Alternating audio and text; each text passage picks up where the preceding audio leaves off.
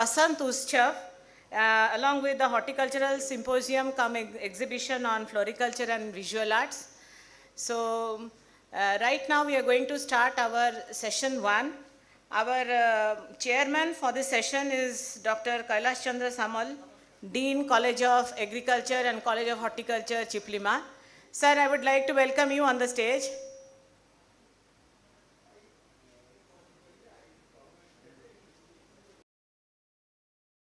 We have our co-chairman as our sir, Dr. Tushar Kanti Das. Tushar Kanti Das, sir, please come on the stage, retired professor and head of the department, Floriculture and Landscaping, OIVT Bhubaneswar.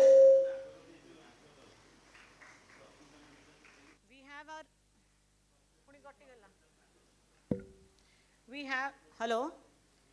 We have our rapporteurs as Dr. Ranjan Kumar Tarai, Associate Professor, Fruit Science, College of Horticulture, Chiplima, and Dr. Durga Prasad Maharana, who is Assistant Professor, Vegetable Science, College of Horticulture, Chiplima.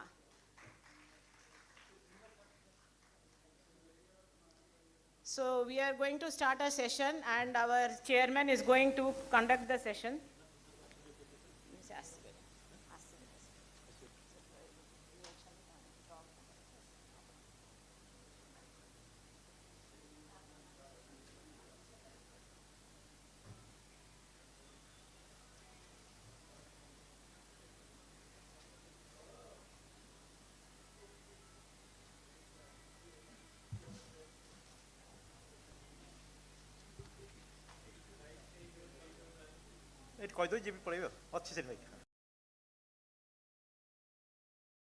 Good morning. Respected Professor Husikesa Patra sir, Dean College of Agriculture and Chairman of Basant Utsav, Horticultural Symposium cum exhibition on Floriculture and Visual Art, Honorable Dr. Trinath Marana sir, the most ideal teacher and retired professors and head Department of Floriculture and Landscaping, and now President of Odisha Horticulture Society, OOT Bhubaneswar. Honorable Dr. Tushar Kanti Das sir, the ideal teacher and retired professors, Department of Floriculture and Landscaping, OOT Bhubaneswar, and other professors, Dr. Sarachandra Sau sir, Dr. Prabhu Charan Lenka sir, retired professors from the Department of Horticulture, Dr. Chintaranjan sir, ADH, Government of Odisha,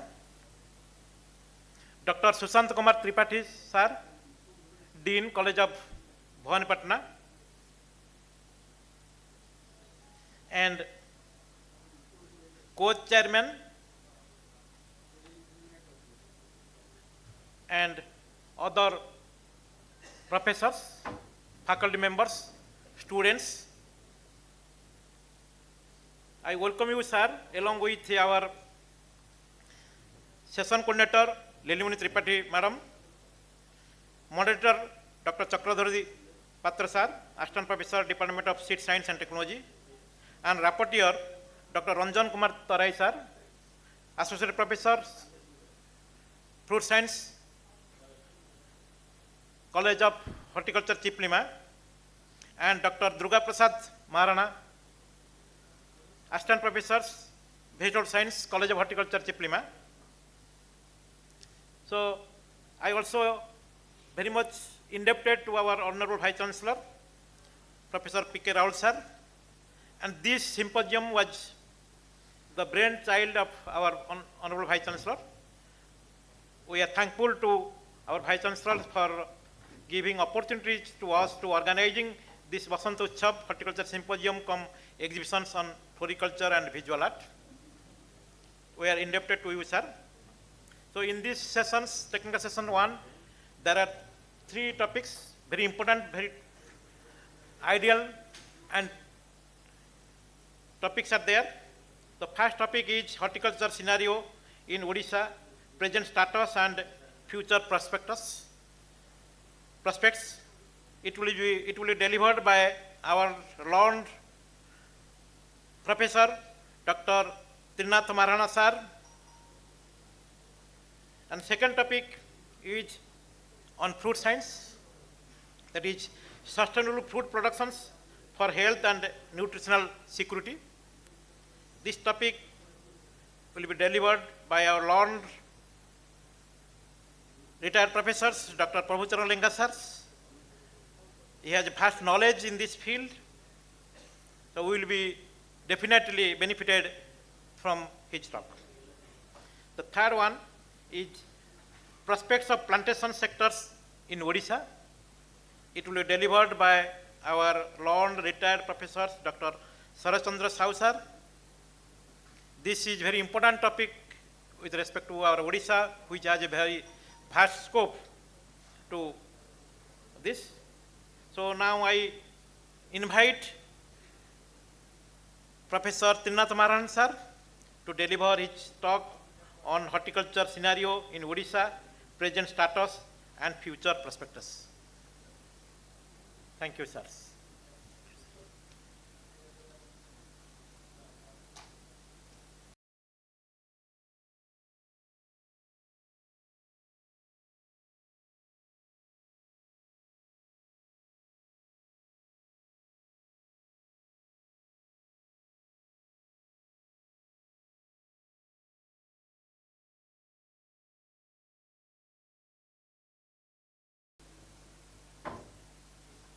Honorable Chairman and Co-Chairman and professors and some of the delegates, I all welcome to this seminar.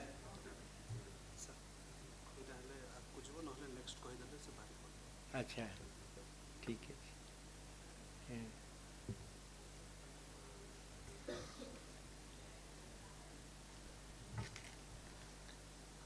So I feel I have come to listen my young friends, those are knowing most of the advanced development in horticulture.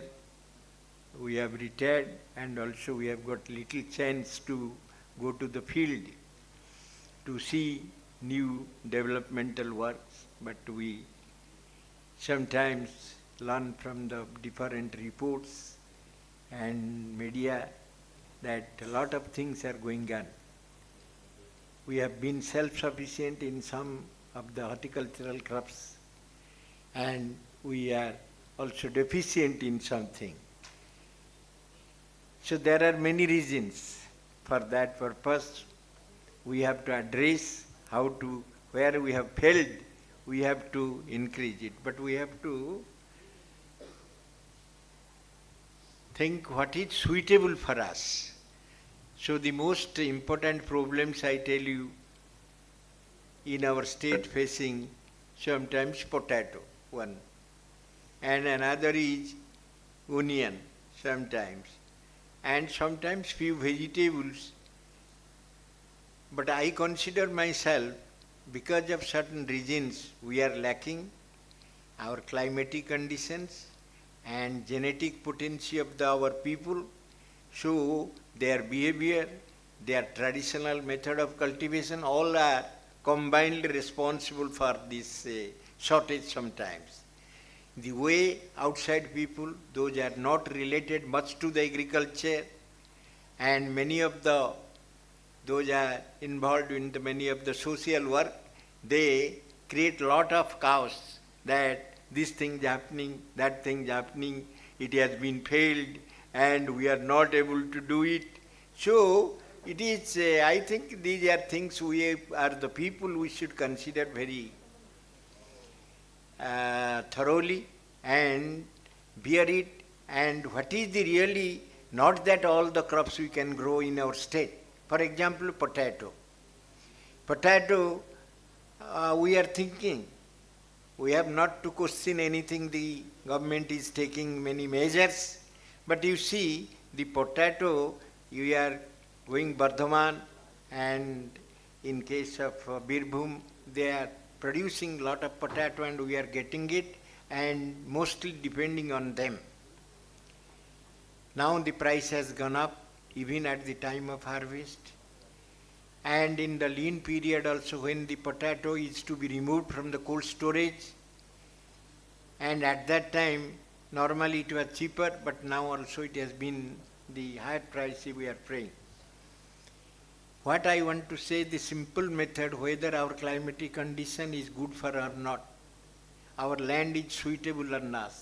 Potato growing, it requires a good soil, it is a plain land for commercial cultivations, and the temperature must be 80 to 85 degree Fahrenheit at the time of planting, which is considered the best for potato production in northeast regions, that is in the November. But by that time our paddy crop is not over, and sometimes you get late rain, and our land is not very plain except few districts. So we have tried with government subsidy in 1970, in 60 to 70, and we achieved some success, but now it is not possible. We must try that which crop, because potato is to be planted, and in November first week under our conditions, and by 15th of December the potato should be 40 to 45 days old, so that sufficient vegetative growth will be produced, and after that tuberization will continue for 1 month, and another 15 days to 1 month that will be required for the maturation of the tubers. And sometimes we fail, because in the December we get, December first week we plant, and December 15th is the tuberization period. So a premature plant produce the tuberization. So these are the problems. We have to think, we must ensure that the planting must be done in first week of November.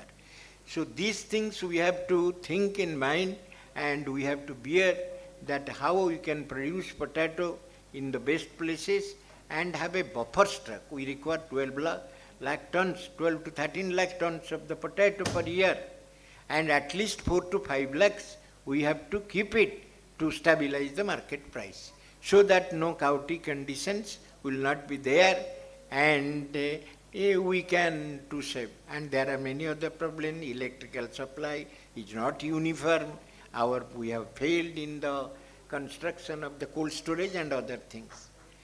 Another thing in case of onion, sometimes also like potato, onion we have got good area, but if you go to the Balangir, Koraput, Rayagada, Kalahandi, all these areas, you will find smaller holdings.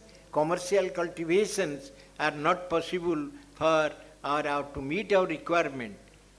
The requirement is as much as also the potato in Odisha, because we consume throughout the state the onion, and it is also required in large quantities, and sometimes we fail. And there is price rise.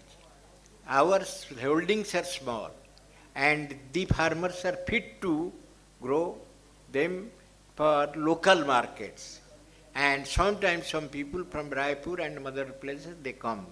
So we have to have larger areas for which plain land is required, and a little dry period with less humidity there for a better health of the onion crops, and better storage conditions will be there.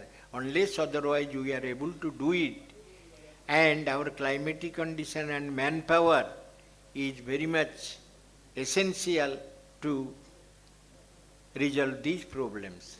So this is one. And other crops, I do not want to say that. We have mango, now we have been successful. Mango, lot of areas we have covered, and Amrapali has solved the problems of that. But one of the important thing we have found out, the important variety like Daseri should be grown. So because it can earlier fruiting, whenever it will come the end of the June and July in northern Indian conditions, and by May we can get the Daseri, and which we can get a good price. And I think Amrapali is also very good, and it is we can have sent to other states, and many big farms that has come up, and it is there, and there is a good future. I was discussing with Dr. Link and others the success we have made in the dragon fruit. Perhaps our climate is very good, and now we may be a leading state of growing up the dragon fruit.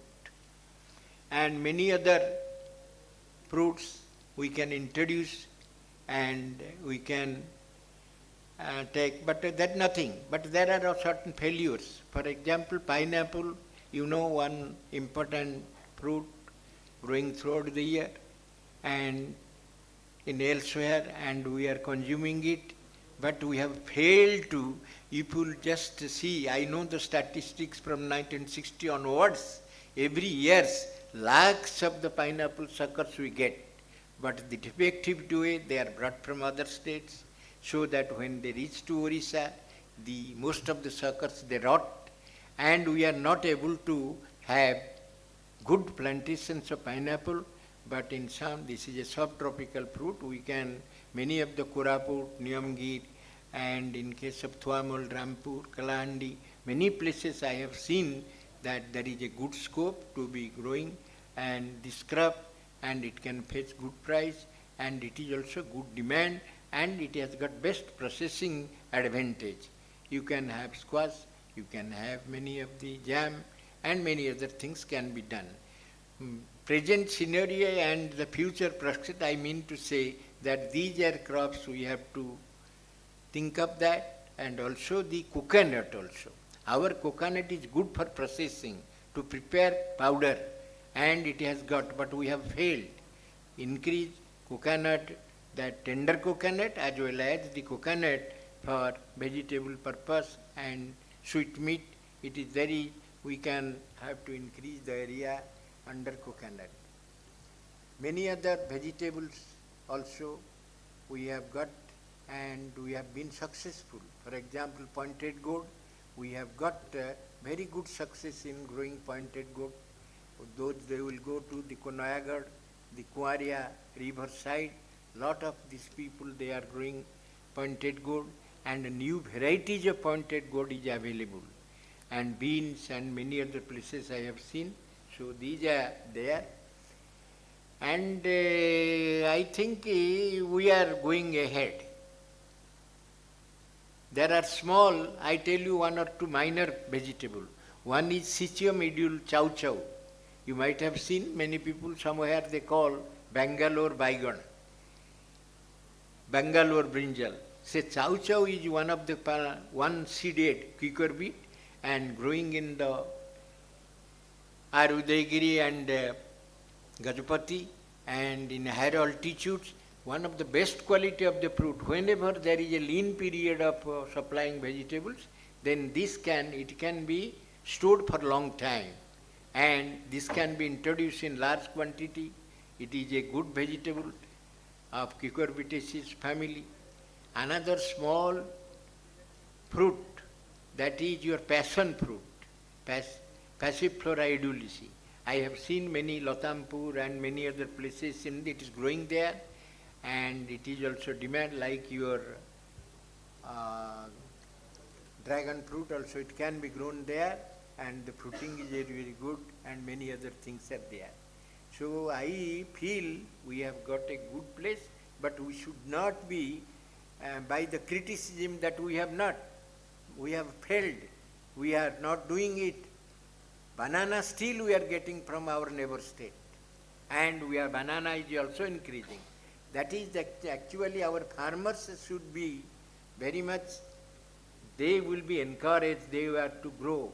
The large scale planting of different crops, they are not habituated. And I have seen small banana, these plantains in Koraput district, they are growing in hundreds in a patch. And like they are getting, that is 50, 60 bunches per year, and they are getting. For large scale planting and to manage, and they say, you give us fencing. What fencing? You go commercial and every year nobody can provide you fencing. And why I tell you the small, I have seen some small farmers growing 100 banana and having a good fencing around it and getting. So large scale planting, for example potato and others, we may try, but for commercial cultivation, if our manpower, if our climatic conditions, soil conditions are good or not, we have to find out, then we have to proceed. Many missions we have done. Recently we have done this jackfruit mission. So I told first the jackfruit mission is one. It has got a long gestation period. Sometimes more than 10 years you will get a good crop jackfruit. And the jackfruit for vegetable in great demand, so there will be a definite size. 2 to 3 kg or 4 kg, less than that is good for vegetable. So we have to get good varieties, those are vegetable purpose, and follow the vegetative method of propagations and get in the lower small scales. And our local varieties, those are available and good for vegetable, as well as also for processing of the jackfruit and lot of plants, those are higher productivity because it has got a monoecious, it is a separately male and female flowers are produced, gestation period is less there. So unless otherwise productive and high yielding varieties are vegetatively propagated, and if we will not do it, this mission also will not have a good success in our state. And the problem we have, our farmers should to learn this. And I feel these are the some things, and we are self-sufficient in vegetables almost to say we are to meet our requirement. Many of the vegetables we are now, and many people they complain the vegetable rate to farmers to get high price and a good profit. The price is not very high in many places as compared to other commodities we get from other states. So many vegetables we are growing, but to send to outside, and now capsicum is available and beet is in the long range of the coastal districts. You can grow beet in large quantities. There is demand in saline soils, it is there. So I will not take much of your time. I will take 5 to 10 minutes to show some of the places where I had been visited and got some glimpses of different crops grown there. So please show me the slides.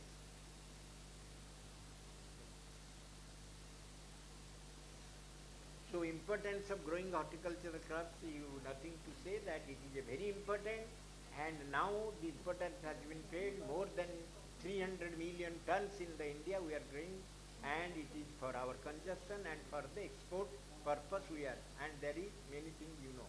Next. So the strength in our state, we have got lot of diverse climatic conditions suitable, and we have to find out that. For example, tomato we can grow in higher altitudes, and cauliflower we can grow, but they are fetching not very good price, and other states are competing. And we have got many metropolis like Calcutta, Chennai, Mumbai, where we can grow many fruits, flowers, vegetables. For example, our climate is suitable for Crucendra. We can produce in large areas, and the that is storage of Crucendra is good, and we can send to. But to prepare garland like the people of Calcutta, and we are not able to accustom to that condition. Next. So there are like, and we have got lot of infrastructures, technical institutes, many other things. This is there, and we have got cavitate, and all these things actually doing lot of research, and they can help in the development of horticulture. Next, big week. And there are some certain weakness, the planting material, other things, but still we have got now producing lot of planting materials and lot of infrastructure facility for post-harvest management. All these things are there, you know. Next, opportunities are there, and we have to harvest it and go ahead. Next. So there are also, of course, weather conditions are there. As I told, the smaller holdings and farmers are not very innovative. These are there something. And poor economic conditions of the farmers, even if you give good ideas to them, they may not sometimes pick up. Next. So present position, area under different, I have taken for recently, that is the total cultivation area. Out of that, we have got lowland and medium land and highland, for which we are interested, nearly 30 lakh hectares. We must take advantage of it. Next, the vegetable and other areas of the descent, I have collected it, and the production is not very bad, but still we have to increase it. And cashew nut, coconut, all these things are there, and we have got, I emphasize that coconut as well as your this in rice. So Dr. Sahu, once I arranged a training in our village, because many of the land, they are remaining fallow because of the subsidized rice. Many of the land that is remaining fallow, people, they are not growing rice. So they can take up this coconut in many places where it can be, there is a little water facility. Next. So you know a beautiful bean crop that I have seen in Koraput district, and now you know that we are getting good varieties of bean. Next. So this is yam. Yam is a very important crop for our state. Our people like it, and I have seen one farmer growing in the fence, along the fence, and he has planted 360 number.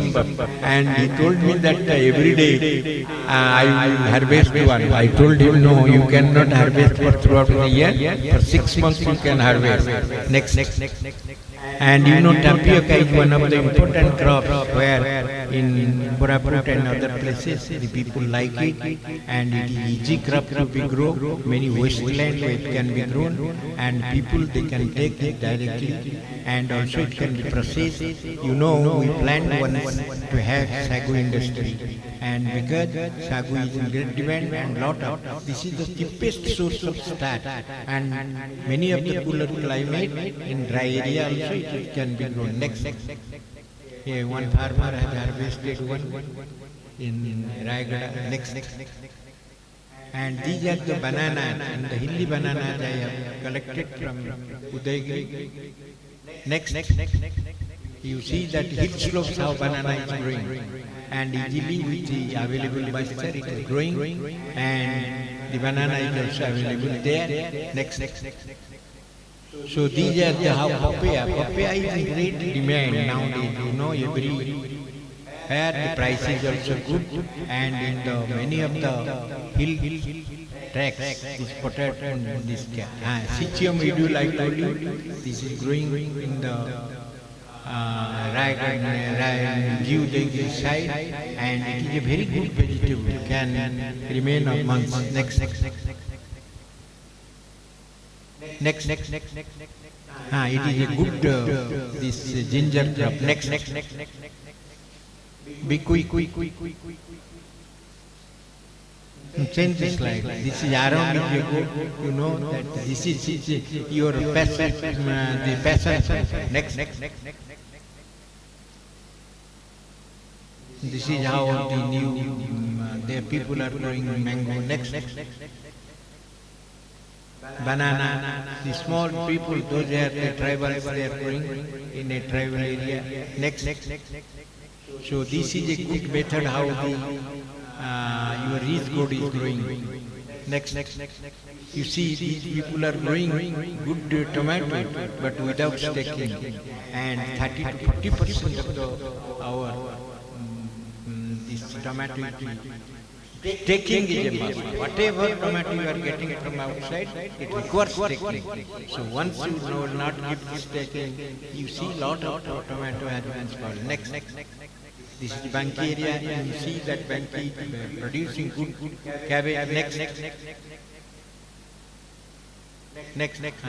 They are transported to distant places. Next. So this is pineapple in hill slopes. I have seen in Koraput district. Next. And you see a beautiful second year crop of turmeric. They don't harvest it, second year they get very good yield. Next.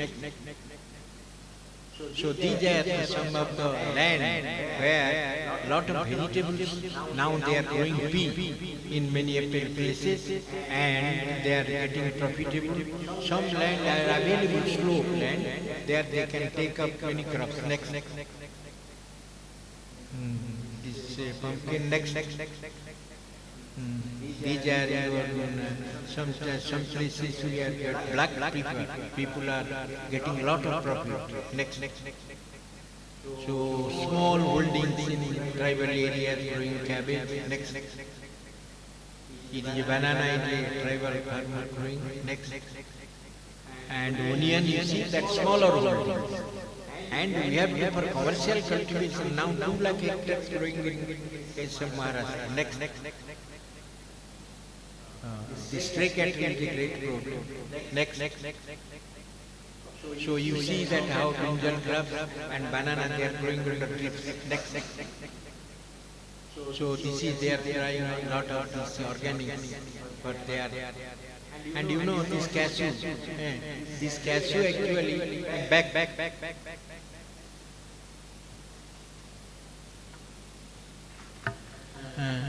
Change कर दो hey everyone how sorry cashew I told this I collected from some tribal areas in Bharathavan in hill slopes they get and one farmer got 80,000 rupees that time.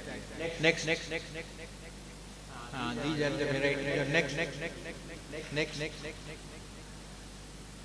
So these are the varieties which get a good price. But copra and next.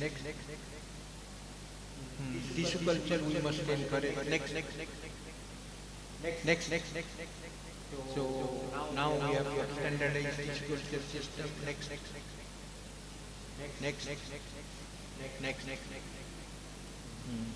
Mulching also some places there. Next. So cropping is very important. Otherwise, lot of plants they damage. Next. Good banana crop. So operation. Next. That is gynodiasis plants. They are selected. Next. So these are the people should know this is the female flowers. Next. Next.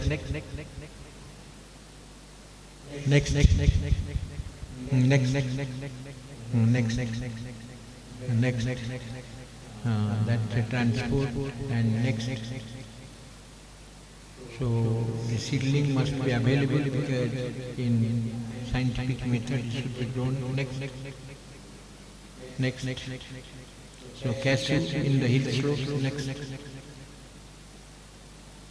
Next. These are the good varieties. Next. Cashew we must give importance. And now 2 lakh hectares is there, and I think we have to go to 5 lakh hectares because there is good demand and consumption of cashew is increasing day by day. Next. Intercrops. Next.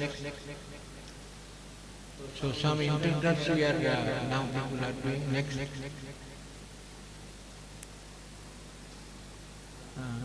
Intercrops of flowers. Next.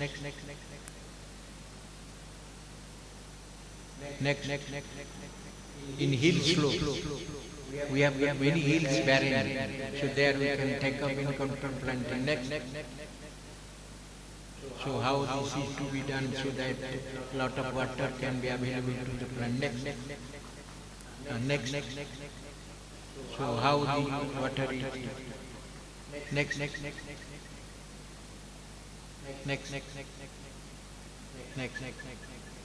खाली चले जल्दी sir next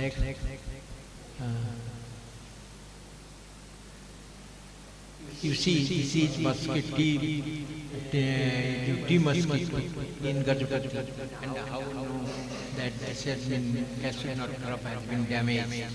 This should be controlled in time. Next, this is pineapple certain areas of Thuamal, Rampur and Munsing area.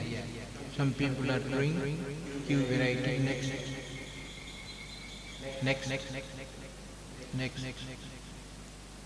This is the queen. Next. Q. We should give a lot of importance. Next. How banana and next. High density. Next.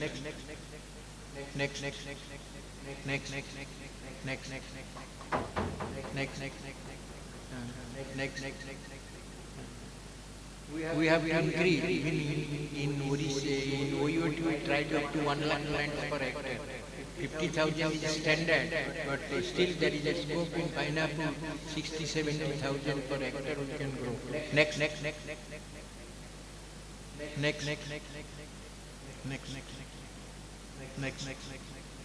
This good ginger crop, Colcasia image. Next. This is tapioca. Next. These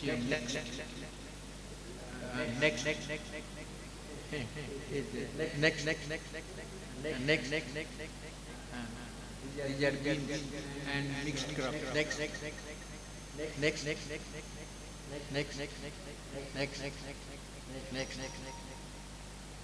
And it is potato.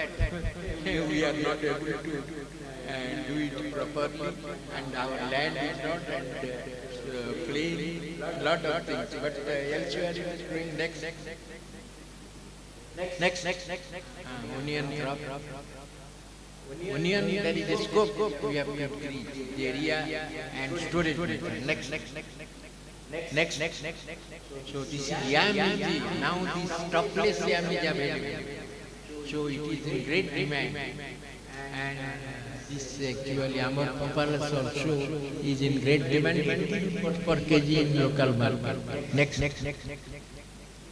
So I am not going to tell you these are the problems. We have to still go ahead. Next. And these are some vegetables. We have to go ahead. This pine board. Next. And these are flowers also there. So I want to say that actually there are a lot of things we have to do. And I think young entrepreneurs like agriculture,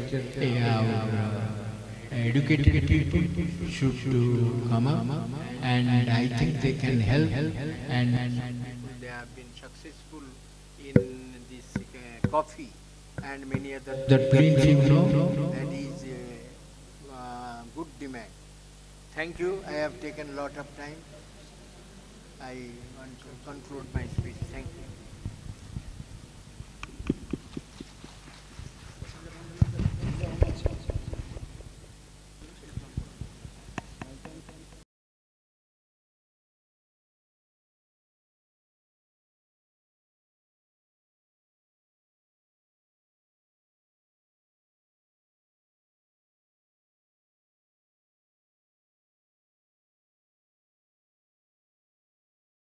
Valuable, informative, and educative talk.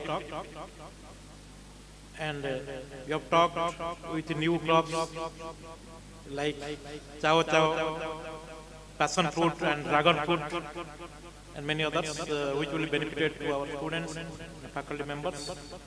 Your concern about potato and onion productions in Odisha, how Odisha will be self-sufficient. You have rightly pointed out, and you have told that the potatoes will be planted the first week of November, and tea version will start in December. So your talk will be benefited to all the students, faculty members. Thank you very much, sir. Now it is open for discussions.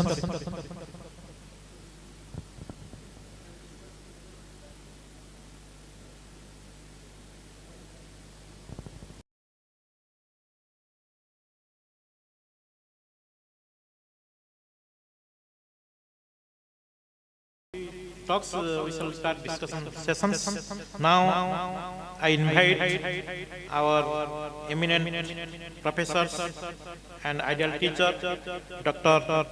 Prabhu Charan Lenka sir, to give the talk on sustainable food productions for health and nutritional security. He has vast experience in this field. I hope we all will be benefited from this talk. Thank you, sir.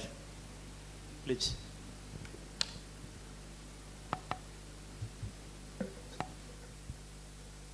Hello. Samastango, namaskar. Respected Chairman, Dr. Samal, Co-Chairman, Dr. Das, my esteemed teacher, Dr. Mahana, and Devodat Babu, Dr. Sarat Babu, and Dean Tripathi sir from and government officers, and my dear students. It is an I am here. I was a student of this institute. I was an employee of this university. Also, now as a retired person, I am also here, and I am seeing Dr. Mahana is the senior most man. He is crossing 80, and I am already 72, and we are meeting the young chaps who are the future of the state, and they will carry the technology to the farmers' field. And another thing, now Odisha is progressing in horticulture development. And if you will go to a fruit shop, you will find varieties of fruits. That is from the papaya, banana, even if now this mango baganpal is also available, and the orange, so many fruits. So the consumption of the fruits has increased like anything. The horticulture production in the country has suppressed the cereals or millets, so that the nutritional security is also increasing. In the state of Odisha, also the production and productivity is increasing day by day. So we are not lagging, but we cannot grow everything because we have to see our agroclimatic condition, and the economic condition of the farmers is the most important thing. Actually, the topic assigned to me is sustainable fruit production for health and nutritional security. The topic is very tough for me because, but my professor and my teacher, Professor Mahana, has shown you many things and told you many things. Now, let us come to the topic next. Next, sustainable fruit production is a methodology of growing fruits that uses no polluting process and a system to conserve resources and reduce environmental impact. Because whenever we are taking any crop, we must see the environment and social effect. Now, next. And fruits are good source of vitamins, minerals, fibers, phytochemicals. They are rich in calories, fat, sodium, potassium, low in cholesterol and rich in antioxidant. So because now in the country, the food security measure is going on. Under the food security, is the state having reliable access to the sufficient quantity of affordable nutrient fruits.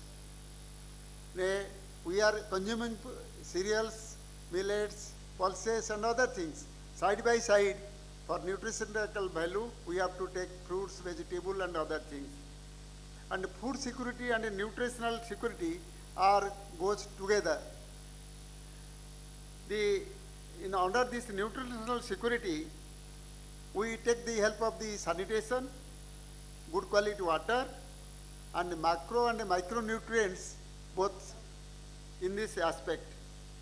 And our objective is to give or ensure the good health of the citizen and their well-being. So nutritional security is an essential element of food security. They are interlinked. Human needs can be satisfied through a diversified macro and micronutrients to ensure good health and prevent disease. So in the fruits and vegetables, they are rich in many antioxidants and macro and micronutrients. Next. So the basic concept of sustainable farming depends on first is the sustainable farming system, which is a good agricultural practices. Under this, whenever we are taking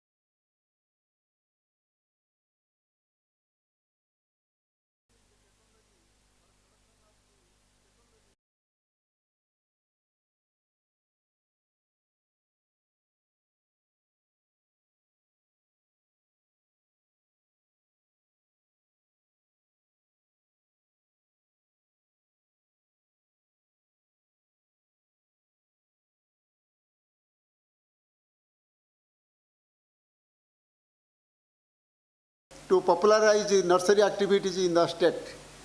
So another thing is seeds are vegetative propagated material tissue culture plants. Now Odisha is also producing tissue culture plant in banana or on gerbera and other things. But still we are depending upon the private institute because they are producing a lot of planting material. And papaya also, you see the seeds are coming from Taiwan and other private parties.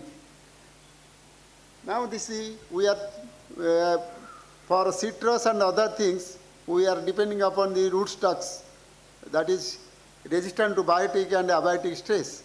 In citrus, now the area is expanding, and but we are not able to multiply it because of lack of rootstocks.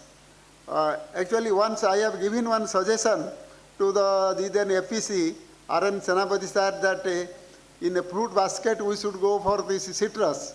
And actually he was kind enough and include the citrus in our cultivation practices. Now in Odisha, even if the tribal areas of Raigada, the sweet orange is taking a good shape.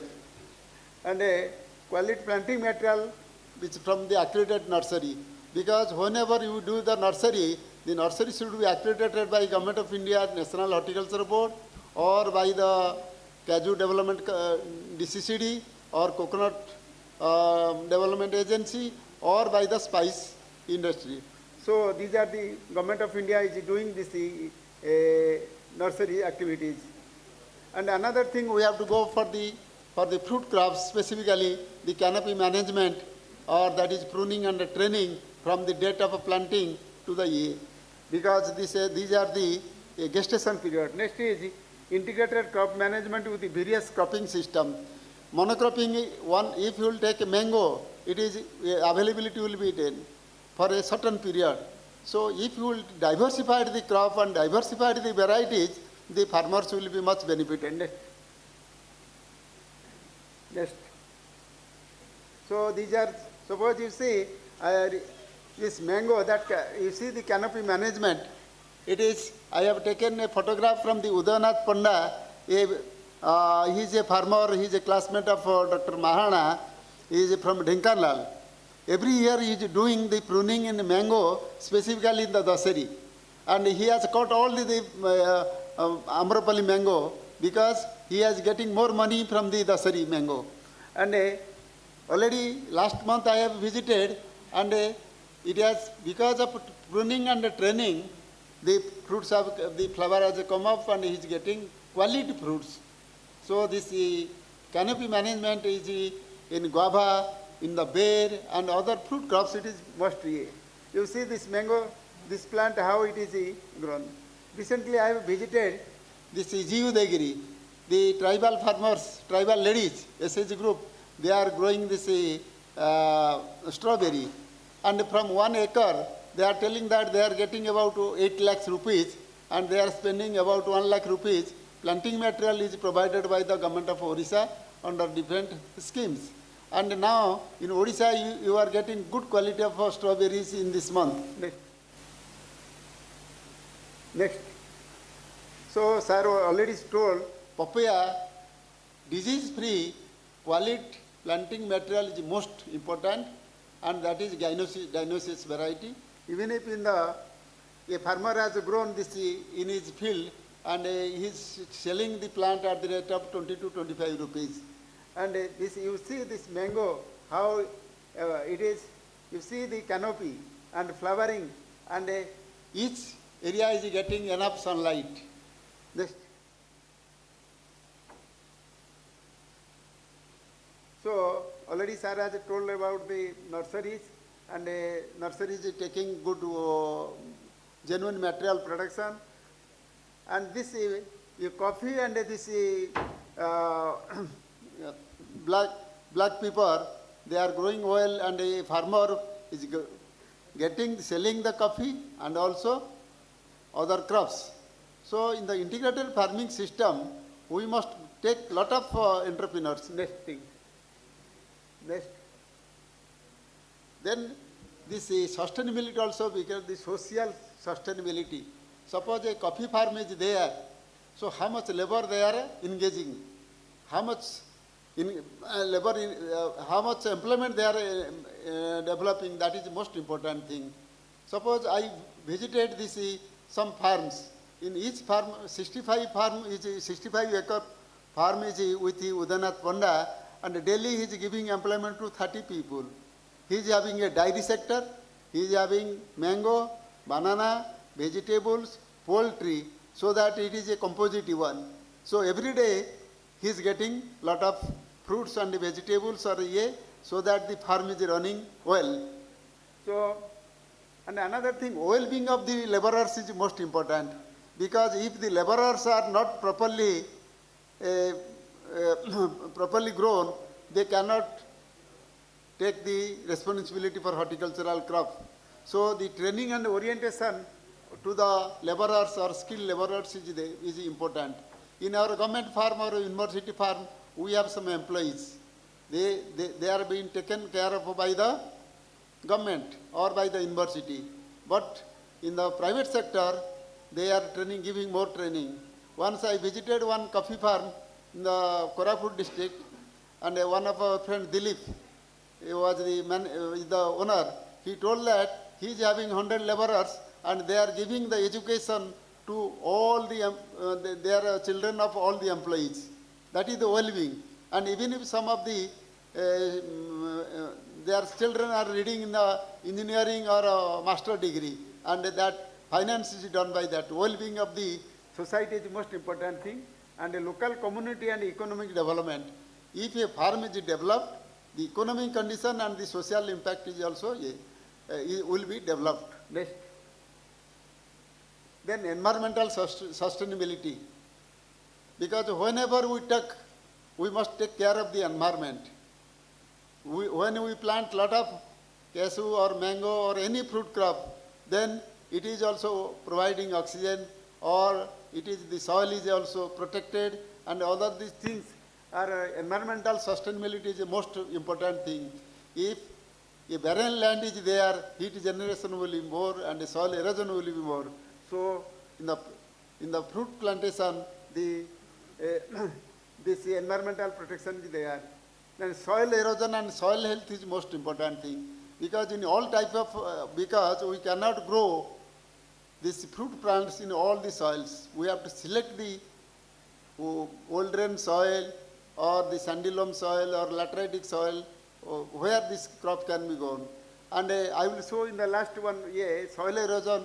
For the soil erosion in the hilly area, we have to go for a terraces or bench terracing like this. And water quality. Whenever we are doing or going for this irrigation purpose, the quality of water there. If you will see in the Puri district, lot of water bodies are there and filled with the water hyacinth. So that is polluting and the environment is polluted. So we must take care of the water bodies and where we will get the water. That is most important thing. And if the iron content is there or some other uh, new minerals are there, the plant growth may not be good. Then optimize water use, wastewater management and a pollution of waterways. Then finally, in the horticultural crop, we are previously we are doing the flood irrigation or basin irrigation. Now we are advocating this drip or sprinkler irrigation. And our Sitobabu is here, his ADH for the Ekambra Udyan. Actually, one should visit his farm at Deras. He has done everything in the drip and this mulching, and the crop growth is very good. And also, he is environmentally very environmental friendly. Next. Then another thing, we must take care of the biodiversity. In this case, we have to take diversified crops and a diversified variety. And the local varieties we must take care of. Because suppose mango, I am telling one thing, in the Mayurbhanj area, and Hamilton Sundari's mango is there, it is coming very early. And the farmers are getting in the month of April. And they are selling at the rate of 200 to 250 rupees. That is a local selection. But we have more area, 60% area is under Amropali. But when it is coming, it is giving a glut. And the keeping quality is not good. So people are cutting this, some of the area. Amropali is the most popular varieties in the Odisha. But they are going for Dasari or Langda or Kesar. And also now demand for your Totapuri is there. Monocropping system to be avoided. In a farm, you want to be sustainable, we have to take many crops, many fruits, vegetables, or your millets or other crops we have to take together so that the farm will be viable. Then local varieties to be encouraged. Suppose in the vegetables, mostly many local varieties are there, or in the fruits, for the, suppose mango, for pickle purpose, we don't have a varieties. We must take. And lime, we have the Kuliana lime, or your Sergad lime, or different types of limes are there. In banana also, Sir has shown, many local varieties are there in the Kalahandi or in the Thuamla Rampur or there. So that we must take that help of that varieties for our edible purpose. And also we have to take the soil care, and here mostly now we are telling about organic farming and zero tillage and natural farming. Wherever it is possible, we must try to give more organic matter. And another thing, in the fruit crops, a mango tree annually sheds about 40 to 50 kg of leaves, adult plant. So if that much is composted and given to the plant, it will be more, that will give more nutrient to the plant. Next. That energy. Now we are mostly for irrigation purpose, or we can go for the renewable energy. Even if where dairy farm is there in the integrated farming system, we can go for this gobar gas. And in the farm we have to see the windmill wherever, or wind breaks we can plant in the orchards. Next. Next. Waste management. This waste management, the leaf litters, and also suppose in the cashew, after extracting this nut, this capsicum pulls, or in the mango, some of the mango will be drop at different stage, or any waste material that can be composted and given to the, and each orchard should have some composting method, or the vermiculture or vermiculture should be there, so that and a disposal of pest and disease attack plants products should be avoided, and so that the sanitation of the orchard should be very good. Next. Climate change. Now this climate change is everywhere. it is on animal, it is on human being, it is on plants. So we have to, how we have to plant it, and what are the resistant variety, and how we will get the best crop. From that we have to think of it. Suppose the temperature is going 45 degree in the month of April, May. So sometimes the mango or this banana, they are sun scalded and the quality is gone. Even if pineapple, that is also sun scalded.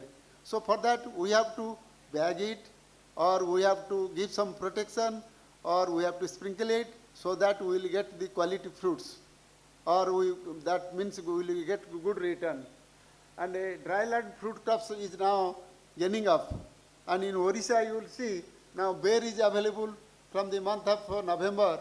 Now it is also available, this Baukoli and this apple bear. And it is 70, 80 or 100 rupees. But it requires regular pruning. Jamon, now it is antioxidant properties. People are growing jamon in the high density planting. Wood apple, bale. Bale has a lot of fibers. And bale is also very medicinal value. So these are kendu. Dragon fruits now taking good market.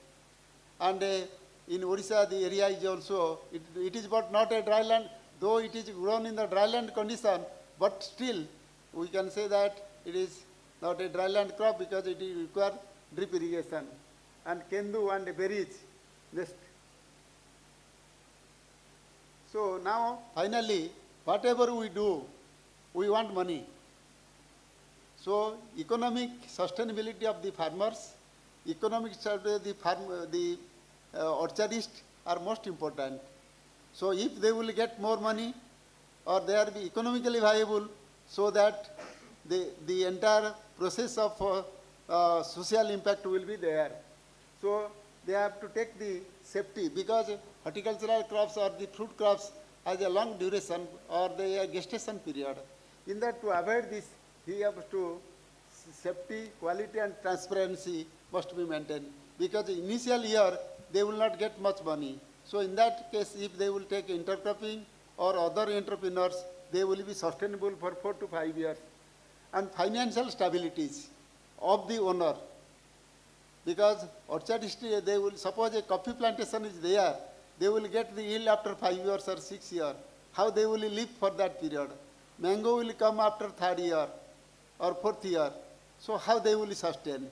So nowadays bank loan is available, government subsidy is available. Still their maintenance is most important, because most of the farmers, they are now taking this high-tech horticulture or precision farming.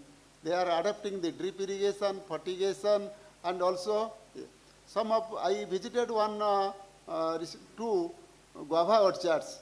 It is, each one is 10 to 15 acres. And they are this NRI people, they have done it. They have taken this Thai guava and also this VNR guava. They want technology. They want that each fruit should be healthy, and that will go to the market.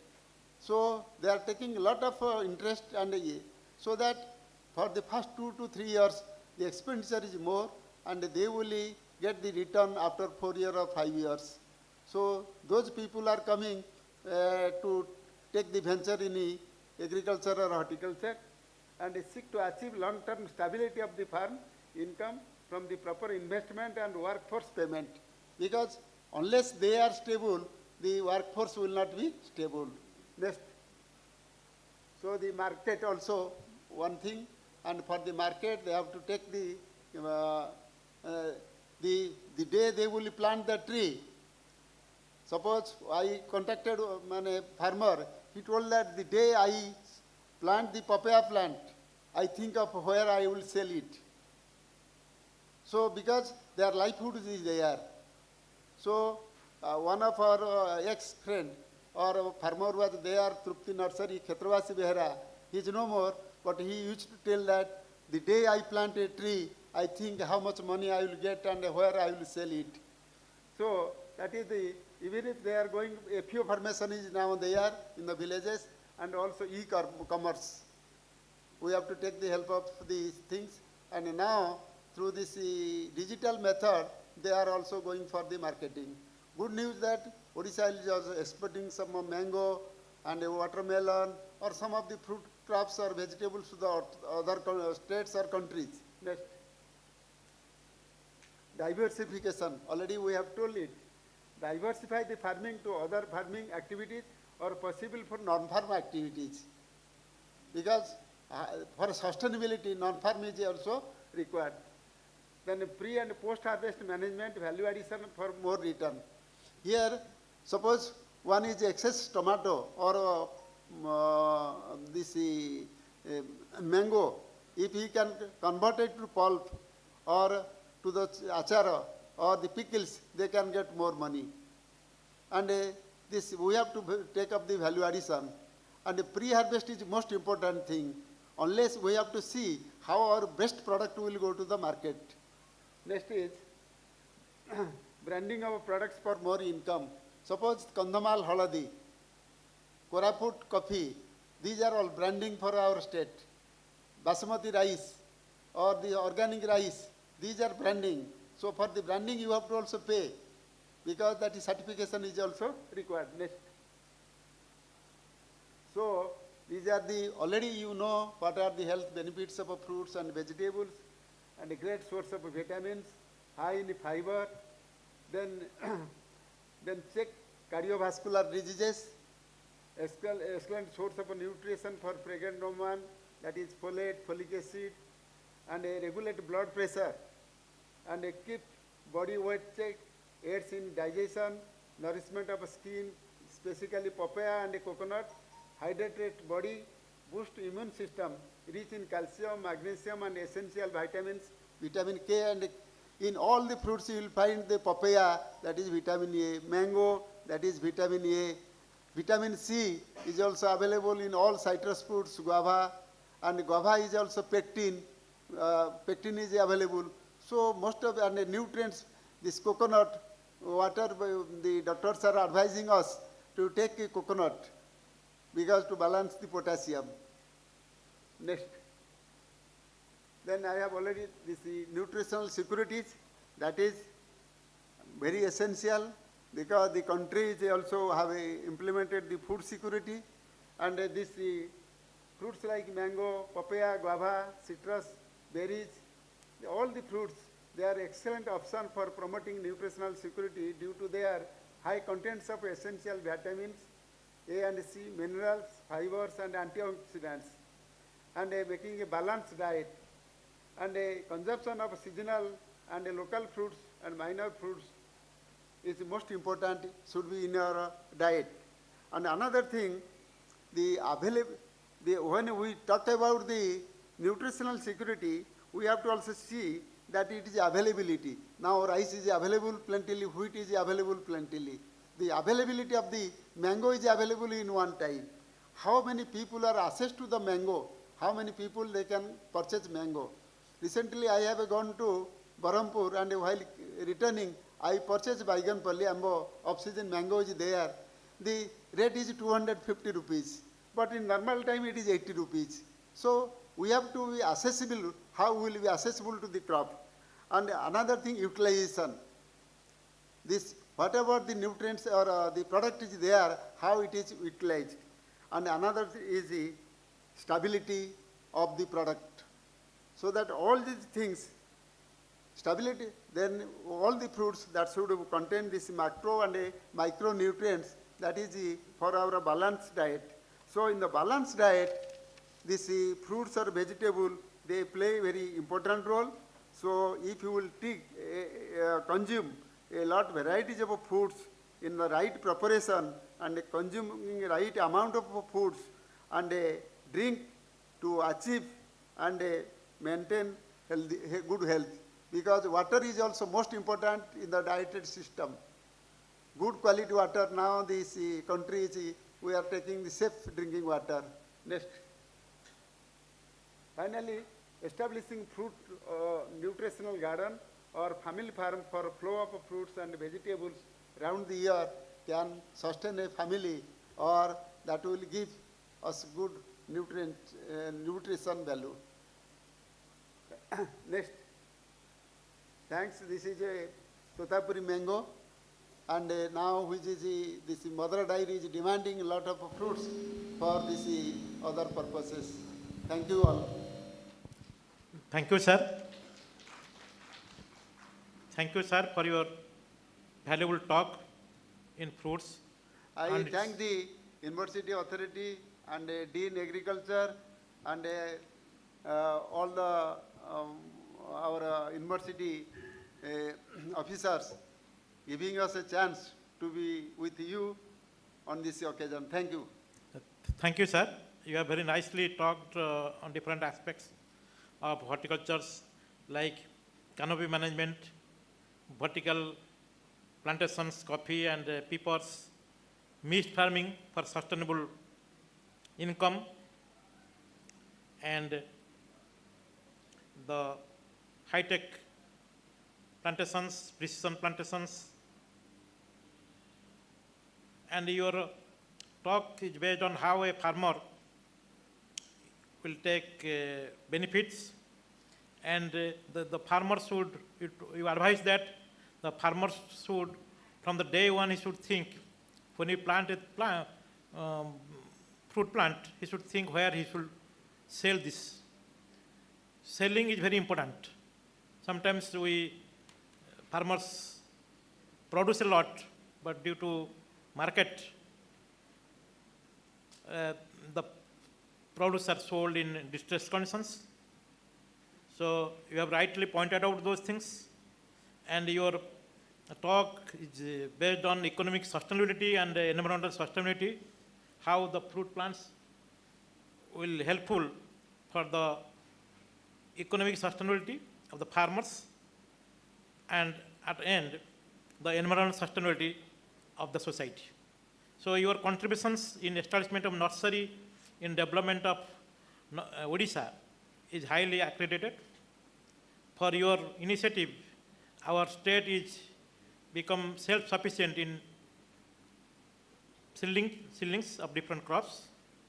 Your contributions in the field of development of cashew plantations in Odisha is highly appreciated. Due to your initiative, now Odisha becomes a leading production of cashew.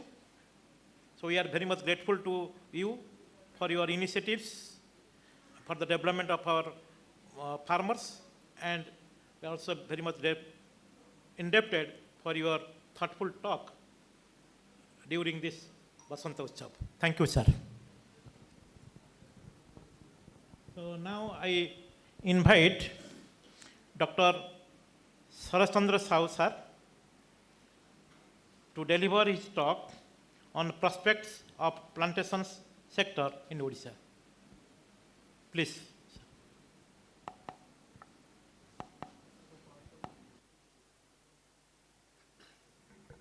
Namaskar. I am very happy that I have got the opportunity to stand before you. Honorable Chairman, Co-Chairman, my senior teachers, my friends and students. Now I am going to deliver a talk on prospects of plantation sector in Odisha. Next. You know what are the plantation crops? Plantation crops are perennial crops. They are cultivated for more than 40 to 50 years. They are commercial crops grown in large scale continuously, managed by an individual or company. The economic part of that crop is available after processing only. In this sense, we cannot say coconut as a plantation crop because mostly we use fruit. When coconut is used for extraction of oil, then it gets the status of plantation crop. In that sense, coconut is a plantation crop. Otherwise, in many places, we use as a fruit plant. Next. Hello.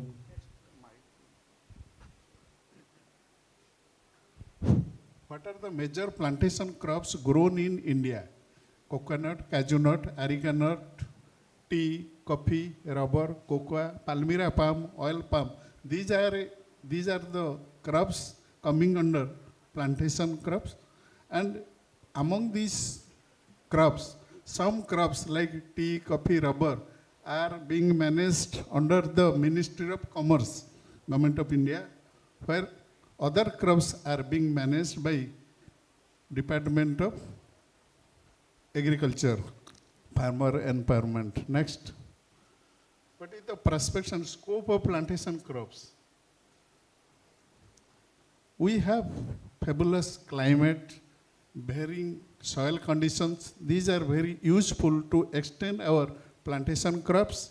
Some plantation crops provide ample scope for mixed farming by safeguarding price fluctuation of the main crop as well as the hazards we face during climate problems that can be undertaken.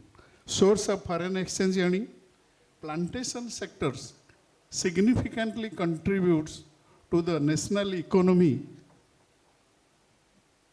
by providing a support to 30 million small-scale growers. This sector generates about 6.7% of total value added from horticulture sector. Next. Though the plantation sector has importance, but it faces many challenges. What are the main challenges faced in plantation crops? The main is resource management, shortage of labor force or labor, and last vital is environmental sustainability. Sustainability already we have heard from our senior teacher, Dr. Prabhucharan sir. He has elaborately explained about sustainability. In plantation crop, as this crop is being grown for more than 40 years, here sustainability is highly necessary. So that is a problem, environmental sustainability, due to we face sometimes flood, drought. These conditions create problems for the crop success, crop return. Next, how we can manage all these conditions or how we can tackle the challenges. So now it is the time to adopt digital technologies in plantation crops. What are the digital technologies that can be adopted in plantation crops? These are IoT, Internet of Things, then AI, artificial intelligence, drones, blockchain, then remote sensing. Just I will give hints on that. Then I will focus plantation crops scenario in Odisha. Next. IoT, Internet of Things. How it is benefited in solving the problems of plantation crop. This technology minimizes labor-intensive tasks, reduces resource wastage.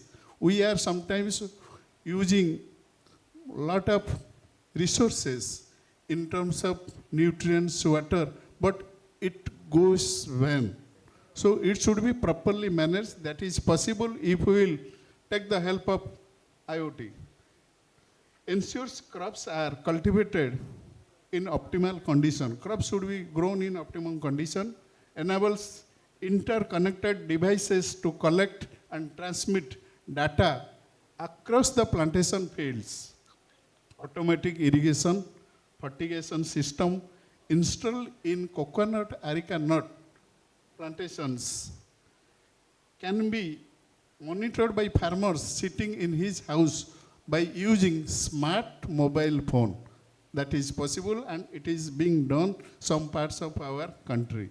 Used in soil monitoring system for to know the soil pH, moisture regime, temperature, to provide real-time insights for better crop management. When and how much a crop needs water or nutrients, that can be detected by using this. IoT powered weather stations provide localized and very accurate forecast. It is also essential. Next, artificial intelligence, how it is helpful in plantation crop. It is used in yield prediction. You can easily predict the yield by using different models. Some models have been developed. So by using the models, you can predict what should be the yield. And we can detect the disease and pest, detecting harvest stage of crops. So when a crop should be harvested, in coconut, when we should harvest it, matured or not. Sometimes we have seen the matured nuts are starting rotting because it is immature, not fully mature. So that problem can be avoided by this application of AI. Detecting harvesting stage of crop, AI-driven tools and big data analysts aid in optimizing irrigation, fertilization, and market strategies. Next, drones and blockchain. Drones offer advantages in aerial survey and also in spraying of insecticide or pesticides. Blockchain ensures transparency in supply chain, especially for export-oriented crops. Next, remote sensing. Big data analytics and remote sensing offer insights into market trends, sustainability, and environmental conditions. So now we can adopt these technologies to overcome the challenges in plantation crop. Next, importance of plantation crops in Odisha. The real topic starts. Odisha has vast land resource and suitable climatic conditions, making it ideal for plantation crops. Their importance include economic growth. Plantation crops contribute significantly to the Odisha's agriculture-based economy. They support export and industrial processing. Example is your cashew. Employment generation. Direct employment is possible that can generate a lot of employment, and indirect jobs in processing sector is possible. Next, sustainability and environmental benefits. Many plantation crops like tea, coffee, they help in protecting soil erosion. Rubber, coconut plantations are very important to improve carbon sequestration. The coconut plant, due to its long trunk, it can absorb many carbon content. Agricultural diversification. This sector provides, particularly coconut, areca nut, they provide scope to go for mixed farming, intercropping, so that it acts as it ensures the price to save from price fluctuation. Suppose in many main crops there is fluctuation in price. If we will adopt intercropping, mixed farming, then that problem can be solved. We can get year-round profit or income from the orchard, where we can adopt integrated farming system. Then there is a lot of scope to avail government and institutional financial supports. Next. What are the plantation crops suitable in our condition? Major crops: coconut, cashew nut, oil palm, areca nut, and coffee. Next. Agroclimate conditions of Odisha, which are suitable for many crops coming under plantation crops.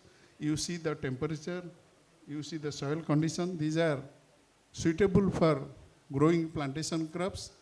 In coastal district, it is suitable coconut. In cooler region, high altitude areas, suitable for coffee, particularly Koraput, Kenjur. So different parts of our state is suitable for different plantation crops. Next.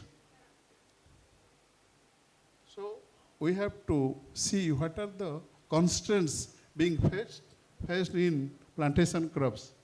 Major, the important one is unavailability of quality planting material, shallow planting system, lack of fencing, inadequate irrigation, no or improper manuring, lack of basin management, moisture conservation measures, lack of processing valuation. These are the major constraints for plantation crops.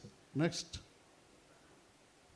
So I will talk some aspects on individual crop. First, let us see coconut. Already my senior teacher Maharana sir and Prabhu sir has highlighted some of the crops coming under plantations, its importance, how coconut is important in your daily diet also. Prabhu sir told, doctor has advised to take coconut, tender coconut to balance sodium potassium conditions. So that is very important. You know, the South Indian people, they are habituated to take coconut in one or other form daily. So their skin, their hair, their body, all are just reflecting how they are shining and they are free from many diseases. Coconut oil is very safe oil compared to other oils. Next. So you see the status of coconut plantation in Odisha.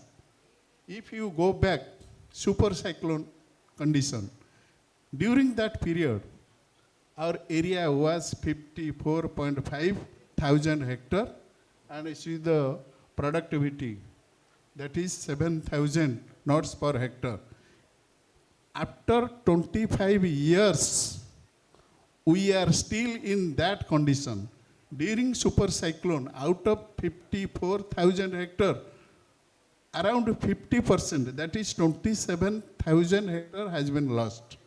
So we took another 25 years to fill up the gaps. Now, if you will see the statistics collected from Department of Horticulture, it is same 54.95 thousand hectare and productivity is given 10,000. But this data is to be checked, because if you will see the productivity of Odisha in the year 1998 and 99, it was around 14,583. It was very, very back, I think, not correct, I think. We have been criticized for this data because I was working in CRP on palms. Dr. Rathinam has told, you see, Odisha has topped the list.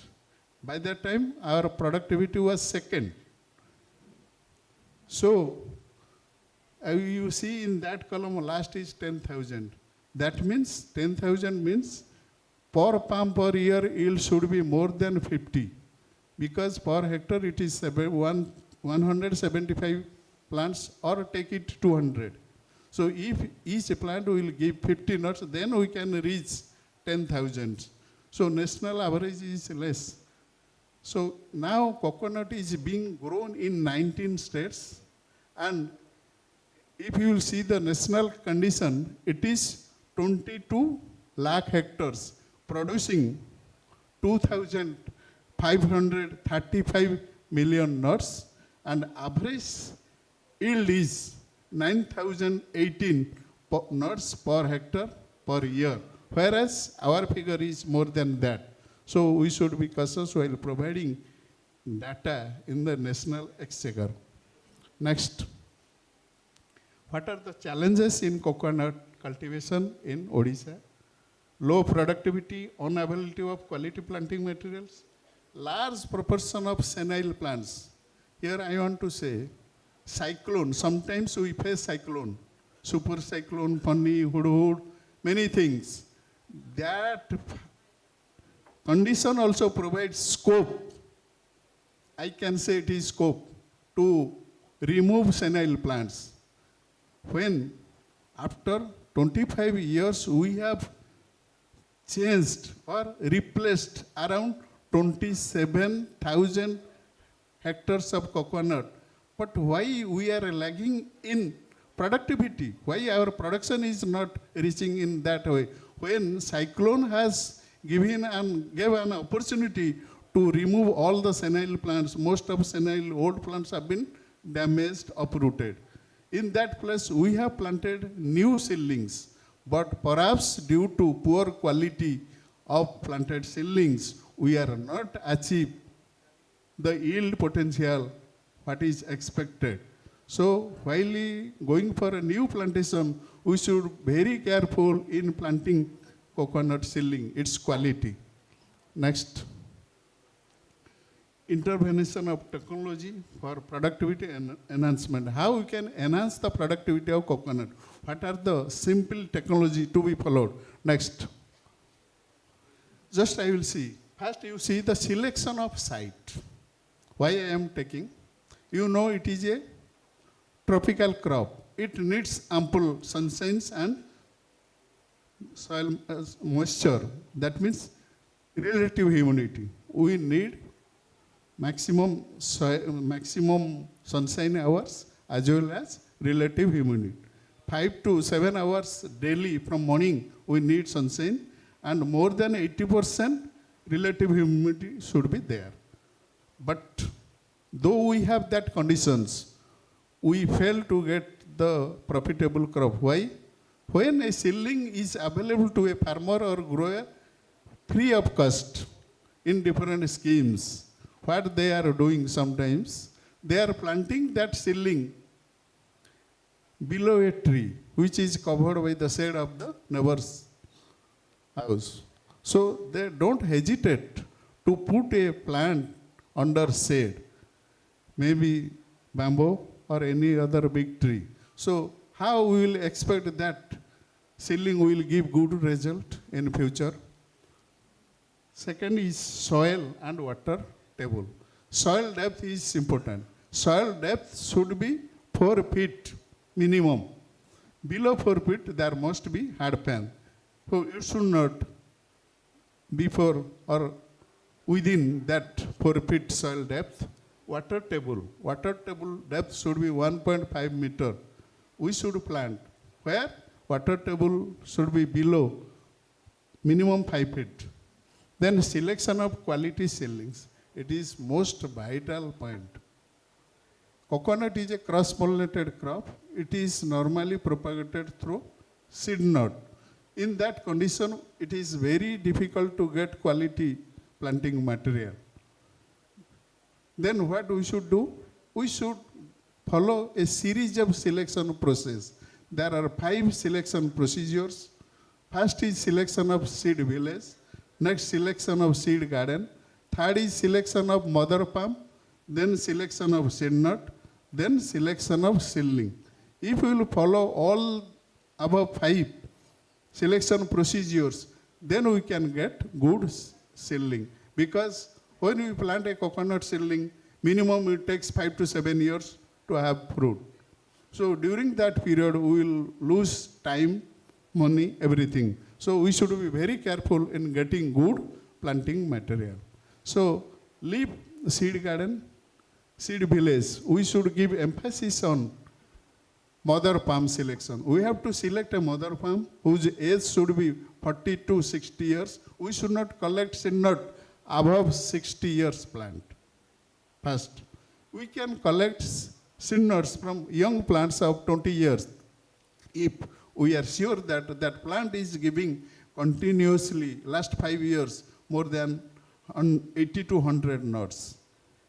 And there is no biennial bearing,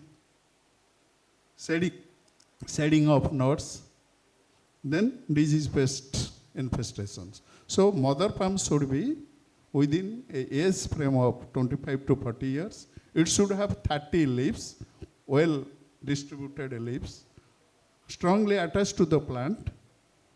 The petiole condition should be set, petiole length should be set than to rest of the part. Then the plant should produce at least 10 to 12 bunches per year, because in coconut every month we will get 1 bunch and 1 plant. So out of 12, sometimes we have seen 15 bunches in a year also in good palms. That is called super mother palm.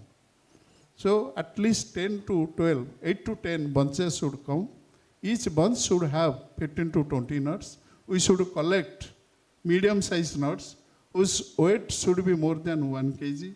When dehusked, it should be 500 to 600 gram.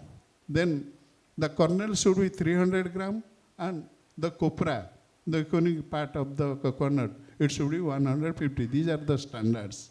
So after selecting mother palm, we have to collect matured nuts. Matured nuts means it should attain 12 months, 1 year. From the date of appearance of inflorescence to date of harvest, exactly 1 calendar year. We have to harvest.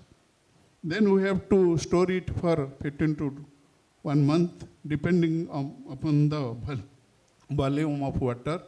The volume of water at the time of harvest should be reduced to 1/3 when we will go for seedling production. So after keeping on shade, according to the volume of water, we should put the seedling in the nursery. Important thing is we have to observe what times it takes for seeding to germination. Normally it takes 2.5 to 3 months. And the germination of seed nut continues up to 2 months, 3 months, 4 months, 5 months, even 6, 7 months. So here we can get good seedling. Those are germinated early. But after 5 months, we should not take any seedling. These are very poor. So in that case, suppose within 5 months we got 80% nuts sprouted.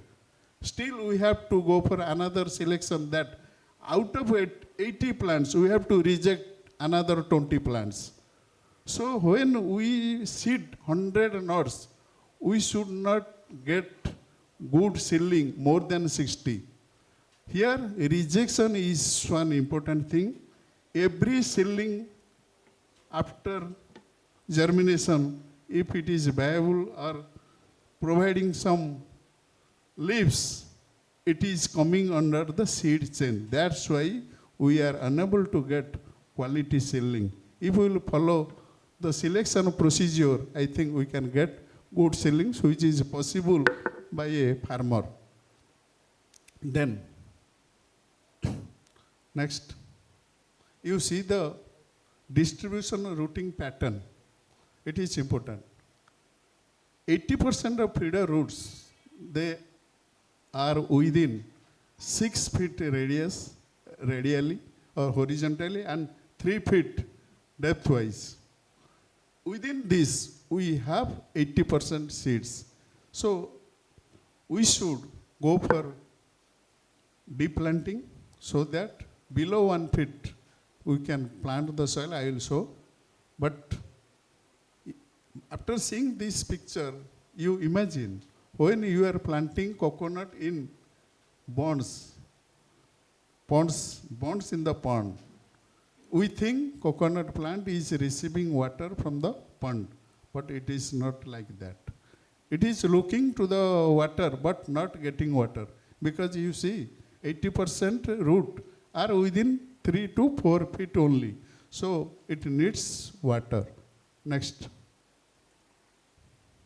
These are the varieties suitable for Odisha condition, from tall group, East Coastal, West Coastal, Lakadip Ordinary, Lakadip Micro, Andaman Ordinary, Pratap, then Balanium, Sakyopal Local. These are coming under.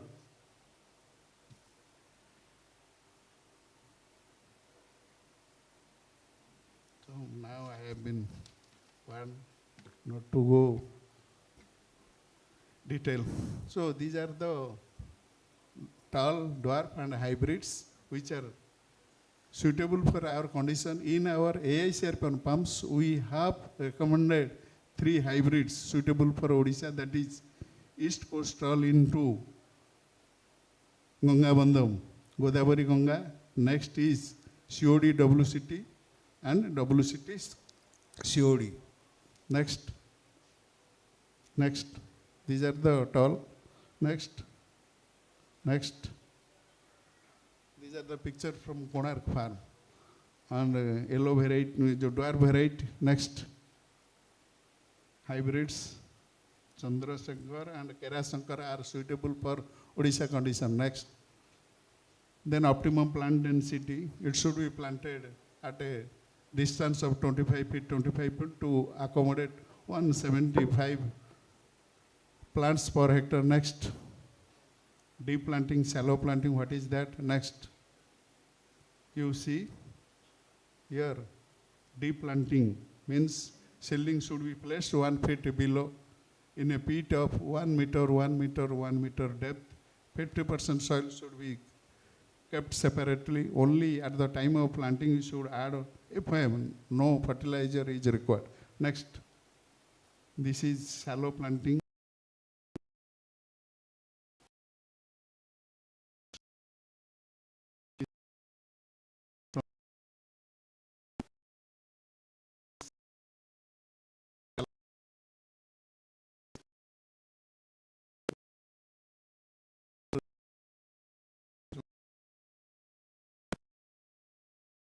Ready. Next, it has a role in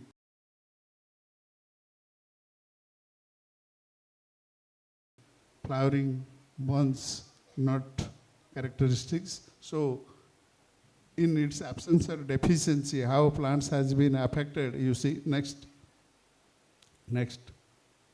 these are the deficiency caused due to boron. Next. So we have to manure properly.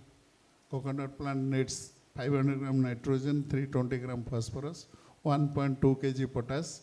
Along with we have to give micronutrients. This is the mulching required in the initial stage. Next. This is most important. We have to see it. How we can manage old coconut plantation. Next, you see the field view of Kuner farm in the year 2013-14. This is almost abandoned condition. We cannot expect that this farm could be changed, transformed to a beautiful plantation. How it has been possible, you see. The same field, same condition. Next, same house. Next, how it is possible? It is purely literal sand, the sand which is used for cement mixing. So, how we have achieved? We put 25 kg corridors. We have added soil from outside, neem cake, then all nutrients, magnesium sulfate, boron, everything. Along with, we have prepared drainage channels. We have had drip irrigation, so that we could get after 3 years, we got beautiful result. Next, this is the condition after 3 years. So I hope if planting material is good, genetic potential is there, then if we will adopt proper technology, then that farm, devastated farm, can be converted to a profitable farm. Next. So another important thing is private entrepreneurs to be encouraged to establish coconut-based industries. That part is lacking. Or processing, value addition, establishment of a new factories for production of many products, because coconut provides ample raw material for agro industries. Desiccated coconut, coconut milk powder, that is packed tender coconut water, charcoal, activated carbon. Many industry is possible from coconut product. For that, we have to produce a lot of coconut. As we are not sure we are able to produce a lot of coconut, so establishment of industry is not possible. So I have seen at Ganjam, an entrepreneur has developed tender coconut processing unit. He has collected crores of rupees from CDB. Now it is defunct. The purpose was to divert the fund in some other purpose business. That's why that assignment has been failed. I have seen without proper investigation it has been done. Next, cashew nut. Just I will show because I will not go detail because time constraint is there. Next, you see the Indian cashew scenario. It is cultivated in 19 states, area, production, productivity, and it is imported 13.3 lakh metric ton. Export is there. Next, Indian cashew scenario in the country. You see the Odisha condition. We are area and we are competing with other states. Next, what are the production constraints in cashew? Already it has been pointed out by my previous speakers. Sizable plantation is still in wasteland, rain-fed conditions, senile plants, no care, little care is being paid, no manuring, absolutely no manuring, no fertilization, no watering, which is barely needed for that. Next, what should be done? Quality planting material should be used, proper planting method, canopy management very vital, water management, nutrient management, everything is required to have a successful crop. Next,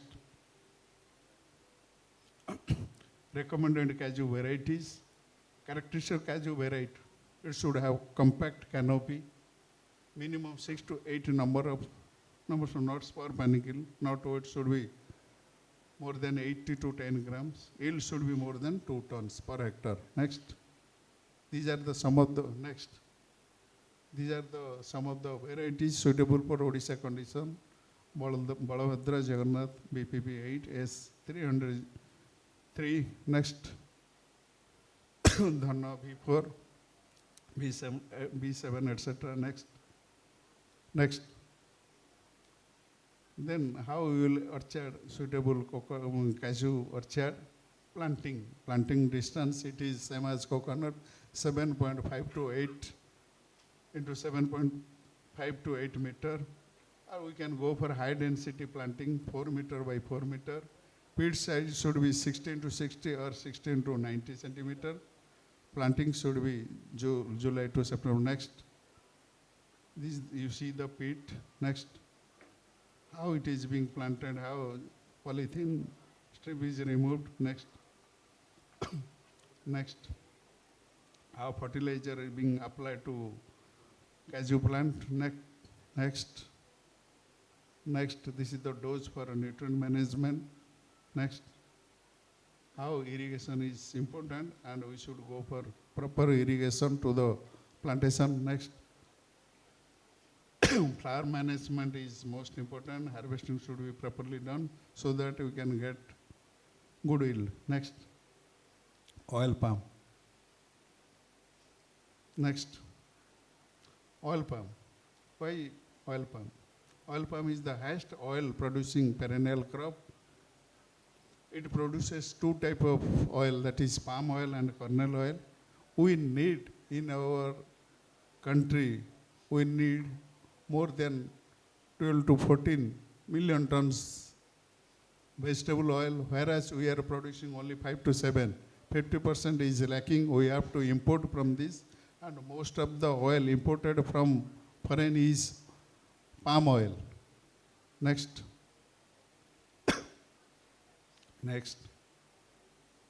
So higher income is possible because in oil palm, monthly we can harvest thrice. Whereas coconut in monthly, whereas in oil palm we can harvest thrice in a month. 3 bunches coming in a month. So it is more profitable. We should go for plantation up to 25 years, then we have to remove, then we will get another. So in the middle space you can go for a new plantation. No risk for a theft. Nobody can do it. It has to be processed within 24 hours. Otherwise, we will not get anything from that bunch. Next, Tenera is the main hybrid, Dura and Piscifera cross. Then quality seedling, 10 to 14 months. height 1.3 to 1.5, seedling up to age 2 years can be taken for planting. Next. Planting details. Here, only 143 plants per hectare, triangular plantation, 9 meter is advocated. Next. Irrigation, high water requiring crop, 200 liters per day its requirement, and high fertilizer requiring plant, that is 1200 gram nitrogen, 600 gram phosphorus, and 1200 gram potash. Next, flowering. Next, so pollination is being done by assisted pollination. That is one pollinator, bee is to be released. Next, how to harvest. You have to use special sickle to harvest. Then areca nut. We have very less plantation under areca nut in very localized area. But earlier it was banned not to go for areca nut due to carcinogenic effect. But now, for economic point of view, it has been advocated go for areca nut plantation. So, areca nut.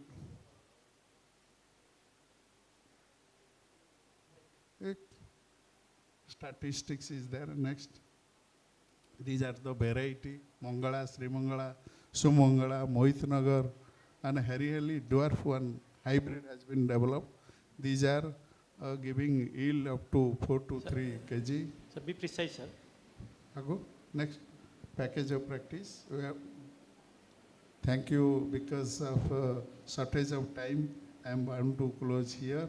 Thank you for listening. Thank you, the chairman and the organizer, giving the scope to stand here. Thank you. Thank you very much, sir, for your precise talk and informative talk. Your contribution in adoptions of coconut plantations in Odisha is well recognized and appreciated. Thank you, sir. Now I request my co-chairman and my teacher, sir, to tell something, sir.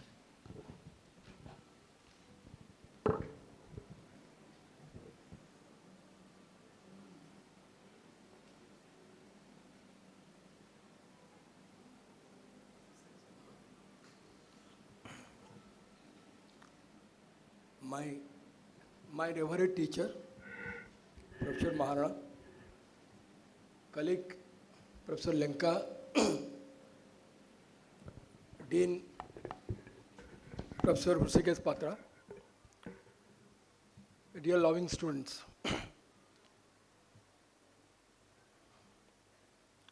Our benign providence has created this earth, endowed it with foodstuffs to cater the nutrition and food needs of the human beings. Human genuinity has brought under the hardest land for cultivation to cater his food needs on and off.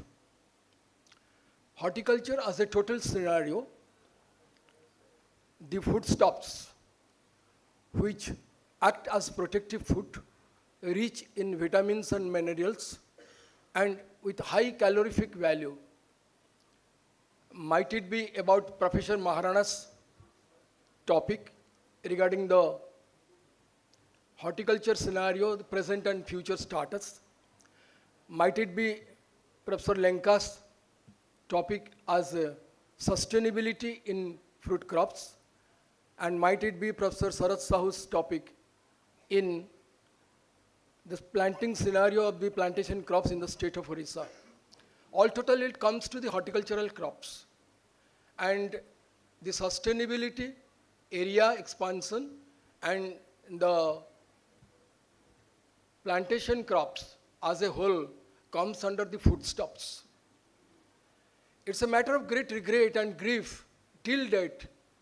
In Odishan scenario, multinational companies like Monsanto, a Swiss domiciled American company which houses about 20,000 of employees in California. Del Monte, another USA company. Chiquita, another USA company. Till date, our food policy in the state level as well as in the national level has not yet been up to date to facilitate these multinational companies to come to Odisha to have the horticultural crops and to have the value-added products out of it. It's the high time now. We must think about it. Might it be sustainability? Might it be area expansion? Might it be plantation crops, whatever it may be. These multinational companies' presence is highly essential to reach of the farmers of the state of Odisha. Government should take the dire steps to follow up the matter and to get these multinational companies to come into Odisha and act as a boon for our farmers and for our public also. Sustainability doesn't mean that we must have things for a long period. At the same time, it requires political sustainability, economic sustainability, and the social sustainability.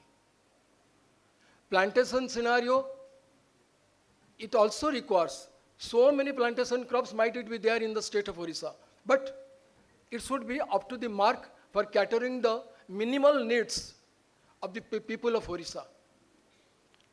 For your information, figs are the most sustainable fruit in the entire fruit world.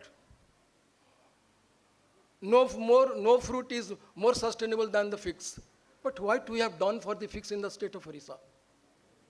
Prospectus, responsibility, scope and feasibility must be carried out, must be thrown light to cater and catch up the fig fruits in the state of Odisha, to cater our needs, which is most susceptible, the number one susceptible fruit in the entire fruit world. And multinational companies, along with this fruit scenario, should be there to catch up our horticultural needs for the state of Odisha.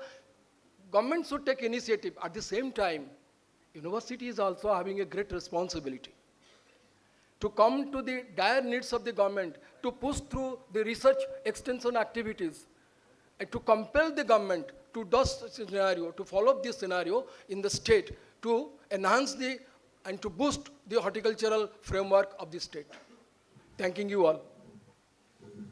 Thank you, sir, for your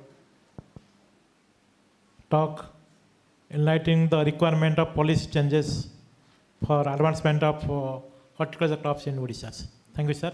Due to shortage of time, only one or two questions.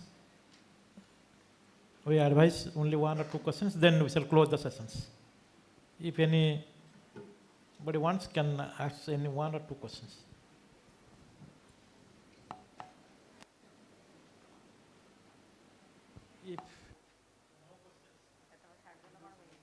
If no questions, I request session coordinator, Madam, to close the sessions, summarize the things. Thank you, sir. So we have come to the end of the session 1, and I would now request our chairman organizing committee, Professor H.K. Patra sir, the Dean College of Agriculture, Bhubaneswar, to felicitate our chairman. Sir, please come over the stage.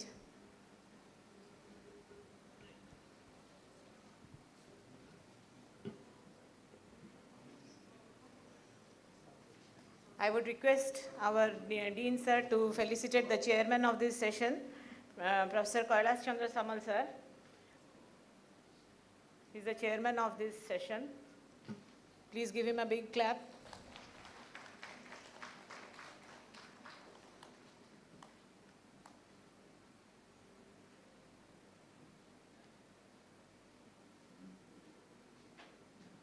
I would now request sir to felicitate our co-chairman, Dr. Tushar Kanti Das sir,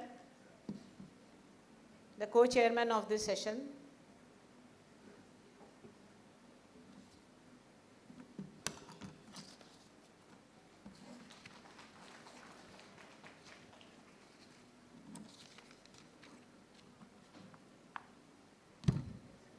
Now I would request our Dean sir to felicitate our speakers, Professor Tirnath Maharana sir, Sir, please.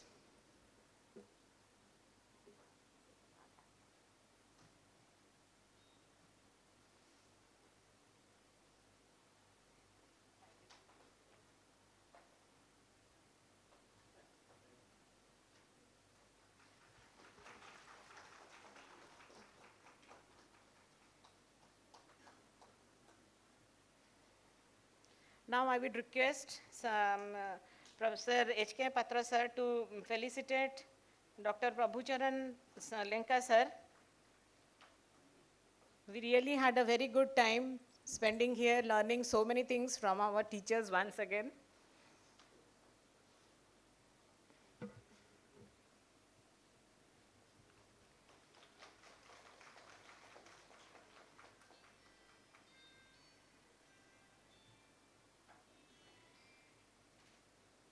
I would now request sir to felicitate our third speaker, Dr. Sarachandra Sahu sir.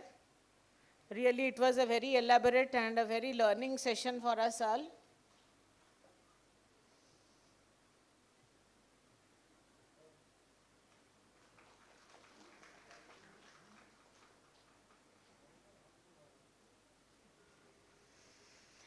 My heartfelt thanks to our rapporteur, Dr.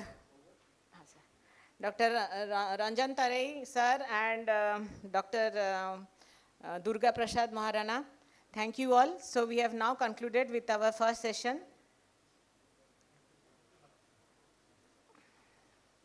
We would now start with our second session.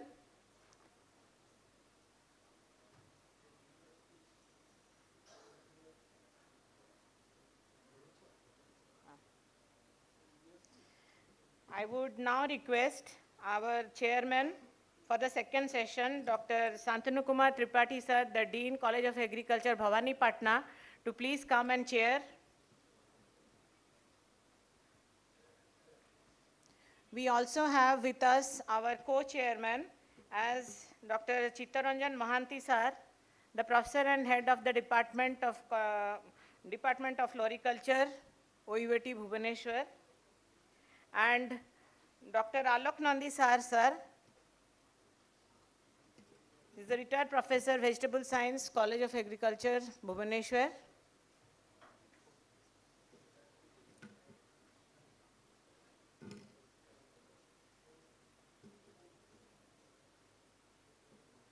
I now hand over the session to our chairman, Dr. Santanu Kumar Tripathi sir. Sir.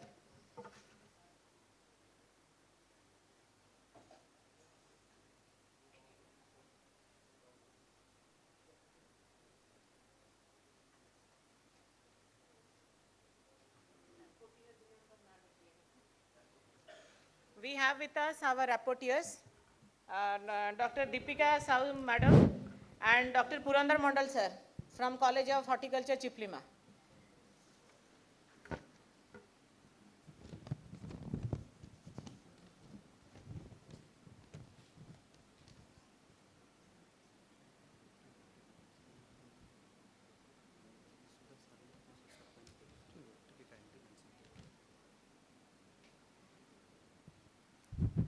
Good afternoon, everybody.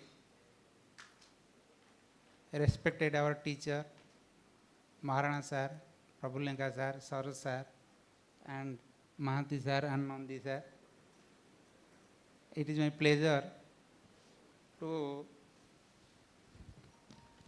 inform you that in this session we have three topics. First one is floriculture industry in Odisha, challenges and opportunities. It will be delivered by Dr. C.R. Mahanti, retired professor and head of the Department of Floriculture and Landscaping, OUAT, Bhubaneswar. Second topic is on high value vegetable cultivation under protected condition. This will be delivered by Dr. Gaurisankar Sahu, retired professor and head, Department of Vegetable Science, OUAT, Bhubaneswar. And third one is implementation of different schemes operating in Directorate of Horticulture, Government of Odisha, delivered by Chitab or Sri Chittaranjan Sahu from Directorate of Horticulture, Government of Odisha. Sir, due to shortage of time, we should limit our talk within 15 minutes. Sir, please bear with us, and now we start the session. Thank you, sir.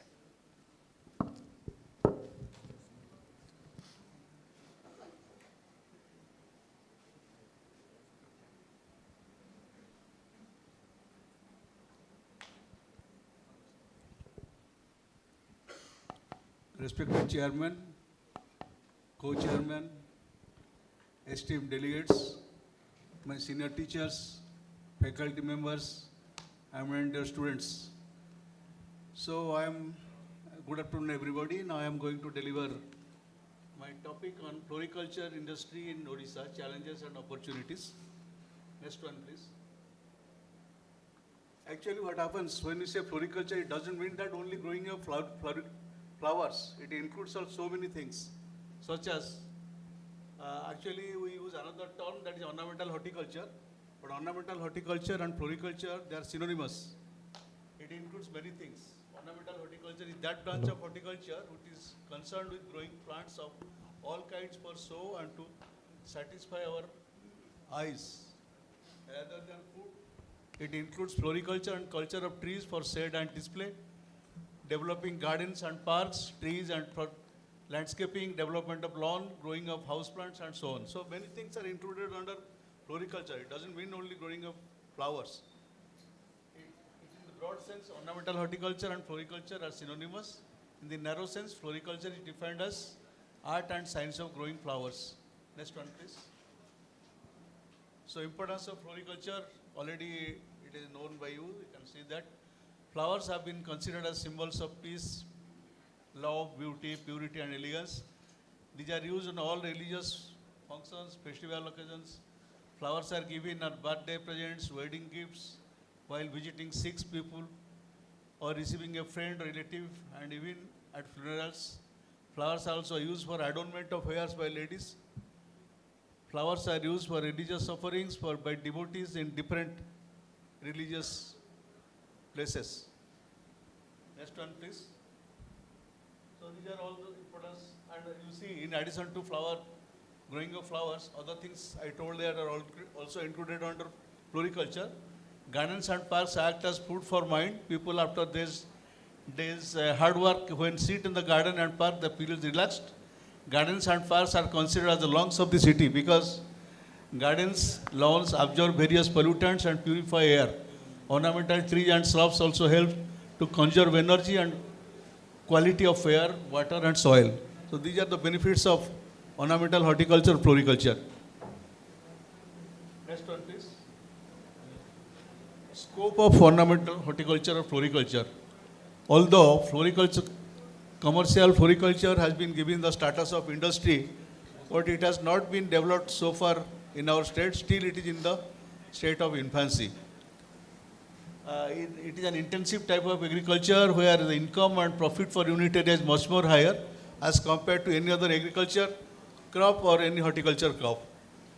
There is a greater scope of self-employment, greater scope of creation of employment opportunity, better scope of manpower utilization. These are all the benefits of ornamental horticulture, floriculture.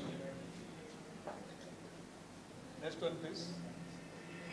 Actually, when we go for growing any crop, there is one SWOT analysis. SWOT means strength, opportunity, threat, and our so under SWOT analysis, our strength is what are different opportunities for us. Availability of land. Actually, we have plenty of land where we can grow different ornamental crops. Then availability of water body. You see, you must have seen that few days back there were some functions or festivals, you can say, your Lakshmi Puja and other things. So there are a lot of demand for lotus and water lily. And there is a great demand for that. And you see that one lotus was selling at a cost of 40 to 50 rupees. But we are having water bodies where we can grow different water lilies and lotus. Actually, number of varieties have been developed on that. So many hybrids are available. Those can be grown profitably and we can get much profit out of that. Then availability of manpower. So manpower is not a problem for our state. It is available state. So lot of manpower is available which can be utilized in commercial floriculture. Then favorable agroclimatic conditions. We are enjoying tropical climate, subtropical climate and mild climate available. So we can grow a wide range of flower crops with much profit. Our weakness. So I told about the strength and weakness. Under weakness, first weakness is unwillingness of traditional farmers to go for commercial croppers. Our old farmers or traditional farmers, they are habituated to growing up different commercial crops like particularly cereals, millets, etc. So they are not interested to grow flower crops. Then lack of knowledge, and they also don't have because knowledge on the growing of different flowers. So it needs some specialized technique for growing flowers, and they don't have that knowledge. That is another drawback. The unavailability of quality planting materials. This is another important point. But quality planting material is much more important for growing of flowers. You see, tuberose is one of the important crop, and you know there are a lot of demand for tuberose flowers. But we don't have any quality planting materials because tuberose there is a problem of nematode, and we are not getting good planting material. And whatever planting material we are procuring from West Bengal, that is affected by nematode, and we are not getting good planting material. In other crops, also the same thing. Then poor financial condition of farmers to take up high-tech floriculture. Nowadays, you must have seen that in the market, there are some high-value crops like lilium, anthuriums, gerbera, orchids. So those need sophisticated structures for growing those flowers. But our farmers, they cannot go for this high-tech floriculture because most of the farmers, they are poor. So they are not able to go for these crops, which are actually which can give much more profit to the farmers. Then difficulty in getting bank loans. So the bank people are showing rosy pictures. The bank loans are available for different flower crops, high-value crops. But when the farmers go to bank, they don't get this loan easily, so that they can go for cultivating these flowers. Then difficulty in availing assistance from state horticulture department. Though there is a horticulture department, sometimes also those people, they are not able to give proper guidance to the farmers. And so, though we are having the system, but many times in many places, they are not getting the assistance from government officials. Our weakness. So what are our weakness? Already I have discussed. The next one, our opportunity. So what are opportunity? Availability of technical personnel. We are having technical personnel in the government level as well as the university level. We can provide proper guideline to the farmers so that they can grow different crops profitably. Increased demand for flowers and plants in domestic market. Nowadays, you must have seen that due to increase in the standard of living of people, now there is a lot of demand for flowers, and everywhere in all occasions there is need of flower, and people are also interested for interior decoration with plants, and there are now a lot of gardens and parks are coming up, so a lot of demand for flowers and plants is there. So there is no problem in selling or different flowers and crops. Then export potential of high value crops. Already I have told you that there are some export value crops like orchids, anthuriums, liliums. So those we can grow, but not in everywhere. But there are some places in our state which are enjoying mild climate. In those places we can grow these crops under protected structure, so that we can get much more profit from those crops. Then greater opportunity for export of floricultural products due to upgradation of Biju Patnaik Airport to international airport. So there is now a great scope of exporting flowers, these high value crops, because our Biju Patnaik Airport has become international airport. So there is a great scope for exporting different flowers from our state. Then threat.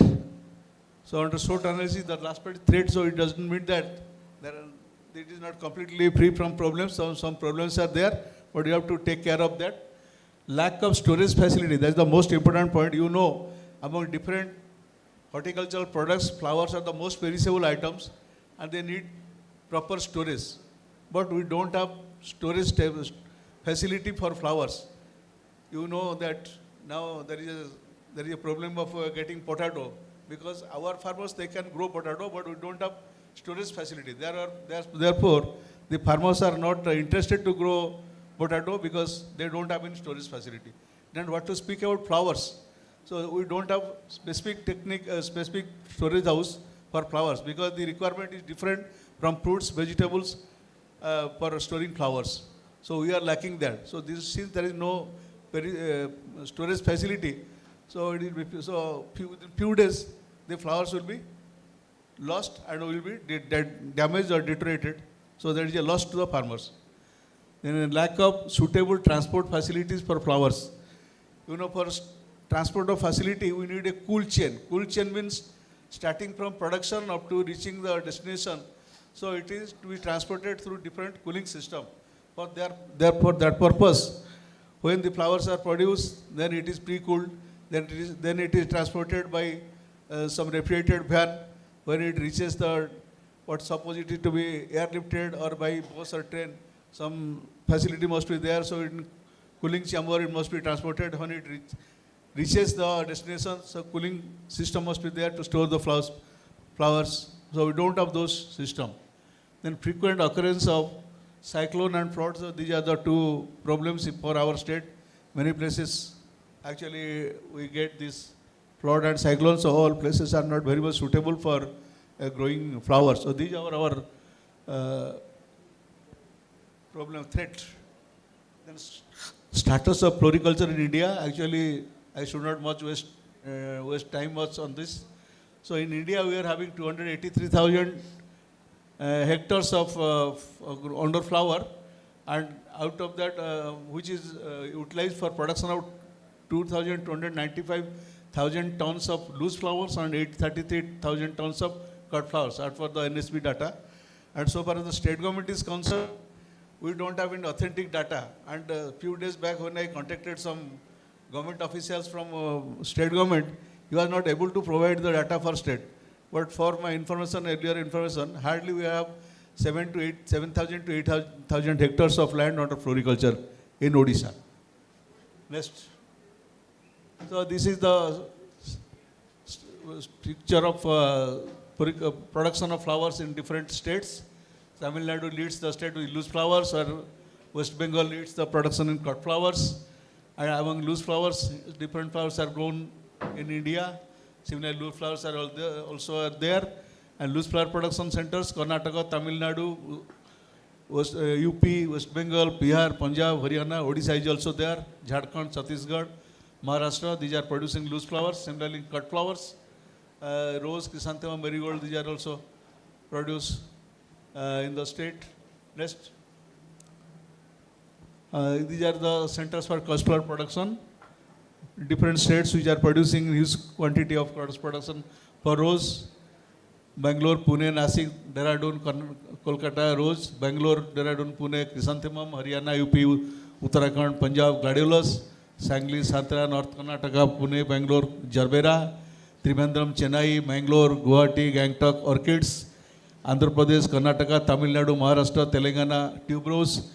Sangli, Thantra, Bangalore, Uti, Kulu, so Carnation, Uti, Kulu, Lilium, Bangalore, Bad of Paradise. So these are the flowers, cut flowers and loose flowers produced in different states of India. Next. If you see the status of Odisha, present status of floriculture in Odisha is in it a rising state. Gradually we are picking up, and it is encouraging day by day due to the growing demand for flowers in the state. Different flowers like rose, marigold, lotus, etc. have a constant demand both from domestic consumers as well as consumers of the other state. Both traditional as well as cut flowers, dry flowers and green fillers are in practice of floriculture business now in the state. Total area under floriculture is 6,500 hectares. This is also, I don't think, is authentic. And production is 24,800 tons loose flowers, 5,500 lakh of cut flowers annually. Next, please. So, according to an estimate, average demand of flowers in the state is around rupees of 5 crores on daily basis. The information I collected from different tourist people. So, it is personal collection of information. The local demand of the state is able to meet. So whatever demand in the state, we are only able to meet only 20 to 30%, and the rest 70% we are procuring from other states. And so far the state has to depend on states like West Bengal, Andhra Pradesh, Karnataka, Delhi, etc. to meet the balanced demand of flowers. And some of the exotic flowers like lilium, orchids, carnation come from Bangalore, Hyderabad, Pune. Next one, please. These are the floriculture in Odisha. As I told, the state has a lot of potential to have floriculture business, soil and climatic condition. I think already I have told under SWOT analysis, or next you can just skip to the next slide. Please, next slide. Avenues of commercial floriculture. So when we say commercial floriculture, under these things, production of loose and cut flowers. You know that the loose flowers means the flowers which are harvested with small stalk. The stalk is not given any importance, and these are used for preparation of garlands, adornment of hairs, religious offerings. And cut flowers are usually harvested with long stalk, which are used for preparation of bouquet, for table arrangement, and for other ornaments. Then production of flowers for essential oil extraction. So essential oil, you know, these are essential oils. These are present in the, these are all secondary metabolites which are present in different plant parts. These are actually not in the true sense, these are not oils because they don't contain any fatty acid. But when you put a little of the product in a piece of paper, it drips, it leaves a gritty spot. That's why it is called as oil. So these are present in different plant parts. It is present in leaves, it is present in flowers, it is present in bark, it is in stem. So, you know, present in the leaf, your mint, tulsi, etc. is present in the leaf, or even your vetiver in the root. It is present in the flower, rose, tuberose. But we are concerned with the flowers, so we will discuss about the flowers only. So there is a great scope of extraction of essential oil. Particularly in our state, we can grow tuberose and jasmine. And the rose which is used for extraction of oil, these are not cultivated in our state. They are cultivated in other, like particularly UP, Rajasthan, and those specific varieties which are having greater essential oil. So we can grow this tuberose and rose. And in addition to that also, in Ganjam, Chhatrapur, they grow kevda. Actually, kevda was initially used as a protection for the paddy field, and later it has become a commercial crop, and kevda is cultivated nowadays. And you know, kevda oil is mostly used for preparation of tobacco. 75% of the oil is used for preparation of tobacco, and just 25% are used for pharmaceutical use and other uses. And essentially oils extracted from tuberose, jasmine, these are used in high value perfumes, pharmaceutical uses are also there. And if you cultivate these flowers for essential oil, this is another scope. Then production of cut foliage. So when we prepare any bouquet or when we grow for any decoration purpose, in addition to flowers, we also need some cut foliage, which are used as fillers for developing any item, floral item for decoration purpose. Next. So these are the flowers. You can see rose, chrysanthemum. Next is marigold, jasmine, crossandra. These are used for loose flower purposes. Crossandra is a flower which is mostly cultivated in south side. In our state also, in Ganjam, your Raigada, those places, the ladies, they use crossandra flower for adornment of hairs. In Odia, it is called tea mola. You must be knowing that. It is a perennial shrub. Then jasmine and marigold, these are used for loose flowers. Next one, please. Tuberose is, you know, there are two types of tuberose. Also, the other types are there, but I am just showing only two types, and a double and single tuberose. Only one layer of petal is tuberose, and bottle petals flowers are not double tuberose. Double tuberose is mostly used for purpose, and single flower, loose flower as well as cut flower. Next one, please. This is China aster, and this is annual chrysanthemum. Nowadays, you must have seen one garland is coming along with the, I think it is not here only, the exhibition I saw somebody is there. Along with marigold, another white flower is coming. That is actually annual chrysanthemum, and the florist people, they are calling it cherry gold, marigold and cherry gold. And actually, that cultivation only recently started in our state, but it mostly coming from West Bengal side. When you see the chains are coming with marigold, that is from West Bengal only. Then next one, please. This is gladiolus, which is a cut flower. Then next one. These are chrysanthemums. There are different types of chrysanthemum. Depending upon the variety, it can be used as cut as well as loose flowers. Next. This is gerbera. This is goldenrod. These are mostly used as cut flowers, and goldenrod used particularly preparation of bouquet. It is used as a filler. Next one. This is anthurium. Actually, this is a high value crop which is cultivated under protected condition, and the longevity of the flower is very high. Over 15-20 days it can remain as such. Next one, please. These are lilium. I was telling about high value crops: lilium, gerbera, anthurium. So these are different types of liliums. Next one, please. Flowers suitable for essential oil extraction. Already I have told you that tuberose jasmine can be suitable cultivated for essential oil extraction. And I will just give you statistics. In tuberose, 30,000 kg of loose flowers are produced in 3 years, which give 27.5 kg concrete. It yields 5.5 kg absolute. 1 kg concrete cost about 89,805 rupees per kg.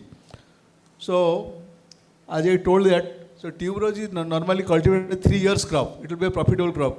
Once it is planted first year, so third year, after third year only you have dismantled the crop. And from 3 years crop, you can harvest 30,000 kg, which will give you 27.5 kg of concrete. Concrete is nothing but it is the crude from form of essential oil, and after purification it becomes absolute.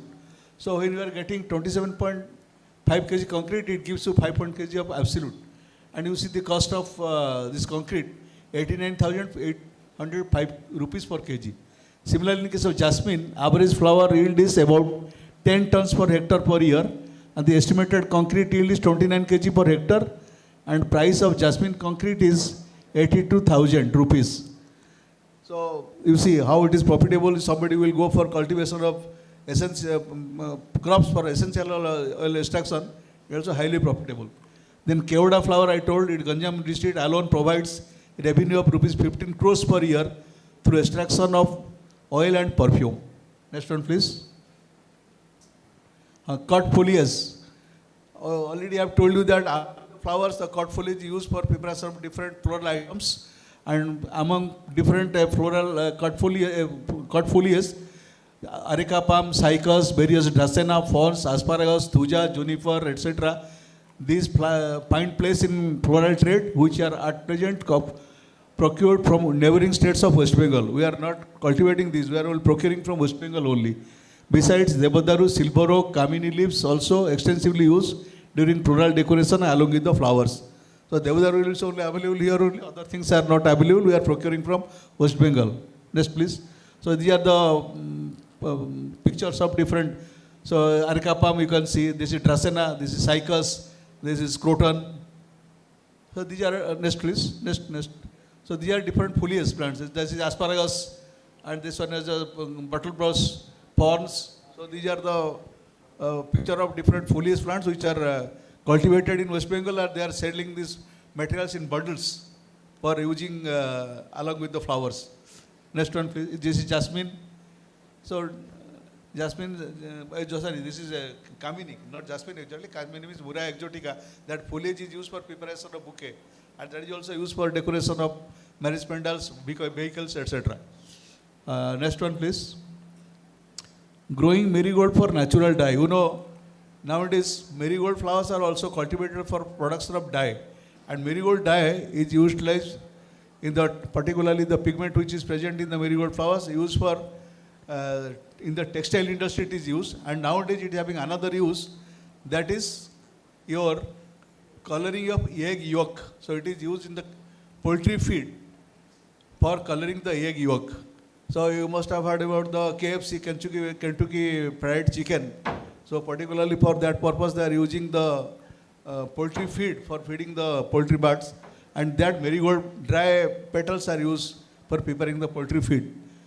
Marigold pigments, I have written that, while used in the poultry industry to enhance the color of meat and egg yolk, and also in food and textile industry.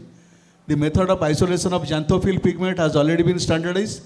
Suitable varieties rich in xanthophylls are also available. So this is another avenue of cultivating marigold flowers. The next one, please. Then another important thing I am going to tell you that marigold flowers are not marigold only, different flowers are used for waste flowers, particularly those are discarded from temple and other places. These are used for preparation of vegan leathers. That is, you know, leather, particularly when you go inside temple, you don't take any leather items. But nowadays, the technology available through IIT Kanpur, they have developed a technology to produce leather from these waste flowers, which is known the vegan leathers.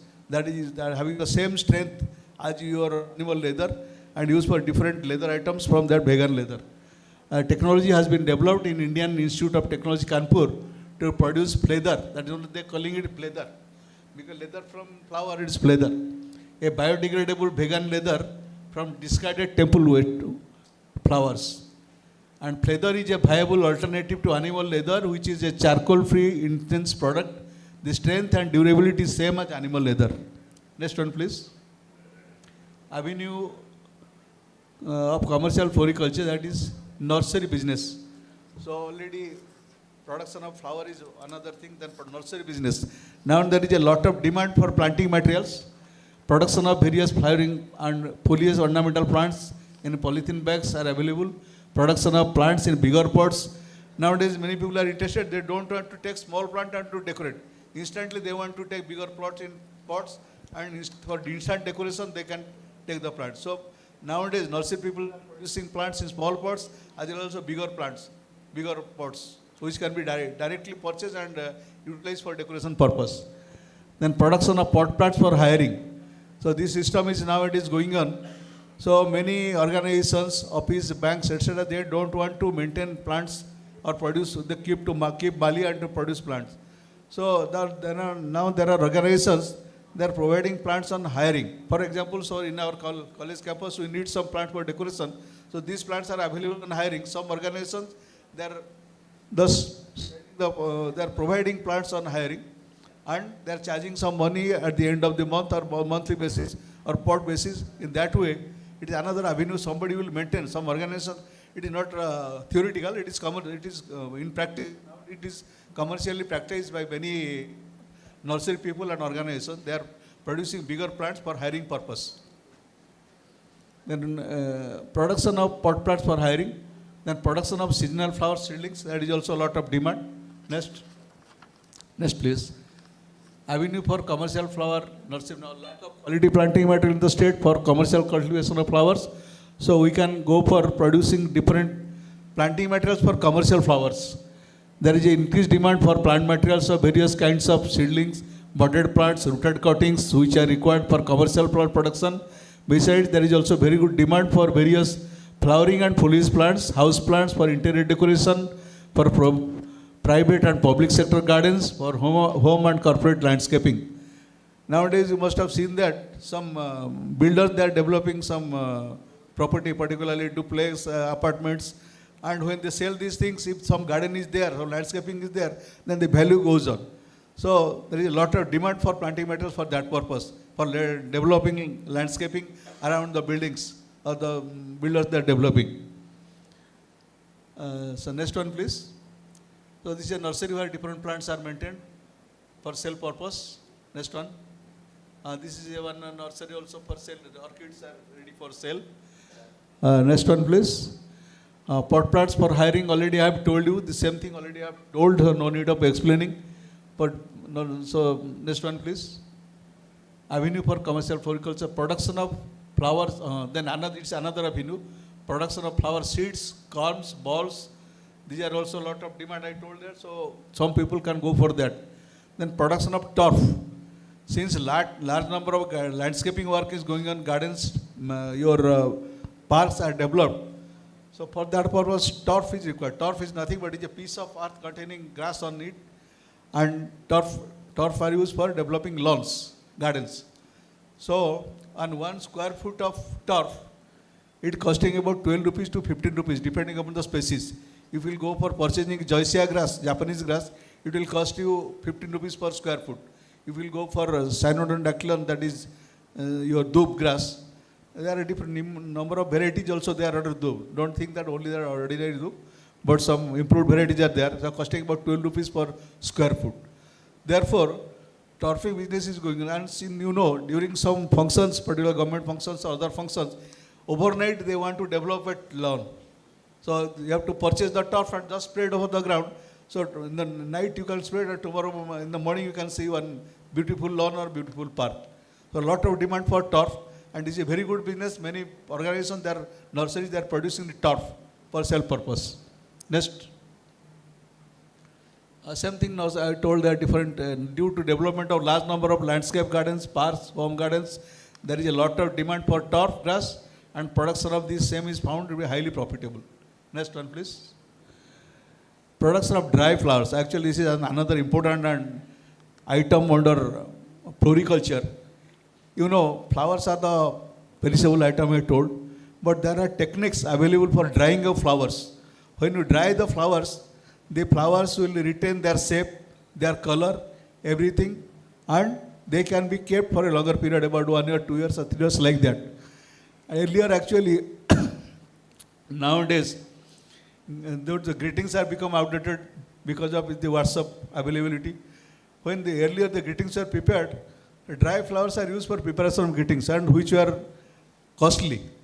And nowadays only the dry flower use is confined to preparation of pot puree or wall hangings, etc., or different floral items, key rings or ornaments like earrings, etc. So there is a lot of demand for dry flowers, and you know, from India, our contribution to world market is very than whatever we are exporting. Out of that, 75% is dry flower item. From dry flower is important. It is not that always the cultivated flowers are used for dry flowers, but even the flowers collected from wild also can be used for production of dry flowers. Only the technique is to be available. The technique is available, but they should be known to other persons, so they can go for that. And dry flowers constitute more than 2/3 of total floriculture export from India. Unfortunately, this aspect of commercial floriculture has been totally ignored in our state, though there is a great potential for dry flowers production. Flowers and plants can be collected from wild source. Some flowers club like rose, calendula, marigold, dahlia, zinnia, helichrysum, gomphrena, lotus, etc. can be used, can be used for production of dry flowers. Next one, please. These are the items of dry flower you can see. It's looking how, just like the fresh flowers, and the color is there, the shape is there for table arrangement, for keeping in the basket, or it can be used. Next one, please. This is an item known as pot puree. Pot puree is used actually by using the dry flower product, a stem, leaf, flower, then other bark, etc., pods. They are kept in some container having some perforations, can be used as a room perfumer. Can be kept in the room, it will emit good perfume, and you can use for that purpose. This is not a pot puree. Next one, please. This is also an item of pot puree. And the next, protected cultivation. This is exported oriented cut flowers. Already I have told you the protected cultivation can be taken up, not theoretically, it can be taken up everywhere. You can construct greenhouse or polyhouse everywhere. But the thing of the maintenance cost should be low. Therefore, the places enjoying mild climate like Kanjar, Koraput, the Daringbadi area, those places we can go for growing different high value crops under protected structure, so that which will be more profitable. Then establishment of tissue culture unit. Tissue culture unit is also, actually here only tissue culture is used for production of mostly for this tissue culture banana. And for information, when tissue culture was introduced in India, it was first used for production of foliage plants in Bangalore condition. Then it spread to other crops also. So since there is a lot of demand for different foliage plants, so tissue culture technique can be used for production of different planting materials of foliage plants, which can be exported as well also can be used inside the state as well as in the country. Establishment of tissue culture units for production of planting materials of flower crops and foliage plants. Next one, please. This is something I have written, particularly the high value crops where can be products. Next one, please. This is the rose under greenhouse condition. The variety, and there are specific varieties which will be cultivated under protected condition. All the varieties cannot be cultivated. And moreover, those, if you want to export the variety, the flowers, so you have to make MOU with the companies which will procure the flowers. According to their requirement, you have to produce the flowers, not at your own sweet will. At specific variety, you have to procure the planting materials and you can produce the flowers and you can export those flowers. So specific varieties for that, it is available. Next one, please. So these are some of the examples of varieties which are cultivated under protected condition and for export purpose. Next, this Gerbera under protected condition. This is the low value structure. That means low cost structure. This photograph I have taken from West Bengal. The farmers there is simply only bamboo and some polythene. They are also producing Gerbera with low cost technology. This is under greenhouse. The next one, please. This is a growing structure for orchids. Next one. This is chrysanthemum protected under protected structure in chrysanthemum under protected structure. Next one. High value already. Odisha has a great potential to take up protected cultivation of various cut flowers and demand in export and domestic market. And already I have pointed out upgradation of Biju Patnaik Airport to International Airport is of greater advantage for export of cut flowers and produce in the state. However, the protected cultivation units should be established in ideal location with sound technological backup. Next one, please. Tissue culture I already have explained. Next one. Next, please. Avenue of commercial floriculture. This is another avenue, floristry. That means some people, after production, they can sell the flowers through florist shop. That is sale of fresh flowers and value-added products through florist shop. Under that, sale of loose and cut flowers, preparation of sale of garland, bouquet, etc., decoration of vehicles, meeting hall, etc. Those can be taken up by the florist shop, floristry. And another item I have written, door delivery of flowers. You know, every day, the newspaper hawker is coming to your house and just throwing one newspaper, and end of the month, collecting money. Similarly, the people are residing in the urban area, particularly apartment area, they don't have flowers for offering gods and goddesses for puja purpose. And nowadays, the organizations are there, they are preparing packets of flowers, and every day they are throwing on the house. So at the end of the month, they collect money for that. So this is another avenue. Somebody also can go for that, door delivery of flowers. Next one. This is in store display. Next one. Sale of agro inputs. So for production of flowers, maintenance of gardens, we need some agro inputs, and some people can go for that. Fertilizer, pesticide, hormones, seeds, etc. implements. They can also have their shop, they can sell all those things. This is also one part of commercial floriculture. Next one, please. Next, you see the earthen pot, different types of earthen pots are there, which are utilized, which are sold by the people. The next one, these are specialized pots for orchid purpose, growing of orchids. Next, plastic pots nowadays are available in different shapes, size and color. Next, implements which are used in gardening purpose, rooting hormones. Next, avenue of commercial, opening up consultancy. This is actually for technical people, opening up consultancy. Those in technical person, they can take up that. They, in other states, there the consultancy service is there. So our technical graduates, educated in horticulture, floriculture, they can go for this consultancy and consultancy service on floriculture and landscaping. Then taking up job as landscape contractors. Some also, as you know, when a building is constructed, the engineer gives a plan and a contractor carry out the work, usually carries out the work.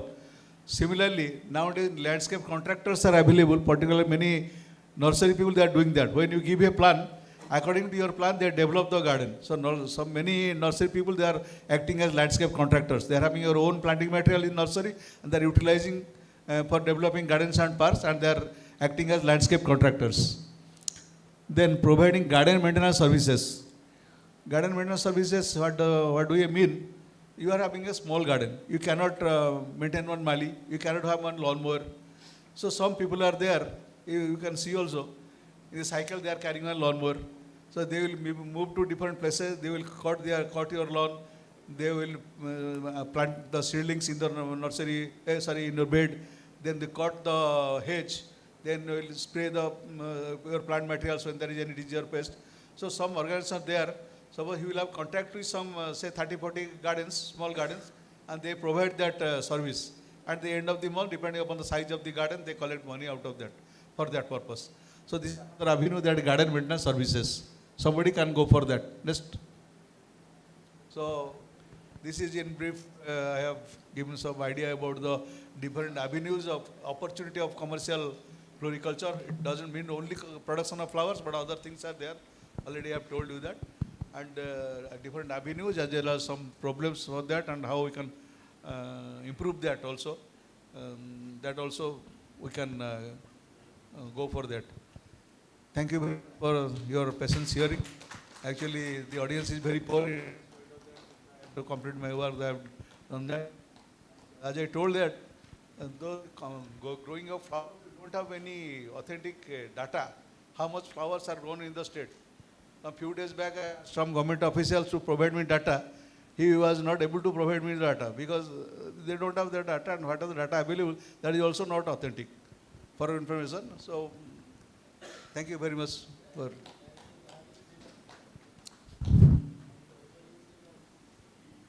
Thank you, sir, for nicely presenting floriculture industry in Odisha challenge and opportunity.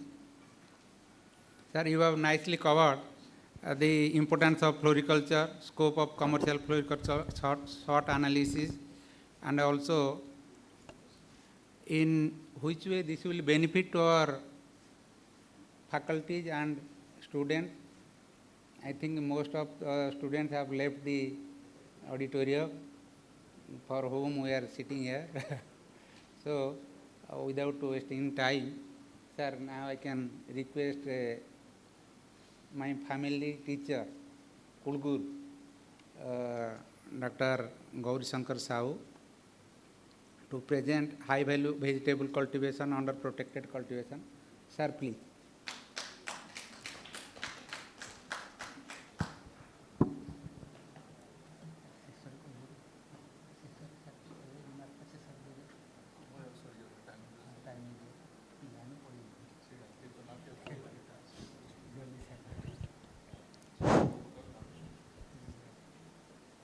Respected chairman and co-chairman, my respected teachers, my colleagues.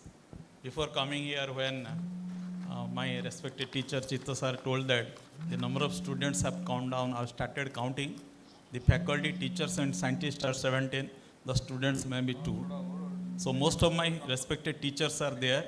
So I don't dare to speak much more in front of my teachers. Anyway, the talk is a high value cultivated vegetable crops under protected cultivation. Very honestly speaking that we did not succeed in high value cultivation, particularly in Odisha. Why? First of all, we constructed a structure where a horticulture is not responsible. The structure is for control condition in the off season. For high value vegetable cultivation, off season is summer or rainy season where the price will be high. But in that time, the temperature is beyond control. It is beyond outside temperature inside the greenhouse. Everybody we have experienced. So whenever we hand over from a erector, the structure, we must record the temperature during March, April, May, June, July, August. Otherwise it is of no use. Making a control condition artificially by fan and pad system will not be economical. That we have experienced. When you are going for naturally ventilated structure with 3% vent, that do not give a good result because under that condition, we do not able to maintain the temperature. So structure is defective. Selection of site is also defective as Chitta sir was telling. we construct in near to coastal condition. We terribly failed in our orchard. Dilip sir has constructed. Sasikala madam constructed. That terribly failed. Chitta sir is here. Center of excellence also failed. Because in coastal condition due to high wind velocity, once it is damaged, better to construct a new one than to go for the repairing of the damaged one. Anybody who is erecting the structure from Mumbai or from Delhi, is there a dealer in Odisha? So a government official or a university professor, he can make a call and call him for the maintenance. Is there a dealer of the structure who are erecting? Whether we make any MOU, that up to 3 years there will be free maintenance. Is there any MOU? If the polythene is damaged, I have seen how to repair it. Whenever a structure is handed over, even our university, even in the government, is there any dehumidifier? Humidity goes beyond 90%, 85% inside a greenhouse, which is not at all suitable for high value vegetable. What are the high value vegetable? You will go for tomato, cherry tomato or a capsicum, parthenocarpic cucumber, there is no market. The taste is not good. And a tomato and capsicum under high humidity, more than 85% inside a greenhouse, there will be lot of flower dust and you will not succeed. Have you attached any gadget dehumidifier? Is there any mechanism to record the hygrometer to record what is the humidity? Even there is no thermometer to record what is the temperature. We have lux meter inside the structure to record, that is 15,000 to 16,000 lux is required for tomato and capsicum. In a rainy season, actually there is a lot of algal growth on the polythene. No. You have marked, you must have marked, my teachers, they must have marked. There is algal growth over the polythene cladding material and there is dart because our is a humid condition. The air, actually the sand particle and dust particle stick to it. Light intensity decline. How many times is there any mechanism or maintenance from the erector side that how to maintain, how to clean the cladding material if the structure will be around 1 acre? No. Then another thing, all the people cannot afford for construction of the structure. Then after the construction of the structure in a right way, then the horticulturist can go for the technology intervention to see that how much 100 tons or how much tons they can produce very successfully. The structures are very small because general or middle class people cannot afford unless there is subsidy and there is substantial loan from the bank. Nowadays, it costs around 2,000 per each square meter. That is, if you are going for 1 acre, it will be around 1 crore or more than 70 lakhs. If the structure is 500 meter, if it is 200 meter, it is 1,000 meter, it is fine for nursery, it is fine for floriculture, it is fine for some shade-loving plant. There is a difference between floriculture structure and vegetable. In floriculture, as Professor Mohanty was telling, that we want the flower, we do not want the fruit. But in high value vegetable, we want pollination, fruit set, fruit enlargement. So that is the difference.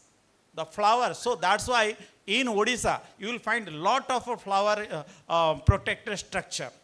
And have you seen any 1 acre of a successful vegetable cultivation under protected structure? No.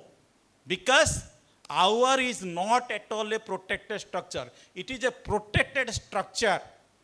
But it is not giving any protection for ambient temperature, which will help for commercial cultivation of tomato and capsicum. Yesterday, I made a call to Jain Irrigation.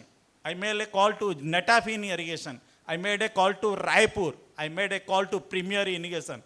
Do you have any fertigation schedule for tomato and capsicum? Since it is not commercially cultivated, they have given the only erection of the structure.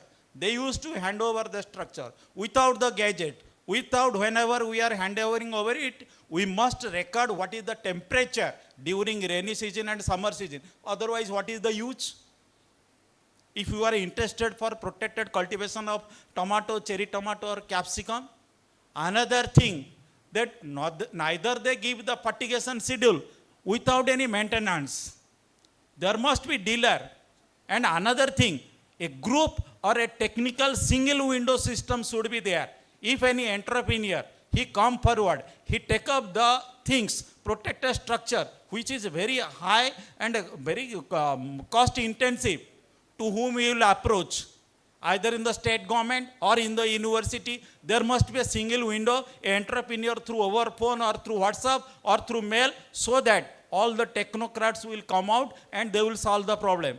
If any structure get damaged for months together, the entire tomato and capsicum crop will be failed. If you are going for 1 acre of tomato, then the cost of fertilizer will be more than 1 lakh. Whether we have got technology, that is tailor-made technology. Suppose the ideal structure should not be more than 1 acre, or ideal structure for our Odisha condition, not the coastal districts. You have, as sir was telling, Chitta sir was telling, you have to go to an ambient condition like Keunjhar, like your Fulmani or somewhere. You can able to maintain the temperature. Before handover, you first of all see that it is a protected structure for suitable for tomato or capsicum. Otherwise, you will start, you will fail. We will not succeed. I will not use the word fail. You will not succeed. Technology, that type of tailor-made technology. If I have 80 by 50, 4,000 meters square, how much mulching material will be required?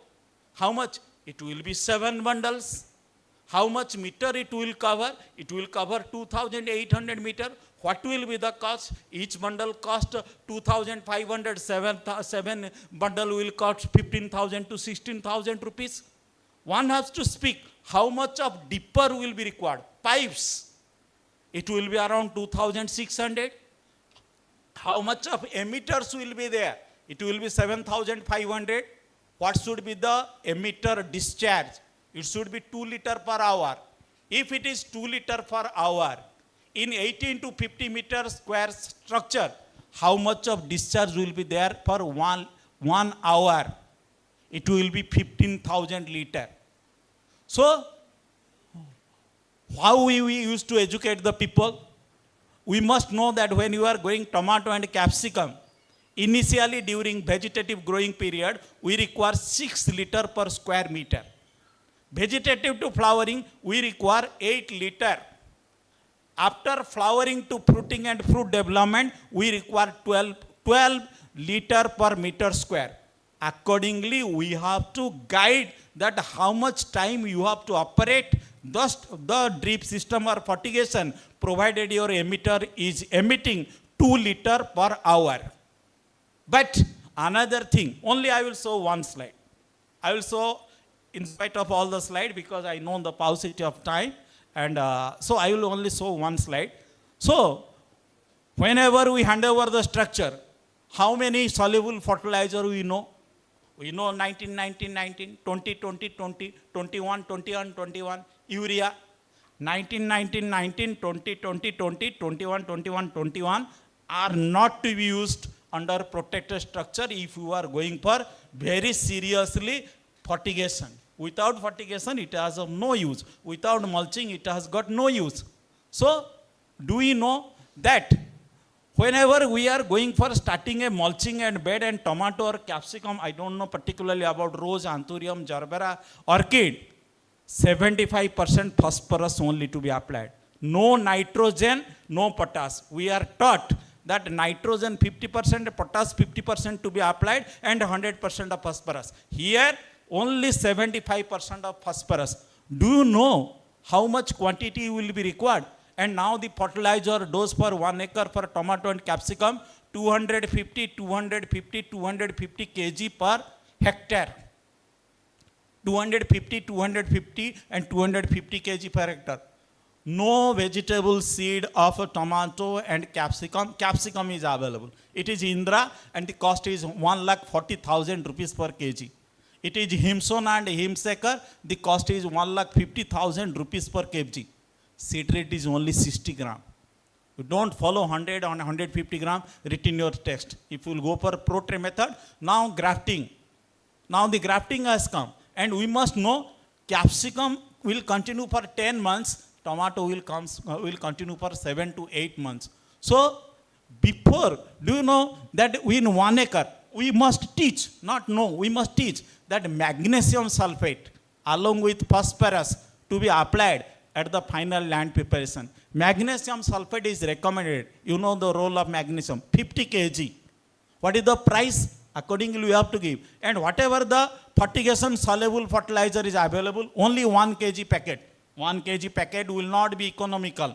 25 kg. A farmer or an entrepreneur should not go for running from how to avail the 25 kg. We must have a single wood system that all the protected structure will be covered by any technological window at the government level or the university level. Any problem, any soluble fertilizer, emitter, any sort of mulching material, that should be taken care, marketing. And if any problem, mite, thrips, or how to manage the fertigation, how to get, if the tomato and our structure is not good, it should be more than 22 feet. What should be the 3% bend? What should be the gutter height? And another thing, if the locks meter will increase, how much of agrocide net to be used and for how much time? That is all this type of technological intervention, and that is a tailor-made report and a technology extension training must be given to the entrepreneur. Otherwise, particularly protected cultivation of tomato and capsicum that we have tried, we have not succeeded as expected.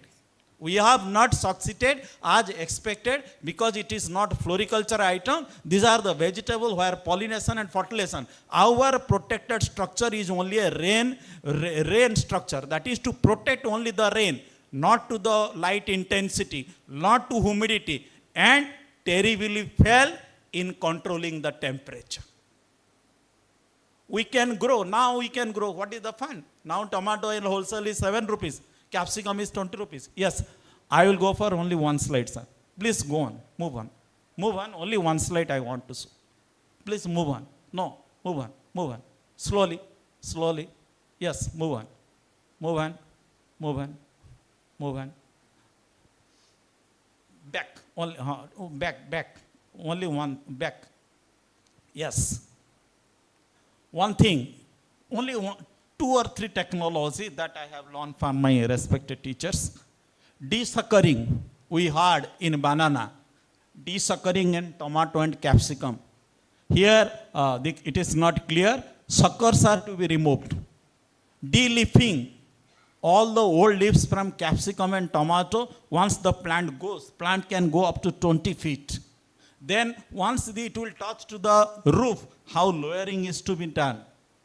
All this type of technology is to be taught to the entrepreneur. We'll go for only one slide.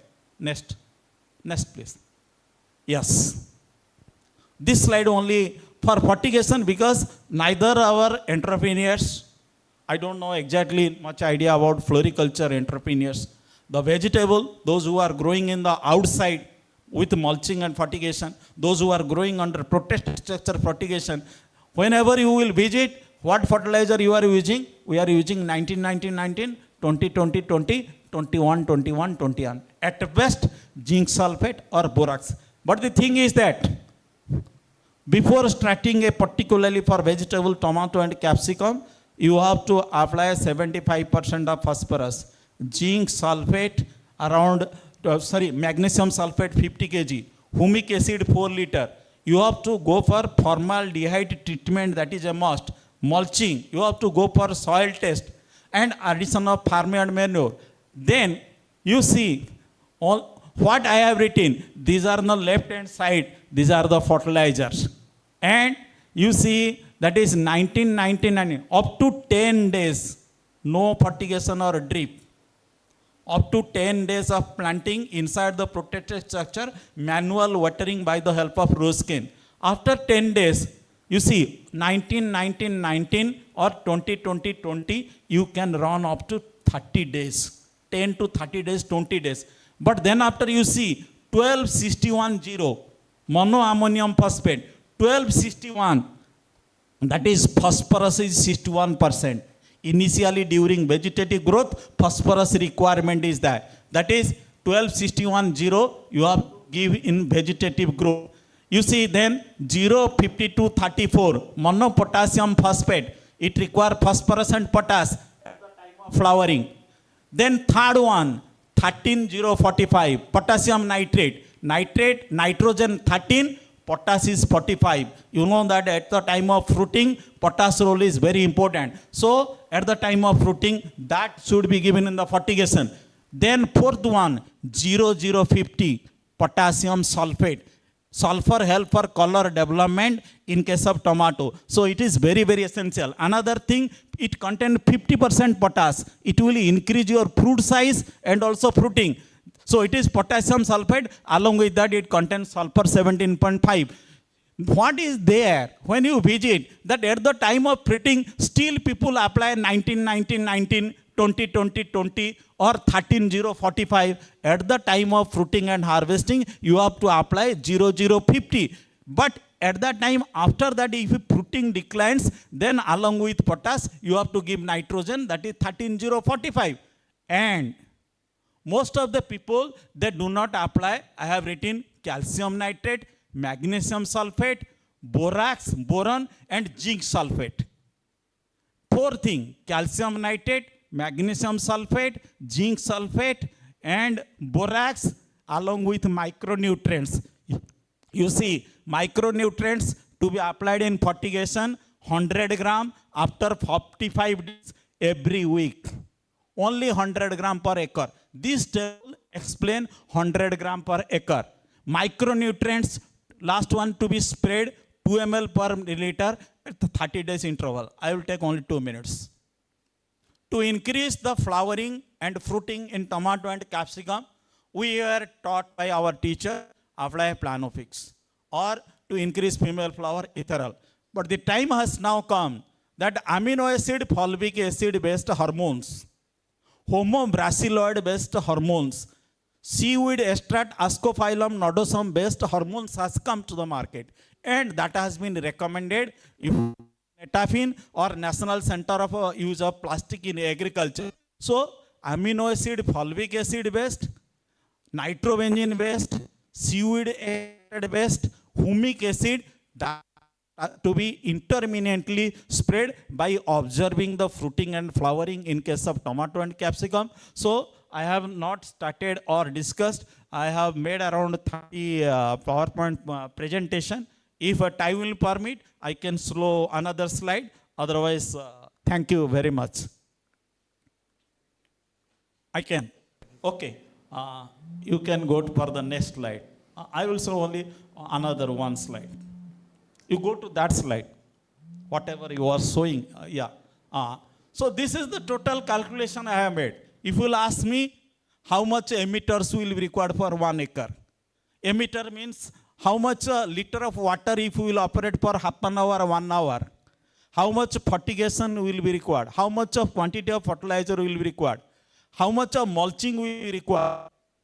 So all this type of tailor-made technology we must train. If somebody is coming forward entrepreneur, first of all, we will never say that you grow near to our mission, because we know the Bhagari, Unjar, Pulwani or that or somewhere area, or the protected structure should give for the protection of temperature whenever he used to hand over the structure, particularly starting in summer season or rainy season. Otherwise, we cannot think of growing that high value vegetable under protected structure. Next, please.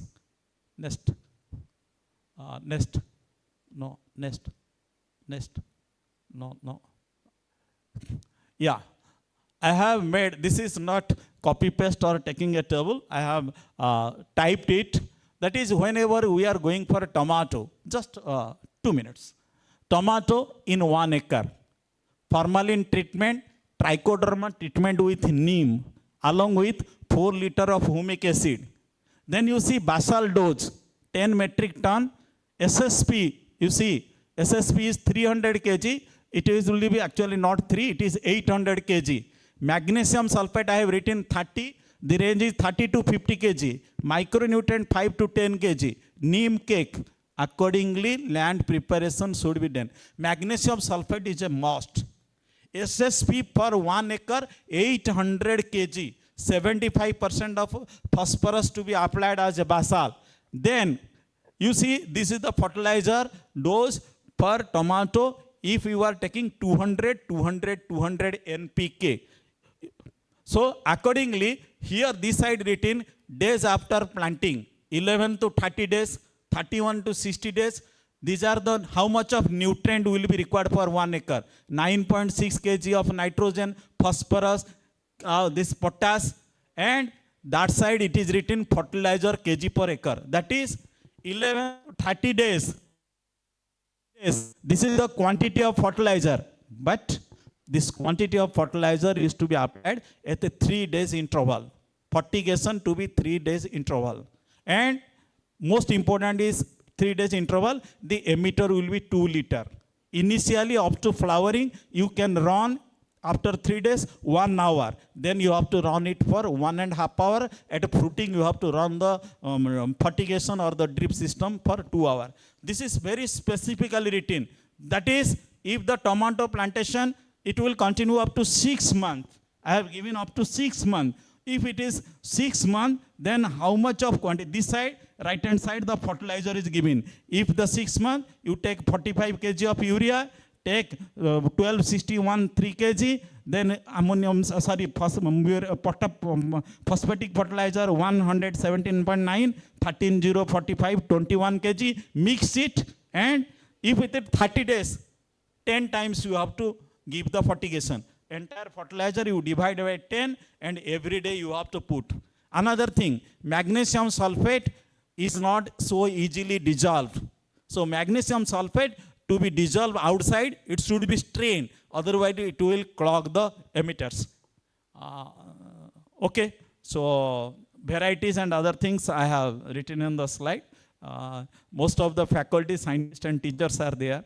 Those who taught me this knowledge. So it is not wise to, and Chito is there who is looking after this fertigation very nice way in Center of Excellence. Most of the experienced dean, professor, and my teachers who taught me, they are here. So whatever I have spoken, I was supposed to speak to the student, not to my teacher. So very humbly, I apologize, sir, if I have done any mistake. Thank you. Thank you for presence here. Thank you, sir, for nice presentation on high-value vegetable cultivation under protected condition. I think this will be benefit the student and faculty. Now I request Chitta sir to present implementation of different schemes operating in Directorate of Horticulture, Government of Odisha. Sir, please.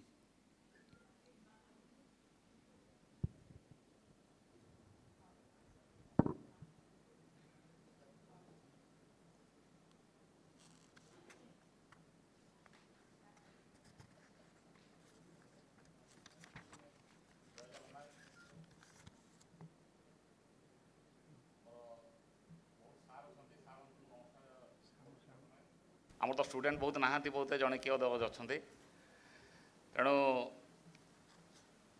आमर मत दायित्व दिखाई आने different scheme पर कहवा लगे horticulture different scheme पर so I will brief about different schemes operating in the directorate so first of all the largest scheme is MIDH NHM national horticulture mission it is the largest scheme what we define as horticulture all are available in the scheme mostly in the scheme National Horticulture Mission.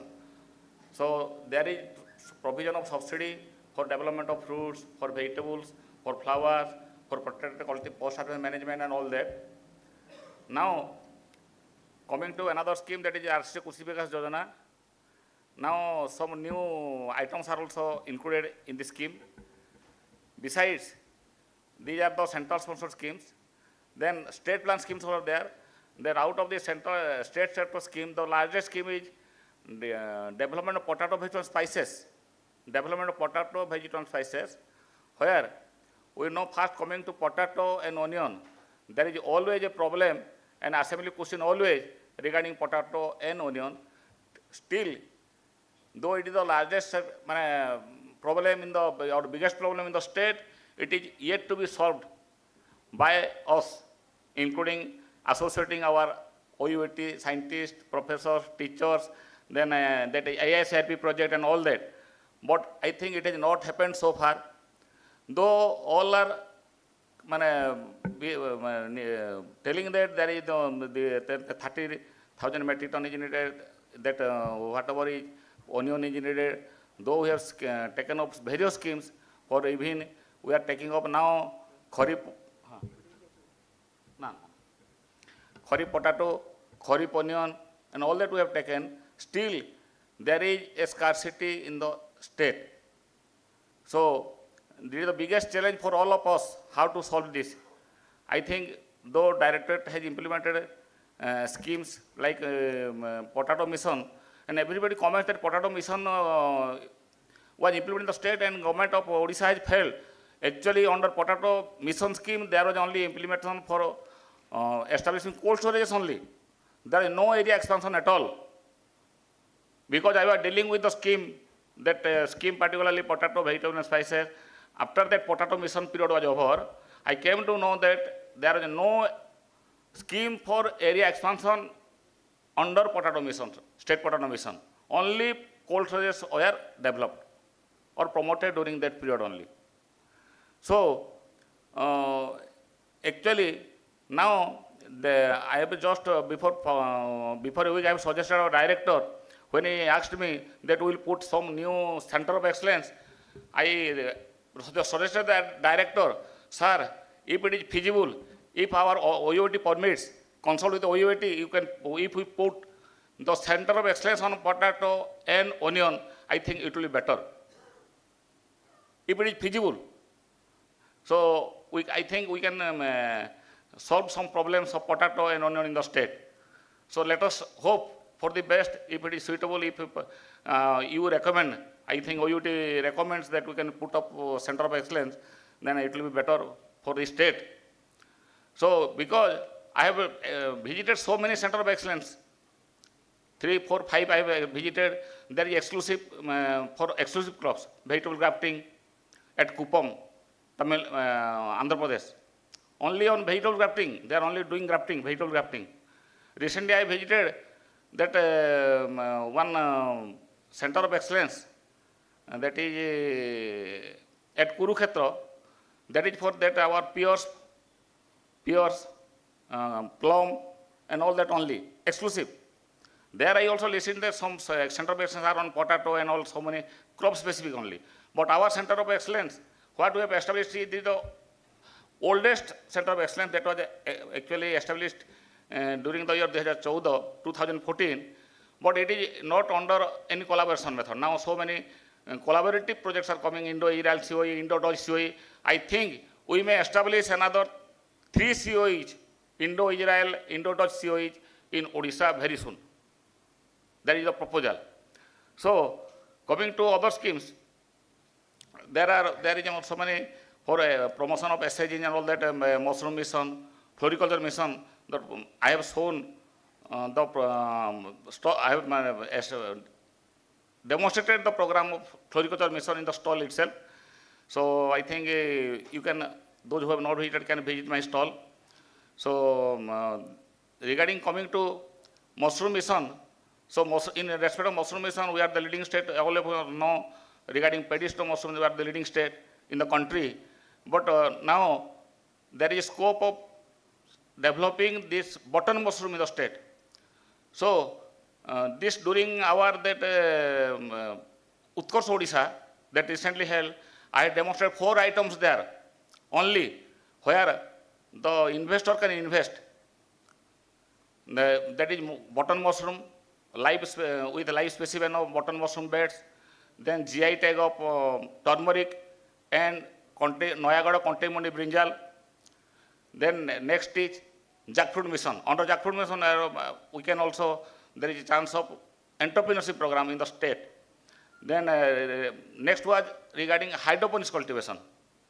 So those 4 items are shown. So that is also now scheme is also operation in different state schemes also. That I think Chase is implementing that regarding that.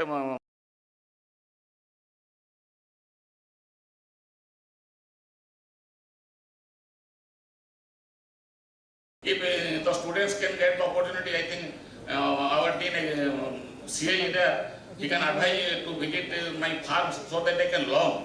Actually, they can help the farming society. So this is in brief, and thanks to all of you for giving me the opportunity to put some words about the writer of horticulture. I think the rest we can see our stall here. So definitely some also ornamental plants I am producing in my farm at Ekamal Udyan, Bhubaneswar. So this is all about, and thank you all for a patient hearing. Thank you all.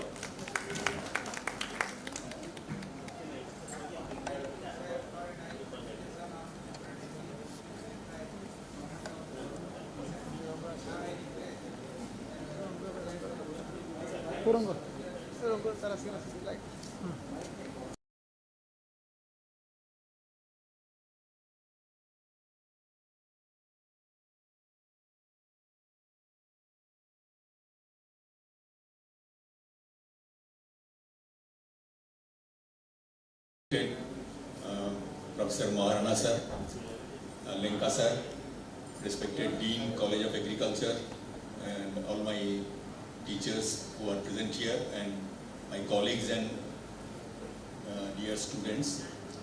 Actually, this time in this session number 2, we had very good presentations today, very enlightening.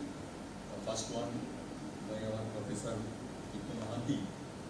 Actually, he is a great stalwart in floriculture in Odisha, as well as he is well known in India also for his knowledge and experience in this line. So he highlighted all the importance of floriculture and as well as the prospect of floriculture in our state, and all his suggestions, including the protected cultivation and all those things which are possible here. Actually, he suggested that we should take up in the hill areas of Kyonjhar and Kandhamal, all these areas. So that is a very acceptable and very good suggestion. So whatever floriculture we can do apart from normal floricultural activities, we have to take up protected structures in those hill areas so that more prosperous farmers will be there. The next talk by Professor Odisha was also very enlightening, and he presented in brief, but he presented most of the problems which are being faced by the protected cultivation farmers who are protected cultivation. There are very few farmers who are growing vegetables under protected structures in Odisha, and all the drawbacks he pointed out very well, and it was very enlightening. He also suggested several points regarding the nutrient management and irrigation management. Like he suggested that most of the farmers, they don't know the use of soluble fertilizers which are ideal. So it was also very enlightening regarding the nutrients like calcium nitrate, magnesium sulfate and borax, zinc sulfate. These are also not being applied. So these are also enlightening because one should add these nutrients, micronutrients in their production program under the protected structures. And he also suggested the use of biostimulants as well as seaweed extracts, which can increase the yield of protected crops like tomato and capsicum to a greater extent. And the third presenter, he highlighted very well regarding the government projects. Tito Babu who is ADH, he gave the enlightening regarding the different projects. So it was a very good time. We had a very interesting session, and thank you all who are present. Thank you, sir. Now our session is coming to an end. Now I request the Lily ma'am to end this session. Thank you, sir. It was really a very learning session for all of us. So now I would request our organizing committee chairman, sir, Dr. Rishikesh Patra, sir, to please come over the stage for felicitation of our guests of this session.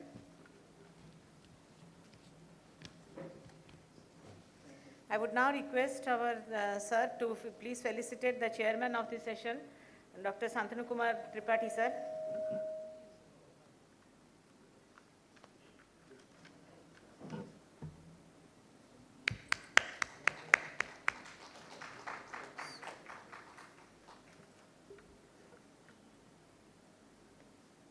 Now I would request sir to please felicitate Dr. Chittaranjan Mahanti, sir, the co-chairman of the session.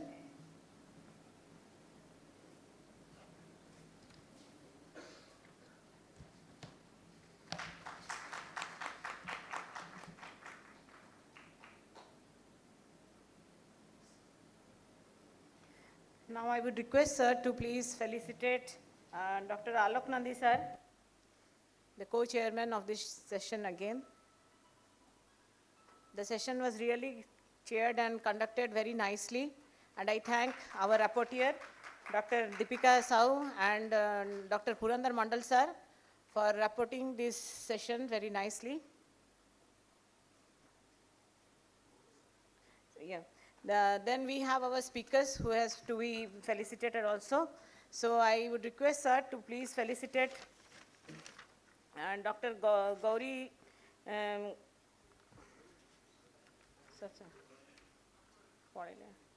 So I feel that Gauri sir is absent now. So I would now request Chittaranjan Sahu sir, the Assistant Directorate of Horticulture, to please come over the stage. I would request sir to felicitate him.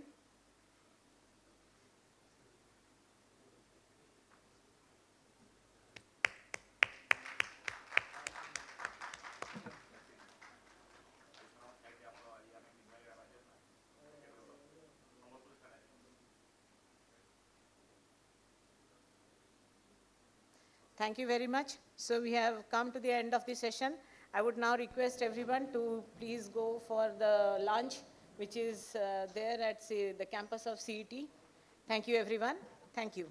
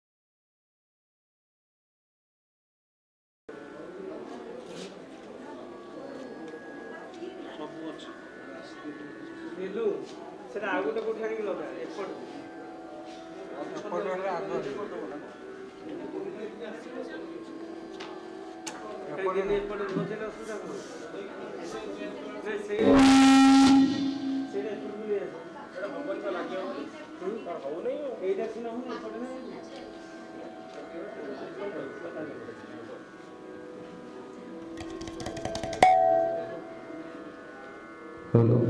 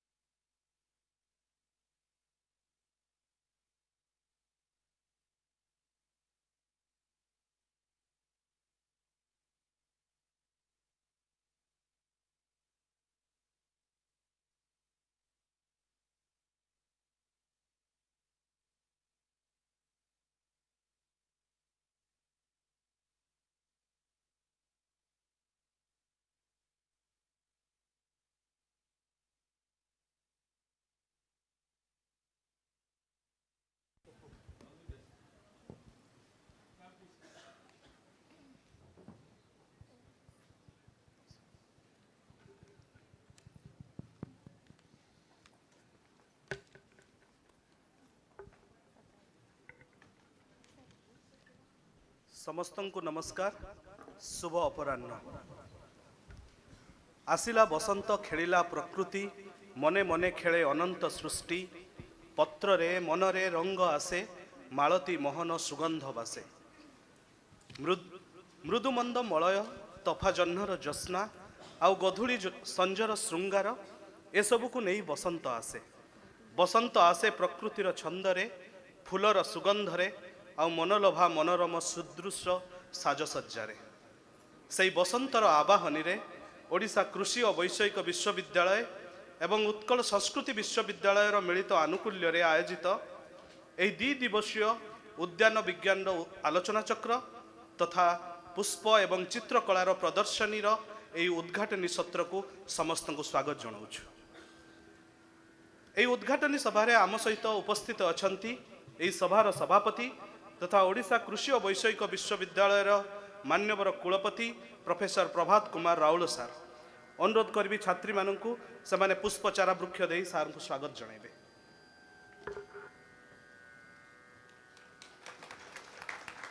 आम सहित आज विशिष्ट अतिथि भाव उपस्थित अछंती विकास foundation trust अध्यक्षा doctor Mridula Thakur Pradhan महोदया अनुरोध करी छात्री मानू पुष्पचारा वृक्ष दे स्वागत जनइबे।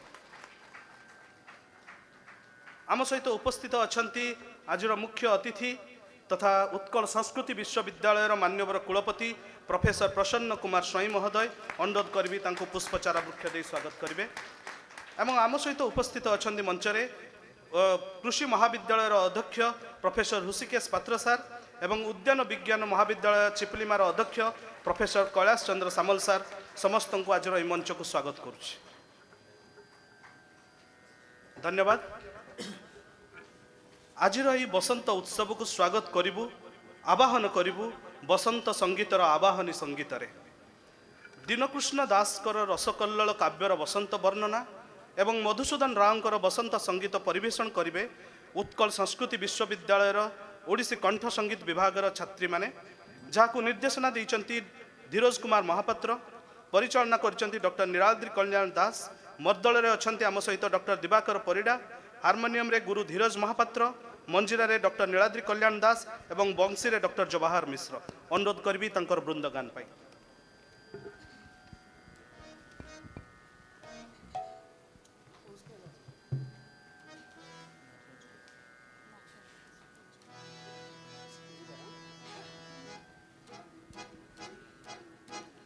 Sa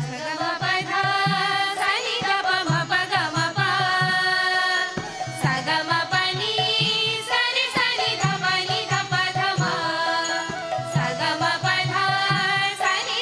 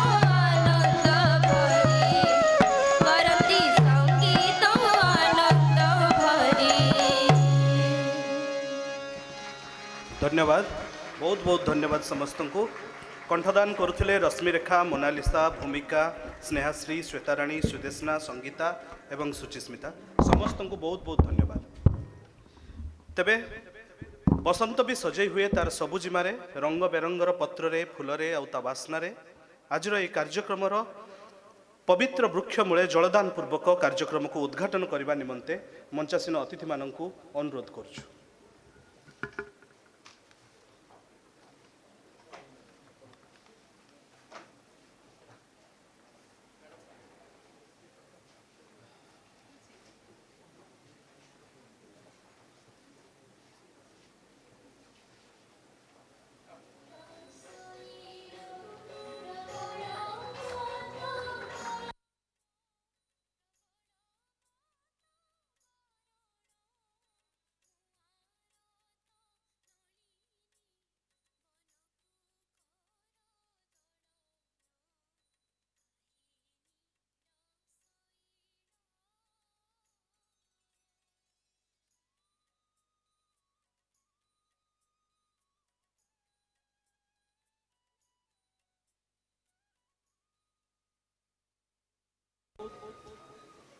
बहुत बहुत धन्यवाद समस्त को तेबे आम सहित मंच उपस्थित अछंती कृषि महाविद्यालय भुवनेश्वर अध्यक्ष तथा यही कार्यक्रम आवाहक प्रोफेसर ऋषिकेश पात्र सार अनुरोध करी स्वागत संभाषण पाई।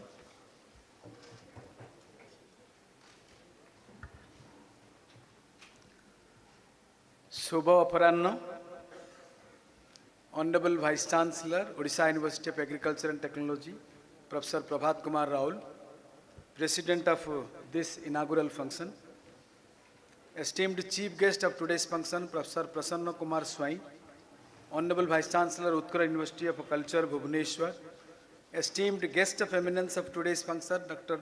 Mridula Thakur Pradhan, Chairperson, Vikas Foundation Trust, Odisha, Honored colleague Dr. Kailash Chandra Samal, Dean College of Horticulture, OUT Chiplima, respected Madam Vice Chancellor and Chairperson OUT Social Welfare Committee, respected Madam Deans, respected former Deans and Professors of OUT and learned members of Odisha Horticulture Society, respected former Deans and Professors, respected Directors and Heads from ICAR Institutes of Odisha, respected officers of Department of Agriculture and Farmers Empowerment, Government of Odisha, respected deans, directors, registrar, comptroller and other senior officers of this university, respected registrar, comptroller, professors, staff and students of Utkal University of Culture, academic council members, faculty, scientists, scholars and students from Odisha University of Agriculture and Technology, respected presidents and secretaries of OUT Pensioners Association, University Teachers Association, OUT Non-Teaching Employees Association, OUT Technical Employees Association and Subhasri Mahila Samiti, Secretary OUT Community Center, agri-entrepreneurs, farmers and rural youths of the state, most importantly learned flower growers, flower lovers, flower enthusiasts, commercial floriculturists, nursery growers, many industrial houses and institutions participated in the exhibition, members of print and electronic media, ladies and gentlemen. A very good afternoon to all of you present here. It's my great honor and privilege to extend a warm welcome to our Professor Prabhat Kumar Raul, our Honorable Vice Chancellor of OUT, head of our own family, a true leader by spirit and President of today's function. Professor Raul is a distinguished alumnus of this esteemed university and an accomplished agronomist. His extensive contributions span across teaching, research, extension and governance. Activities at both at the university headquarters and outlying stations is exemplary. That too, from 2011 to 2020, he has served in all different capacities of this university. He is a homegrown Vice Chancellor, a pro-student, a pro-employee. His recent initiatives have made happiness and made many of the hurdles of this university have been solved.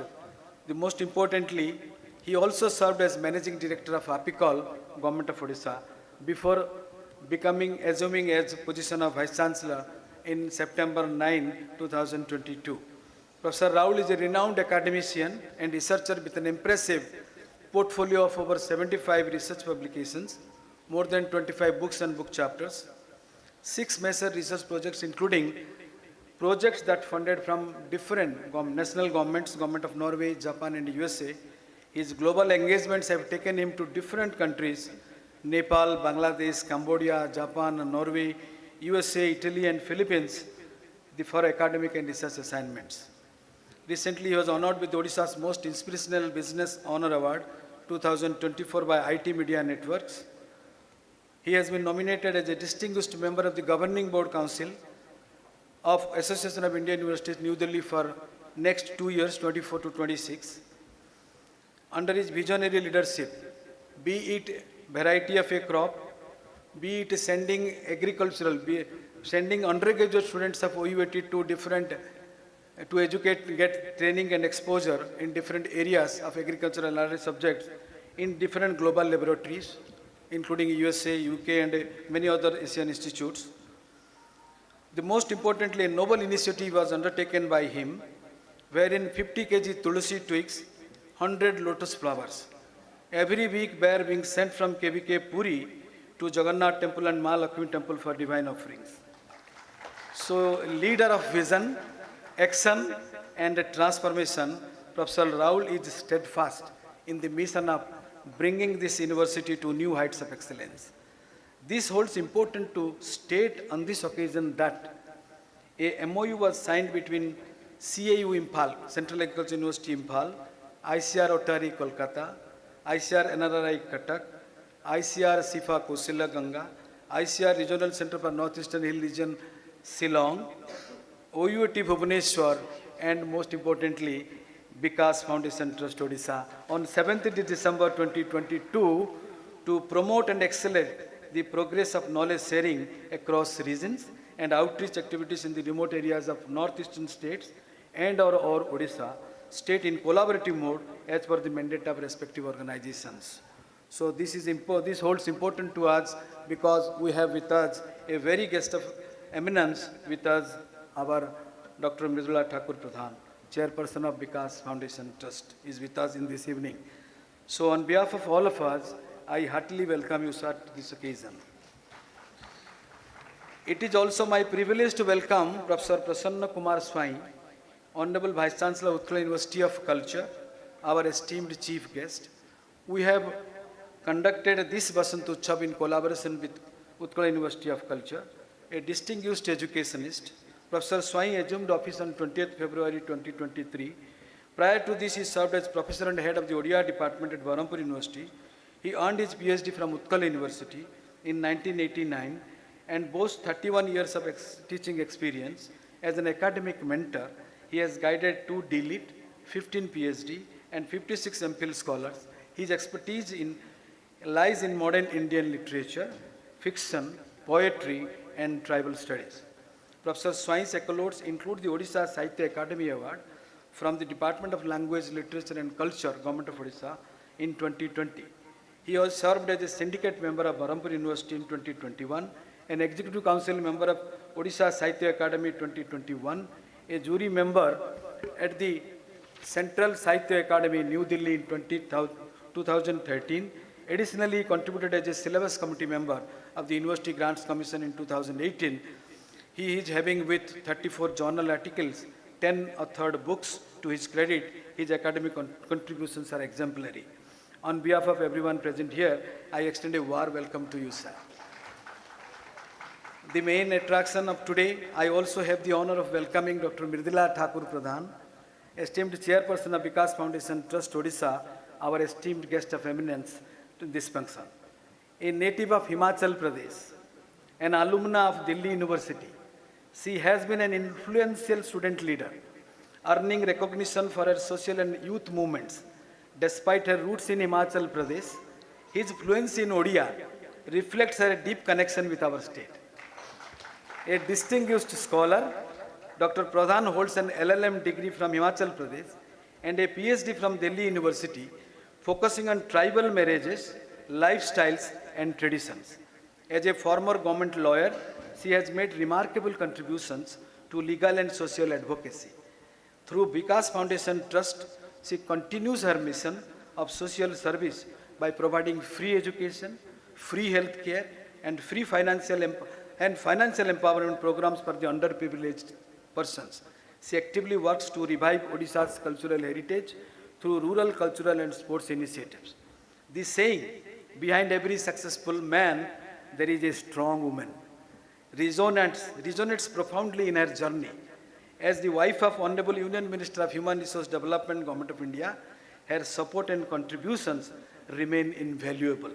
Her lifestyle, food habits, and cultural values truly reflect the essence of an Odia woman.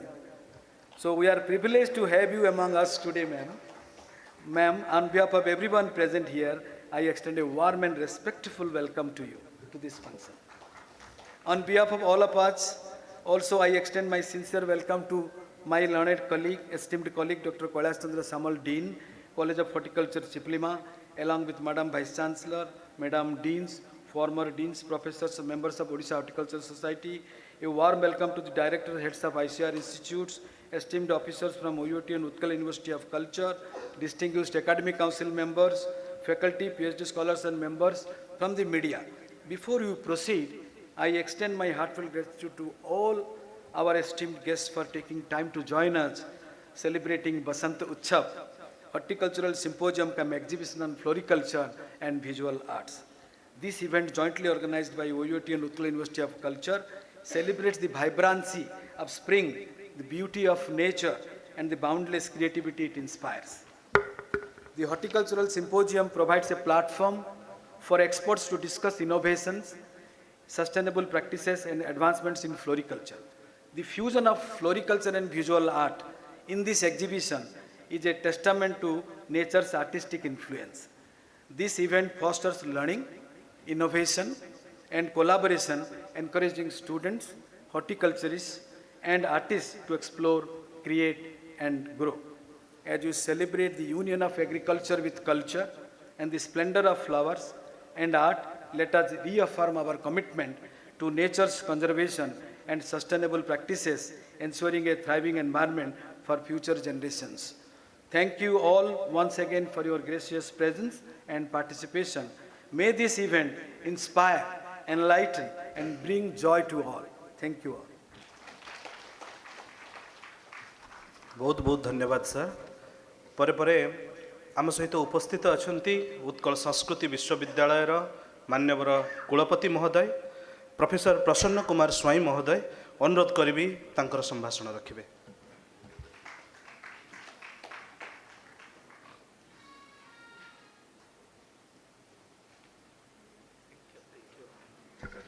जय जगन्नाथ टिके जोर रे कहतु आपण मैंने active टिके हुंतु। जय जगन्नाथ। धन्यवाद। आज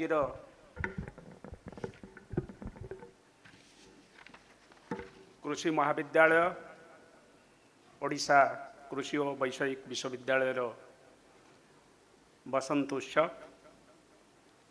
उत्सव माननीय सभापति आम समस्त प्रिय कुलपति प्रोफेसर राहुल महोदय उत्सव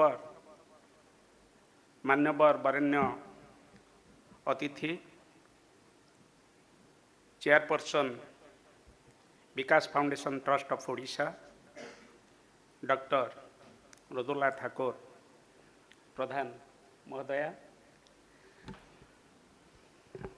उत्सव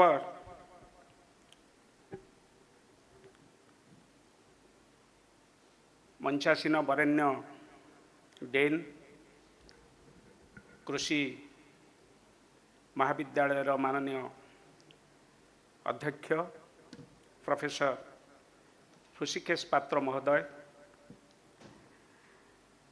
college of horticulture dean professor Kailash Chandra Samal महोदय मो सम्मुखें बसी समस्त वरेण्य सम्माननीय शिक्षक अधिकारी वृंद प्रिय पिला माने एवं प्रेस एवं इलेक्ट्रॉनिक्स मीडिया रो बंधुवर्ग,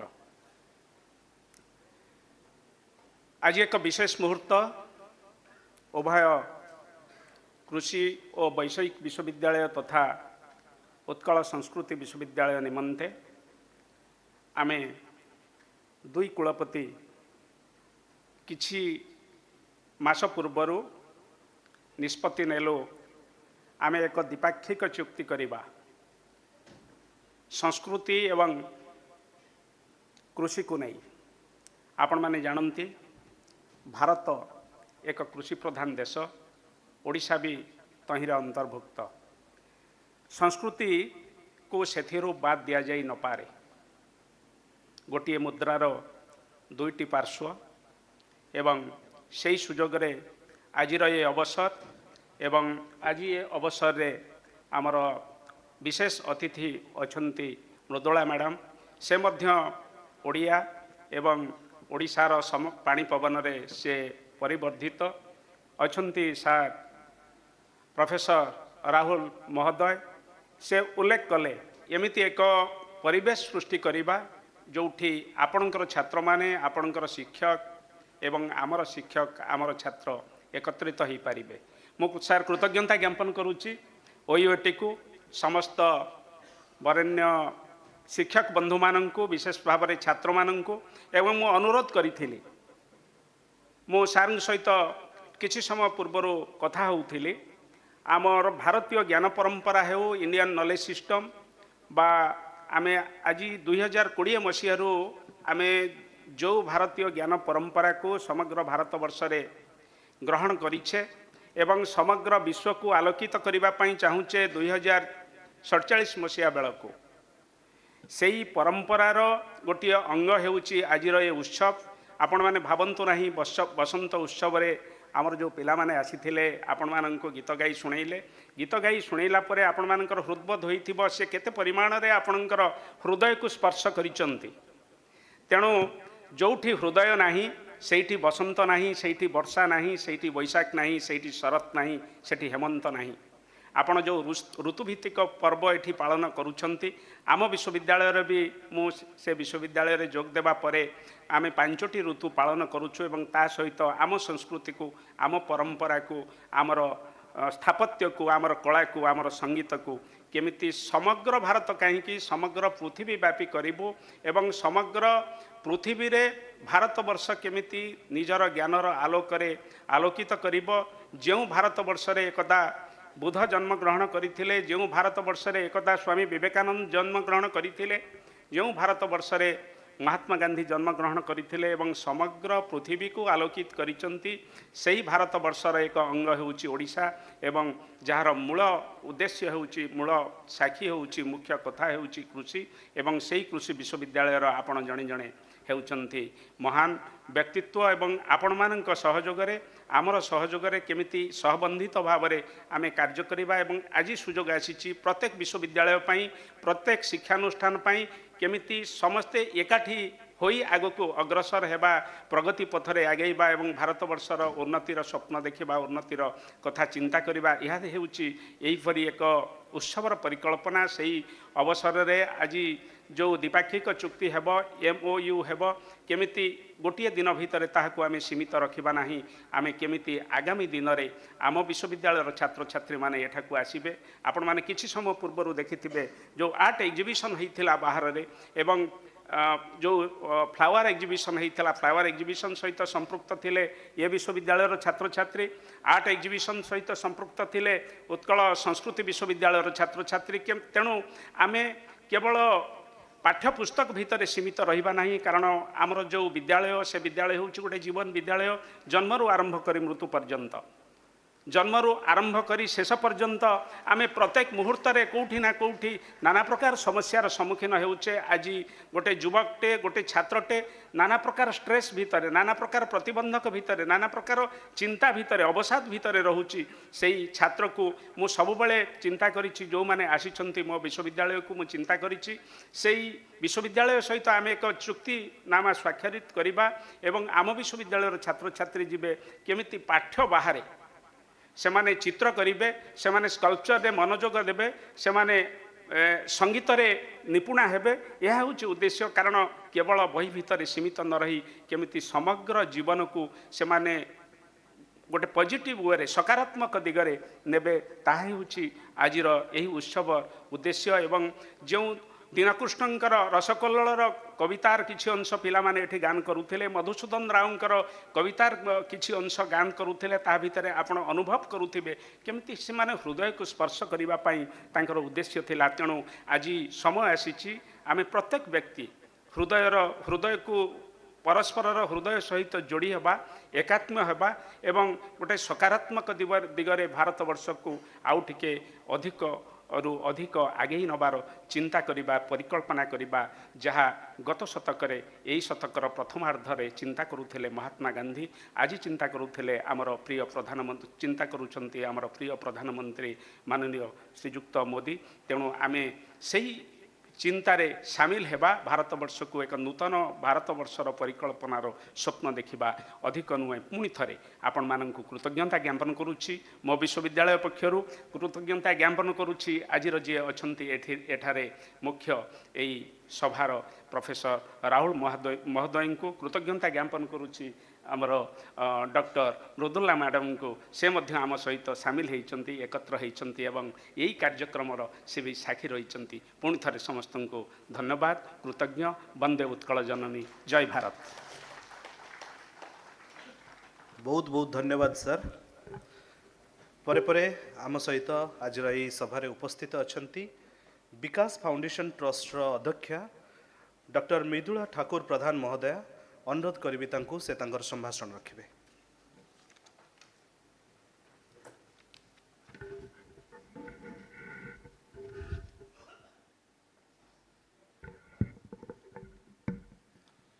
जय जगन्नाथ जय जगन्नाथ। पछे स्टूडेंट माने सुई पड़छंती बोधे यंगस्टर्स मानकर वॉइसटा तो आहुरी उच्चा हो दरकार ना आगुरु बेसी सुबुची। जय जगन्नाथ आज्ञा एडा हैला ना माने युवा शक्ति राष्ट्र शक्ति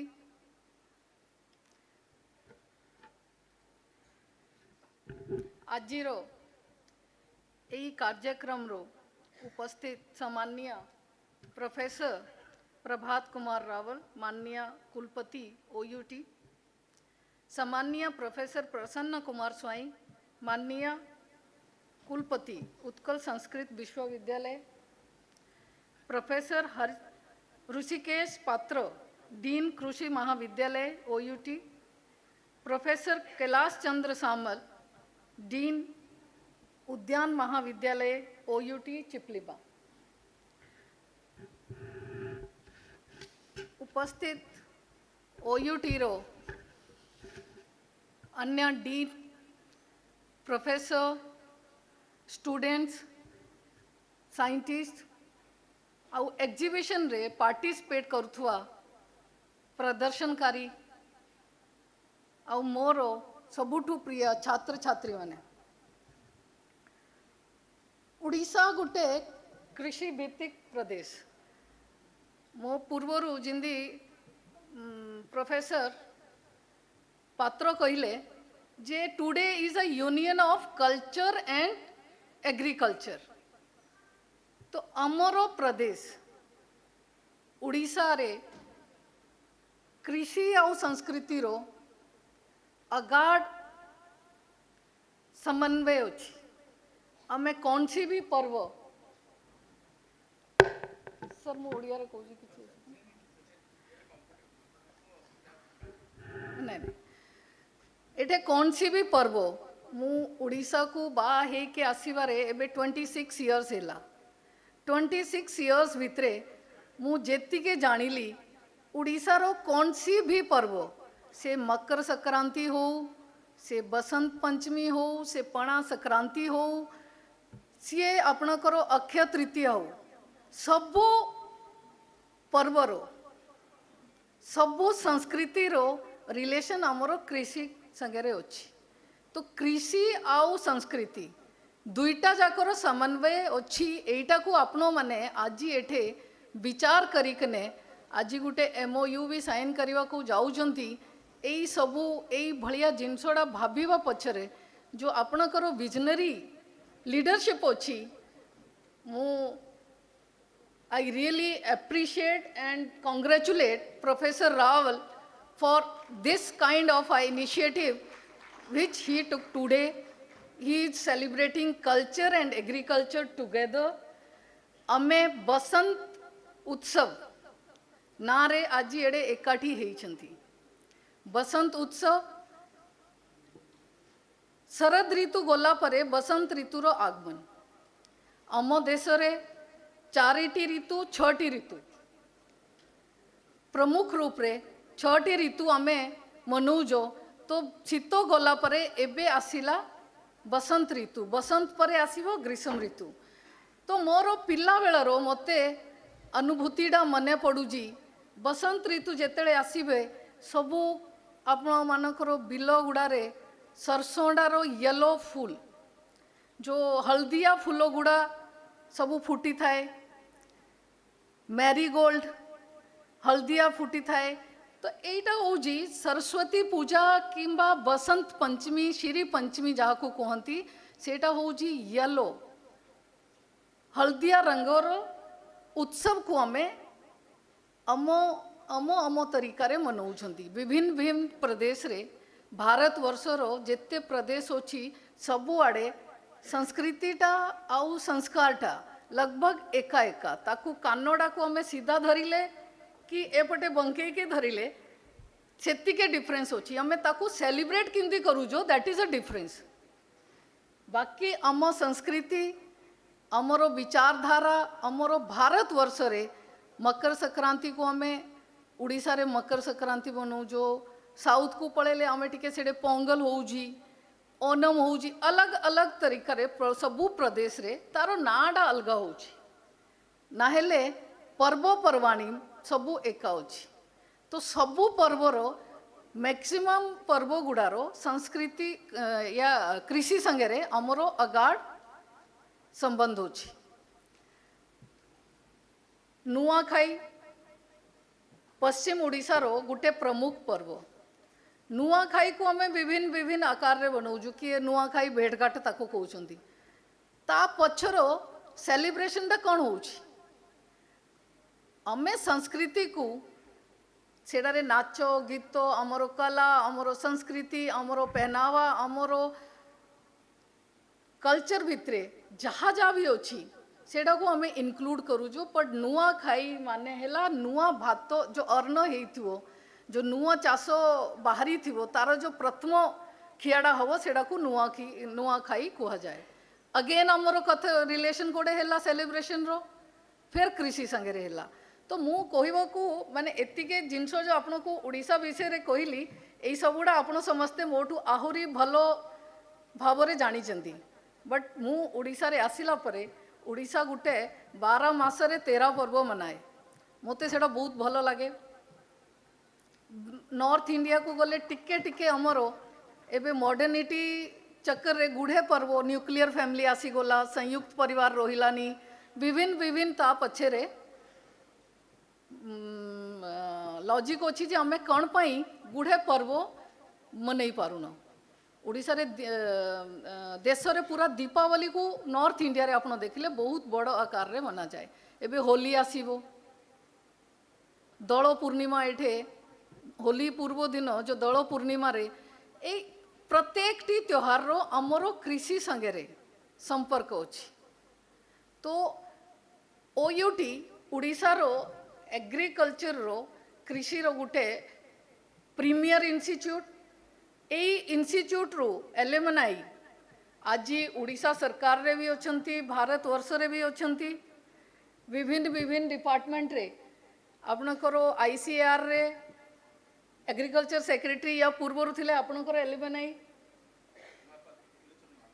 नहीं आईसीआर डीजी थिले त्रिलोचन महापात्र से भी आपनकर एलुमनाई अरविंद पाड़ी सर थिले सी आपनकर एलुमनाई एबे से एनबीआरआई रो डायरेक्टर अछंती जोड़ा मु कहउथिली अजीत सासनी आपनकर alumni I met so many people across country जो माने ओयूटू रु पढ़ी के जाइछंती तो आम पाई एटा गोटे गर्वर विषय जे एई विश्वविद्यालय बहुत भलो भलो व्यक्तित्व एठू निर्माण करिकने अमर समाज रे विभिन्न विभिन्न दायित्व रे विभिन्न विभिन्न भूमिका रे से मानको पठेई छंती। उड़ीसा रो कृषि रे कि अन्य ता सहित रिलेटेड सबू जिनस रे एई इंस्टीट्यूट बहुत महत्वपूर्ण रोल एटे प्ले करुछि। आपण मानकर रिसर्च हो आज एग्जीबिशन देखुथिली बाहरे तापरे जो ओल्ड बिल्डिंग प्रांगण रे जो आपण विभिन्न विभिन्न एग्जिबिट करिसेंती फ्लावर्स रो अरेंजमेंट्स ता भितरे बॉन्से भी अछि फ्लावर्स भी अछंती इंडोर प्लांट्स भी अछंती से सबुडा सहित मते वाइस चांसलर सर कहउथिले जे एठे वाईफाई फ्री अवेलेबल अछि। ए जो छात्र छात्री माने बसी छंती से मानकर सबुठु बड़ो आजिकिया युवा पीढ़ी रो सबुठु अधिक नेसेसिटी ऑक्सीजन ठू भी अधिक जदि किछि अछि सेडा हैला वाईफाई। कारण आमर छुआ माने कोडे गले कोई वाईफाई पासपोर्ट देले फटाफट को जगह को भी गले घर ए घर ठू आ गोडे वाईफाई हमको देले टिके पासवर्ड देले हमें वाईफाई कनेक्ट करिवा। कारण से तांकर नाहेले डाटा सरी जो वाईफाई फ्री मिलले कैंपस रे सेडे बसी के आपण माने ज्ञानवर्धक जिनस भी देखी पारिबे आपण को मोबाइल रे सोशल मीडिया भी देखी पारिबे आउ आपण पाठ भी पढ़ी पारिबे। वाईफाई टा खाली फेसबुक इंस्टाग्राम की व्हाट्सएप करवा पाई ही नहीं। वाईफाई टा आपण रिसर्च रो को जर्नल पढ़िबे आपण जस्टर को जाइके सेडे किछि देखी देबे सेज पब्लिकेशन रो कोन नुवा बाहरी जी के हमर रिसर्च कोन हेई जी सेडा देखी देबे साइंस रिलेटेड कोन रिसर्च देश रे दुनिया रे कोन होउ जी सेटा बसी के सेटे देखी पारिबे। ओयूटी रे आसुथुवा सबु छात्र छात्री माने तो मो भाबुनी जे से माने प्रति मासरे माने बहुत जीबी डाटा तांकर फोन रे पकई पारुथुए आपण वाईफाई जुगई दी दिवारु तांकर पाठ पढ़िबा पई जो इवनिंग टाइम टा 1-2 आवर्स केते देरी सर आपण सेटे free wifi दउचंदी through out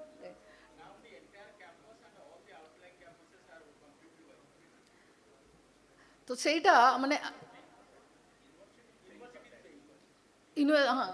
obviously someone has to pay someone has to pay तो यूनिवर्सिटी हमरो पे करूजी सेटा पई हम स्टूडेंट्स मानकर वेलफेयर पई। तो स्टूडेंट्स मानको पाखरे मोर गुटे रिक्वेस्ट अछि जे आपण माने जेते बेले एई भलिया प्रीमियर इंस्टीट्यूट रे एडमिशन पाई छंती एठे भलो रे पाठो पढंतु। एठे आसिला बेलो को एंट्रेंस रे गोटे बहुत सुंदर एग्जीबिशन अच्छी आर्ट रो विभिन्न विभिन्न पेंटिंग सेडे लगाई each and every piece of art says a story. से स्टोरी को बुझिबा पई आम पाखरे से पारखी नजर थिबा दरकार आम पाखरे से मनर एकाग्रता थिबा दरकार सेडे छिड़ा ही के आमे काहाठू बुझिबानी आमे निजे बसी के आमे निजे सेडा छिड़ा ही के से पेंटिंग को जदी देखिबो आमे निजे ही कनक्लूड करि परिबा जे ए पेंटिंग कौन डिपिक्ट करूची। बट सेटा पाई we need concentration we need a kind of a determination I will have to depict this मु एठे जानी के ही जीवी जे एडा कोन अछि मु आउ काहाठू जानिबा दरकार नाही। तो सेति पाई कल्चर आउ agriculture plus horticulture so many veterinary institute भी आपनकर एठे अछि। तो it's a very big institute OUT itself is a big name.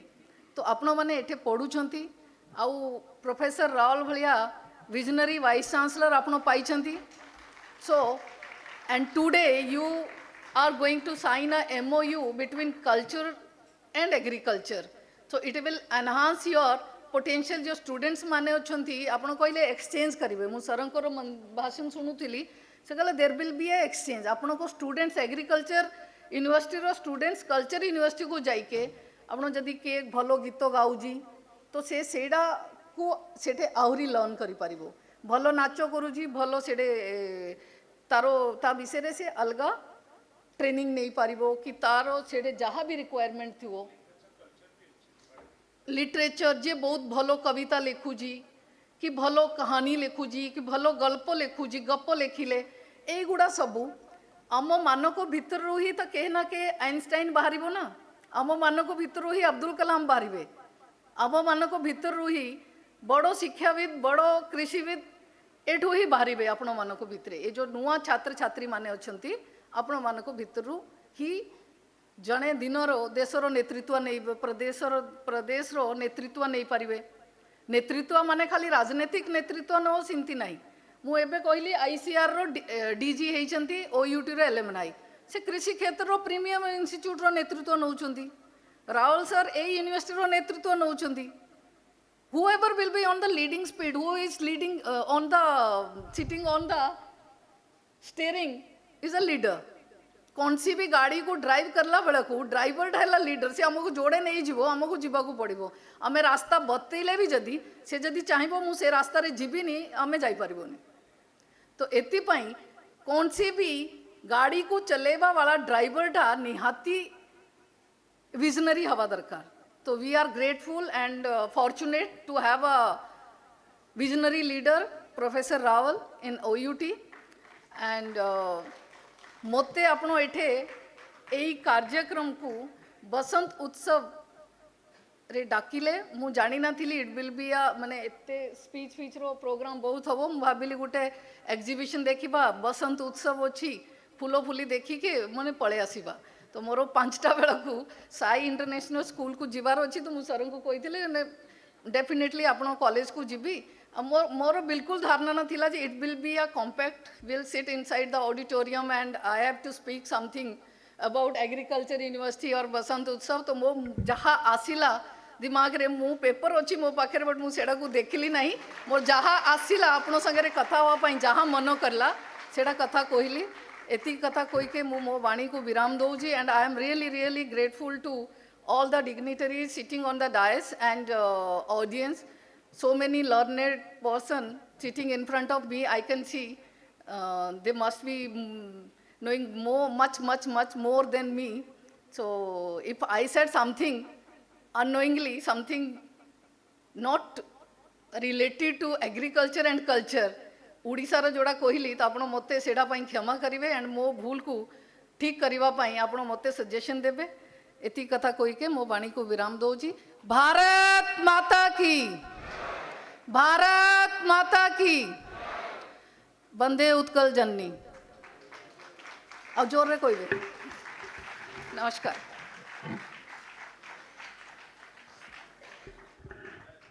बहुत बहुत धन्यवाद मैडम परे परे जमती उत्कल संस्कृति विश्वविद्यालय मान्यवर कुलपति कहते आमे द्विपाक्षिक चुक्तिर स्मारक पत्र वर्तमान आदान प्रदान हम तेणु अनुरोध करी उत्कल संस्कृति विश्वविद्यालय मान्यवर कुलपति एवं ओडिशा कृषि और वैषयिक विश्वविद्यालय मान्यवर कुलपति महोदय को सेमाने ए चुक्तिर स्मारक पत्र को आदान प्रदान करबा हेबे।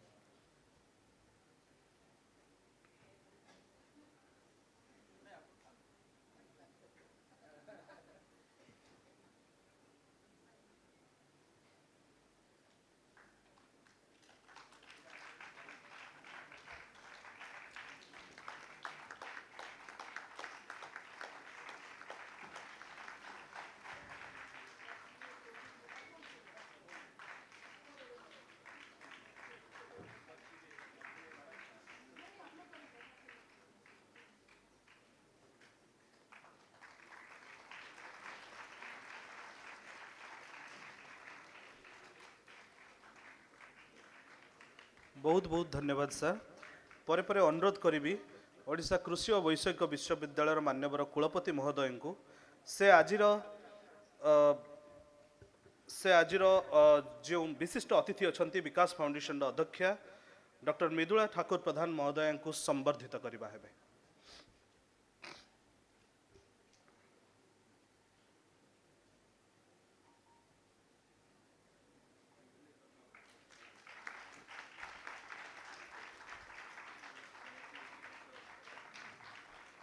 धन्यवाद ओयूएटी कुलपति महोदय को अनुरोध करी से उत्कल संस्कृति विश्वविद्यालय मान्यवर कुलपति प्रोफेसर प्रसन्न कुमार स्वाई महोदय को संबर्धित करेंगे।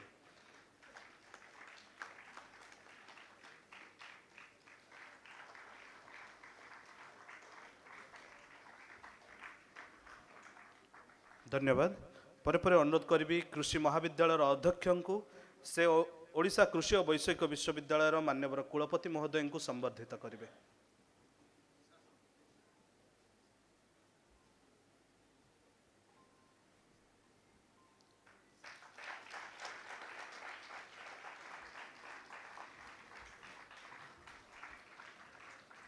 परे परे अनुरोध करी ए कार्यक्रम जे संयोजना जे संचालन करुचंती प्रोफेसर सुभाष कुमार स्वाई महोदय को से कृषि महाविद्यालय अध्यक्ष प्रोफेसर ऋषिकेश पात्र सार को एवं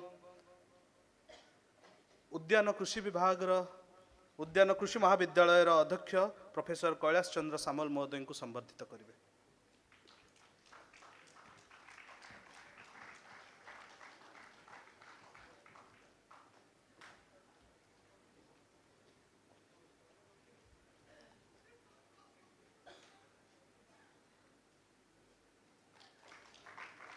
बहुत बहुत धन्यवाद सर। मंचासीन अतिथि मानक बहुत बहुत धन्यवाद। परे परे अनुरोध करी आज यही सभार सभापति तथा ओडिशा कृषि और वैषयिक विश्वविद्यालय मान्यवर कुलपति महोदय को तांकर संभाषण रखिबे।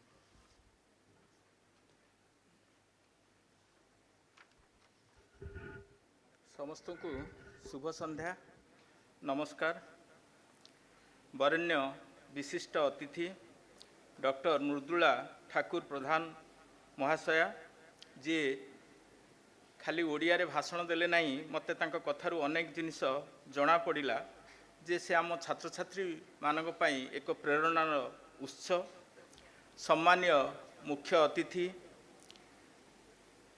उत्कल संस्कृति विश्वविद्यालय वरेण्य कुलपति प्रोफेसर प्रसन्न कुमार स्वाई, कृषि महाविद्यालय अध्यक्ष प्रोफेसर पात्र, उद्यान कृषि महाविद्यालय चिपिलिमार अध्यक्ष प्रोफेसर सामल, विश्वविद्यालय अध्यक्ष अध्यक्षा विभागीय मुख्य अध्यापक अध्यापिका, culture university madam vice chancellor Itishree Ray, Mrs Raul OUAT vice chancellor का सहधर्मिणी, मु देखुची आगे डीन प्रोफेसर पात्र एवं प्रोफेसर सामल दी जनकर सहधर्मी उपस्थित अछंती। विश्वविद्यालय उभय विश्वविद्यालय वरिष्ठ अधिकारीगण विशेष आकर्षण आम मानकु पाठ पढ़ई यही विश्वविद्यालय प्राक्तन अध्यापक अध्यापिका आमर शिक्षक माने इठी उपस्थित अछंती। विशेषकर हॉर्टिकल्चर विभाग मु प्रोफेसर महाणका ठारू आरंभ करी चित्त सारंग पर्यंत बहुत को सामने देखुची।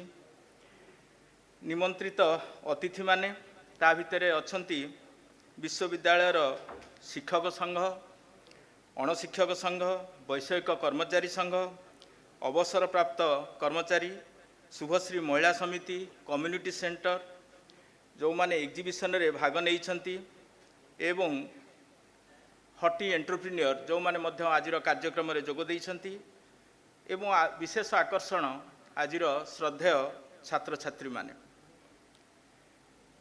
ओयूएटी रे बसंत उत्सव कथाटा केमती अड़ुआ लगुले तार मार्मिकता को आमे उपलब्धि कले। मु देखिली पछरे धल सार बस मोर सार माने जो माने मत पाठ पढ़ाई मु समस्त को प्रणाम करुच्ची। आमे संस्कृति कथा जो भावे आमे एक कथा भाविया उचित आमर जो बड़ सान गुरु शिष्यर परंपरा से बजाय रहू एवं बसंत ऋतुर भावना स्पर्श एक नियारा। जेतबले शीत विदाय नौची शीत ए वर्ष जल्दी विदाय नहीं जाइछन, बसंत आसंतु वा न आसंतु शीतकर विदाय सरीची। तेणु एभली एक घड़ी संधि मुहूर्त आमे तीनिटी कार्यक्रम को एकाठी करिचे। गोटी हैला हॉर्टिकल्चरल एग्जिबिशन, आउटे हैला आर्ट एग्जिबिशन, आउ संध्यारे सांस्कृतिक संध्या जहार झलक आपण संस्कृति विश्वविद्यालय छात्र छात्री मानक द्वारा बसंत उत्सव पाई परिवेषण करुथिबा संगीतरू आमे पाइले, किंतु संध्यारे आमे आहुरी उपभोग करि परिबा। याकू ये जो बसंत उत्सव या धेरे शीत जाइची बसंत आसीची, तेणु पुरुणा एवं नुआ या भितरे गोटे संपर्कर सेतु रहिछि। सेहीपरि आम विश्वविद्यालय ना है ओडिशा कृषि और वैषयिक विश्वविद्यालय। प्रोफेसर स्वाई एवं तांका सहकर्मी माने छात्र छात्री माने जे उपस्थित अछंती सेमाने हेले उत्कल संस्कृति विश्वविद्यालय। तेणु उत्कल एवं ओडिशा या भितर मध्य एक संपर्कर सेतु रही। सेहीपरि जहाँ प्रोफेसर स्वाई कहते मृदुला मैडम कहते एग्रीकल्चर एवं कल्चर या भितर मध्य एक संपर्कर सेतु रही। तेणु मते लगुच आजिर उत्सव अत्यंत मर्मस्पर्शी। आउ एक आम आलोचना कले जे agriculture and culture both sides of a coin. मु तो भावे पिला पाठ पढ़ाइला बेले मु कहे agriculture is not the cultivation of crops, it is the cultivation of culture. तेणु आमर रज ठारू आरंभ करी जेपरी गर्भणा संक्रांति हो, नुआखाई हो, माणबसा गुरुवार हो, सबुथिरे जेते पर्वपर्वाणी अच्छी संस्कृति भित्तिक पर्वपर्वाणी सबुथिरे सते जेमती कृषि भरी रही। जदिओ कृषि रे आमे तीनोटी ऋतु मुख्यतः अनुभव करिथाउ बा कृषिर फसल चाष को मुख्यतः खरीफ, रबी एवं समर तीनोटी ऋतुरे विभक्त करा जाइछि। सेहीपरि सेही ऋतु को मध्य देखिले आपण जानिबे ऋतु अनुसार मध्य आमर पर्वपर्वाणी मध्य विभाजित होइछि, पालन मध्य करा जाउछि एवं सते जेमिति कृषि एवं संस्कृति से गोटे ढांचारे गढ़ी होइछन्ति। 6 गोटी ऋतु जदिओ आमे पढ़ी थाए मुख्यतः वर्तमान ग्रीष्म, वर्षा एवं शीत ये तीनटी ऋतु ही आमको प्रतीयमान होता है। जेपरी वर्तमान कुंभमेला चली गंगा जमुना समस्ते आम देखीचे किंतु सरस्वती कौटी अच्छी कहीं देखी ना। सेमती ग्रीष्म आउ तार परवर्ती अवस्था जिते पुणी बा शीत एवं तार परवर्ती अवस्था जो ग्रीष्म आसो ता मझिरे बसंत केतबेले देखा दिए एवं जहा हूँ आमर आजिर यही जो भावना से निश्चित भाव बसंत आगमन को मार्मिक स्तर में अनुभव करिपारिबो। परिवर्तन घटुची ऋतुचक्र रे मध्य वर्तमान जो भली भाव में ऋतु अनुभूत होउथला से भली आउ अनुभूत हो नहीं। यार प्रभाव मध्य कृषि उपरे पड़ुछि। आमे समस्ते जानिचे कृषि रे बा ओडिशा रे गहम चाष आउ हेई पारु नाही। ओडिशा रे सोरिष चाष मध्य अपसरी जीवाकू बसिलाणी। ए वर्ष आलू चाष मध्य खूब भाव में प्रभावित होउछि कहीं सेतिकी ठंडा पड़िला नाही। खाली सेतिकी नुह वैज्ञानिक माने कसरत करिकरी कोबी की आउ शीत दिनिया फसल भाव कुहाई दौना। टमाटो सबुदिनिया फसल रे परिणत हो गला। से मूला मध्य वर्षक 12 मासी चारिआडे मिलूची। एपरिकी गेंडू फूल जदिओ शीत दिनिया फूल सी मध्य आउ शीत दिनिया फूल ही नाही। तेणु यार अनेक पॉजिटिव एवं नेगेटिव इम्पैक्ट मध्य रही सोसाइटी उपरे। किंतु कृषि जे निश्चित भाव संस्कृति सहित जड़ित एवं प्रकृति सहित जड़ित से कथा आम जानीचे। किंतु प्रकृति रे मध्य वर्तमान अनेक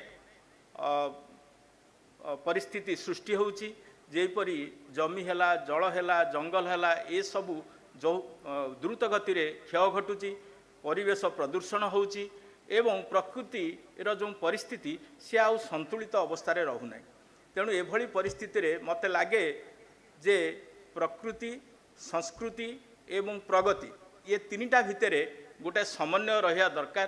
प्रगतिर बाहाना रे प्रकृति नष्ट न हो, प्रकृति एवं प्रगतिर द्वाही देइकरी संस्कृति मध्य नष्ट न हो। यही बसंत उत्सवर मोर निश्चित भावे मोर मानसिकता एवं आशा करिबा विश्वविद्यालय जेहेतु संस्कृति सहित जड़ित एवं कृषि सहित जड़ित ये निश्चित भाव यही भावना को आगो को नहीं पारिबो। धन्यवाद।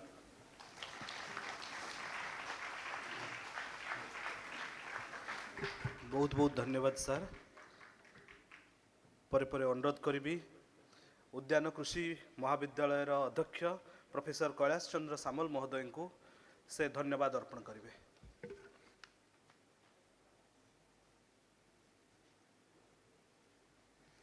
जय Jagannath.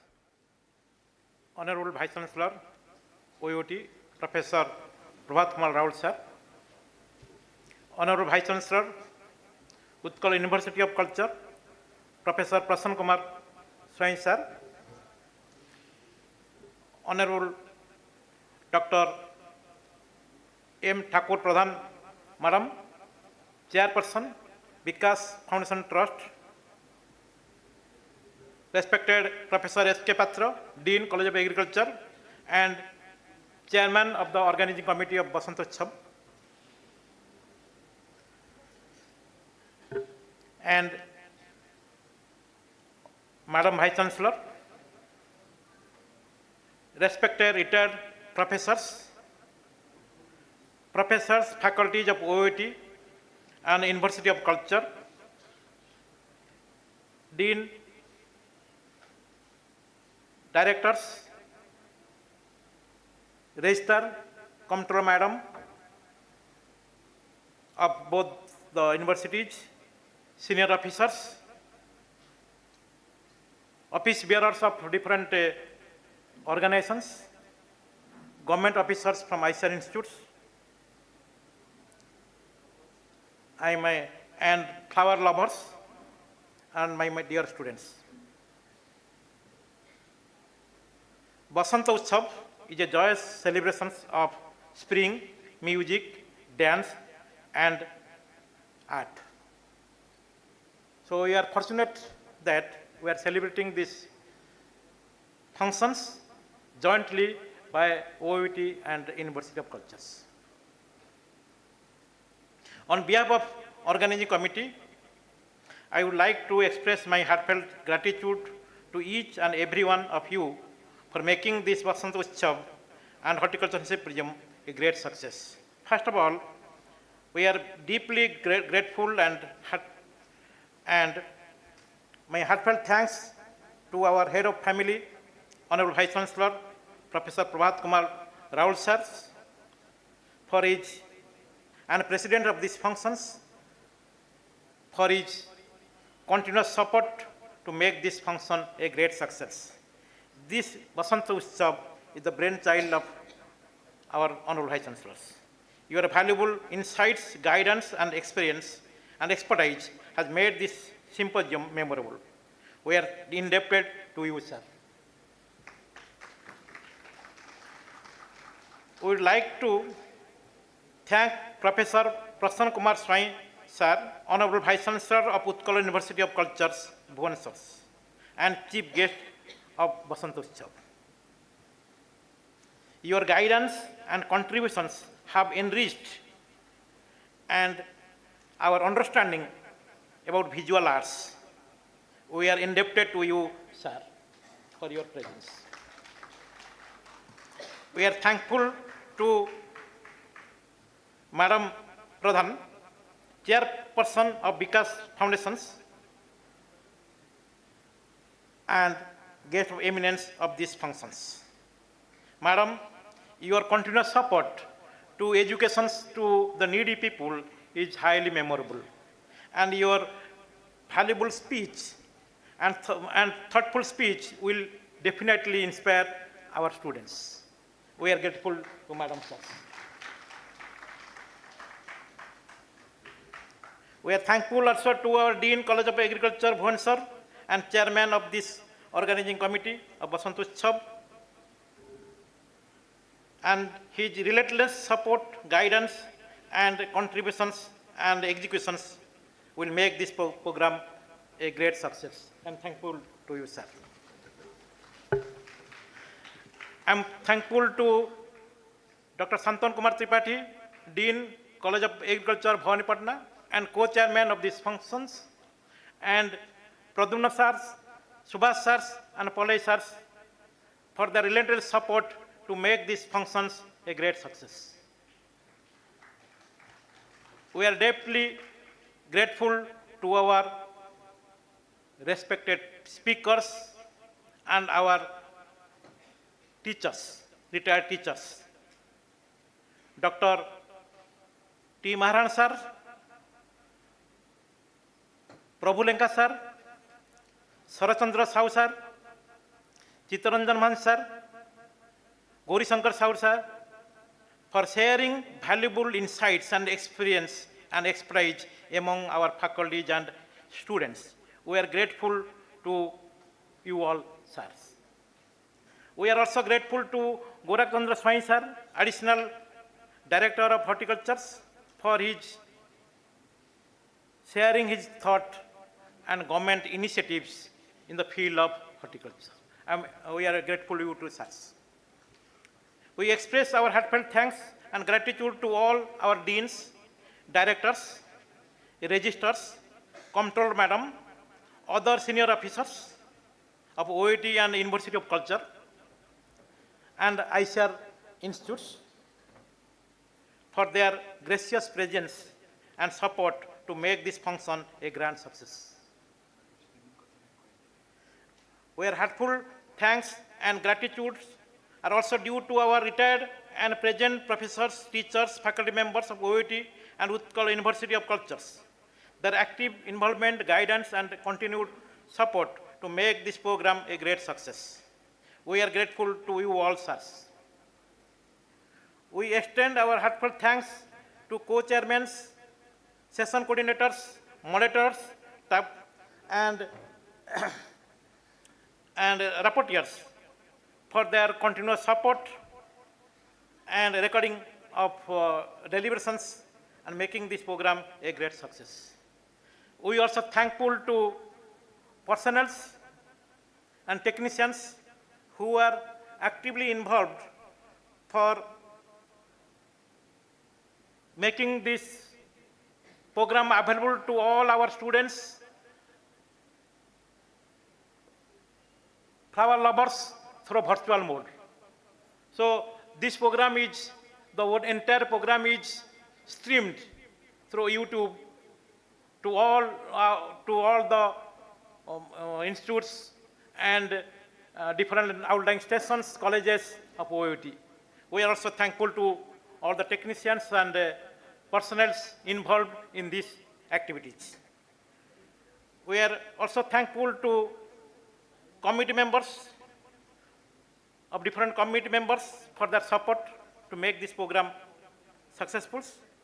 We are thankful to all flower lovers, flower growers, nursery growers, entrepreneurs for their participations for making this program colorful.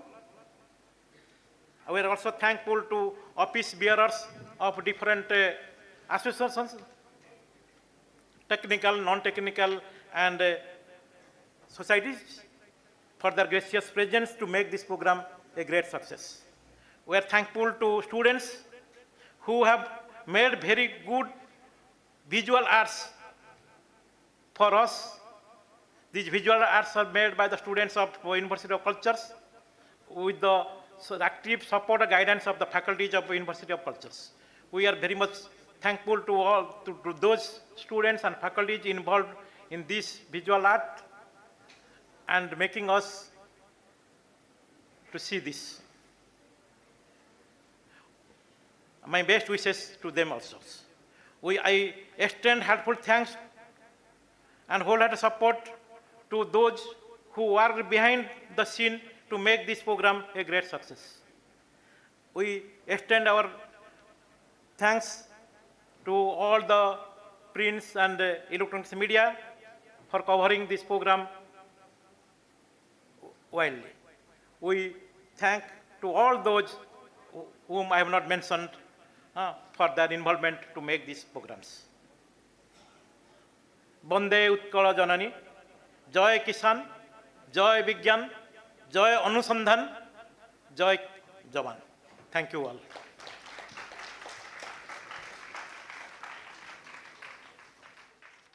ଆପଣଙ୍କର ସାହାଯ୍ୟ ସହଯୋଗ ପାଇଁ ଆପଣଙ୍କୁ ମଧ୍ୟ ଅନେକ ଅନେକ ଧନ୍ୟବାଦ ସାର୍। ପରେ ପରେ ସମସ୍ତଙ୍କୁ ଅନୁରୋଧ କରିବି ମଞ୍ଚାସୀନ ଅତିଥି ଏବଂ ମଞ୍ଚ ତଳେ ଯେଉଁମାନେ ସବୁ ଉପସ୍ଥିତ ଅଛନ୍ତି ଦୟାପୂର୍ବକ ନିଜ ସ୍ଥାନରେ ଦଣ୍ଡାୟମାନ ହୋଇ OUAT ସଙ୍ଗୀତକୁ ସମ୍ମାନ ଜଣାଇବୁ।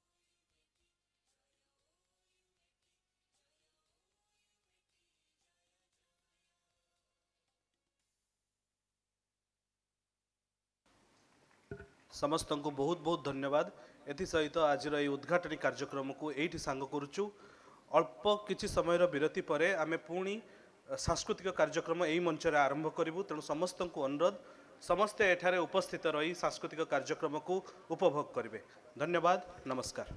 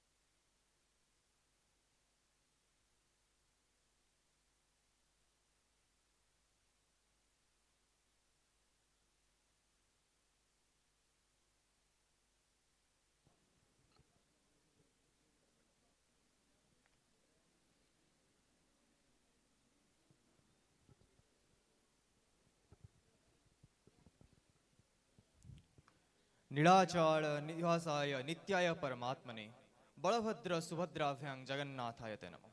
प्रभु श्री जगन्नाथ नाम को स्मरण करी मु श्री अविनाश नायक आज horticultural symposium cum exhibition on floriculture and visual arts रो सांस्कृतिक संध्या को आपण समस्त को हार्दिक स्वागत जनाउछि।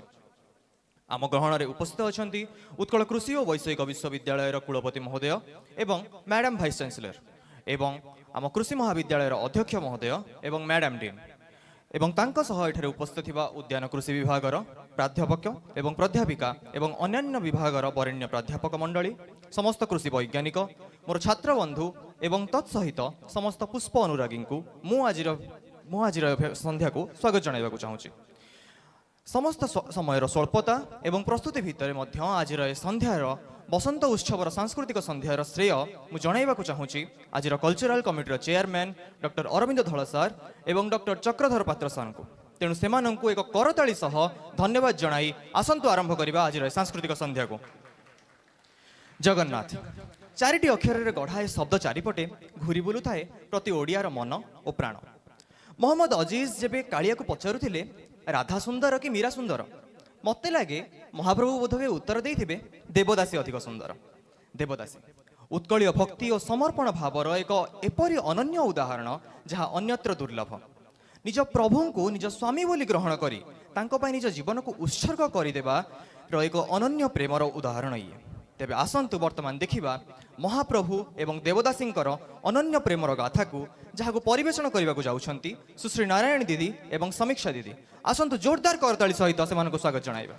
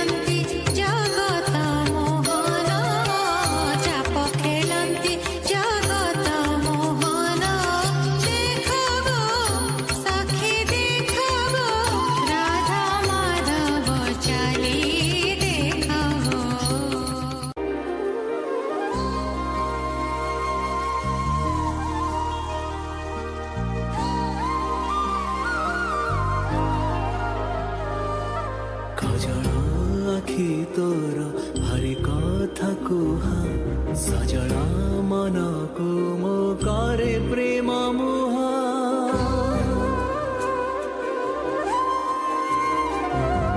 खजड़ा आखि तोर भारी कथा कुहा सजड़ा मन को मो करे प्रेम मुहा तू सामुका ना सामुका उठाए मोती जतन से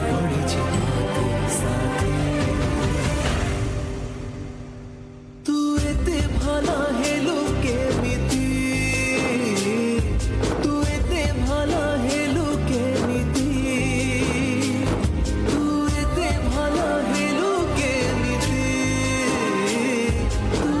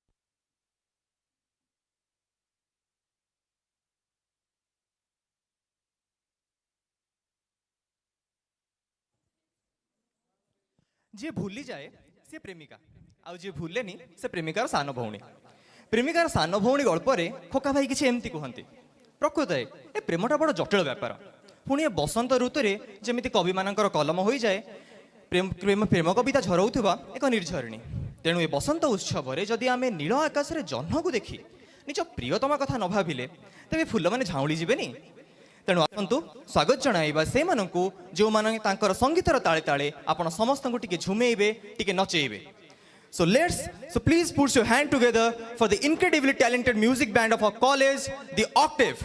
Here we have with us Samyak, Richa, Chinmay, Anvesha, Swayam Siddha, Nihar, Anubhav and Dev. So let's welcome them with a big round of applause on the stage.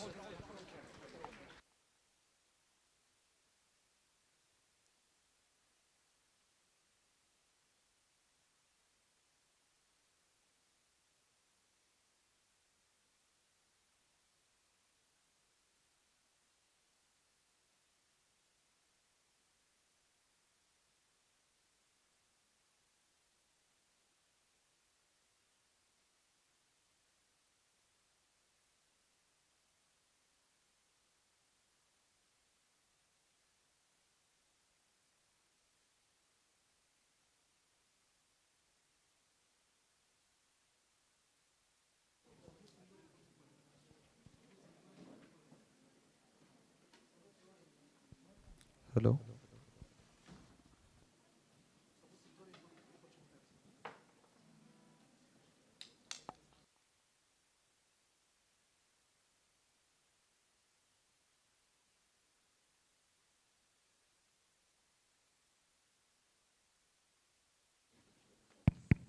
Hello. Hello, hello. Hello, hello.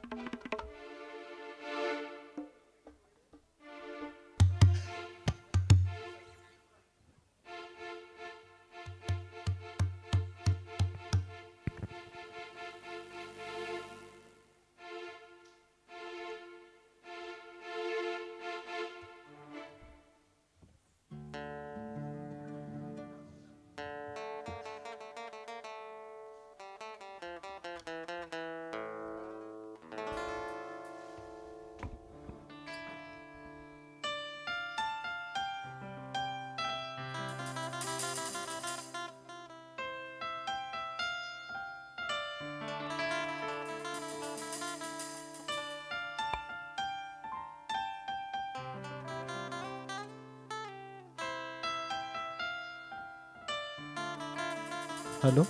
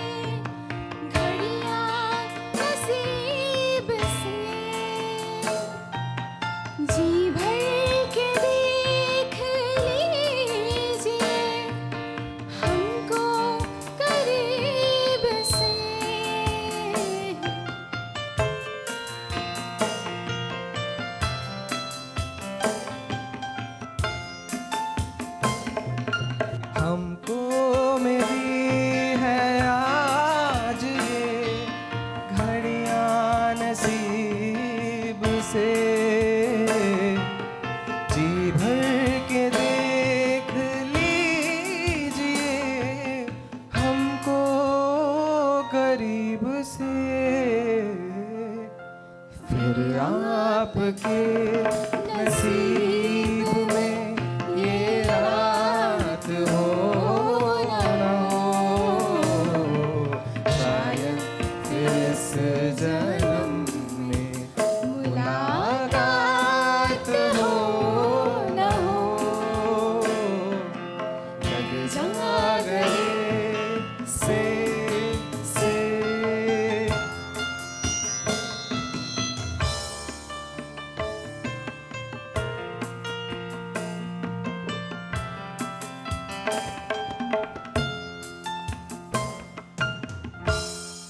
किसी के दिल में बस के दिल को तड़पाना नहीं अच्छा, किसी के दिल में बस के दिल को तड़पाना नहीं अच्छा, निगाहों को झलक दे के छुप जाना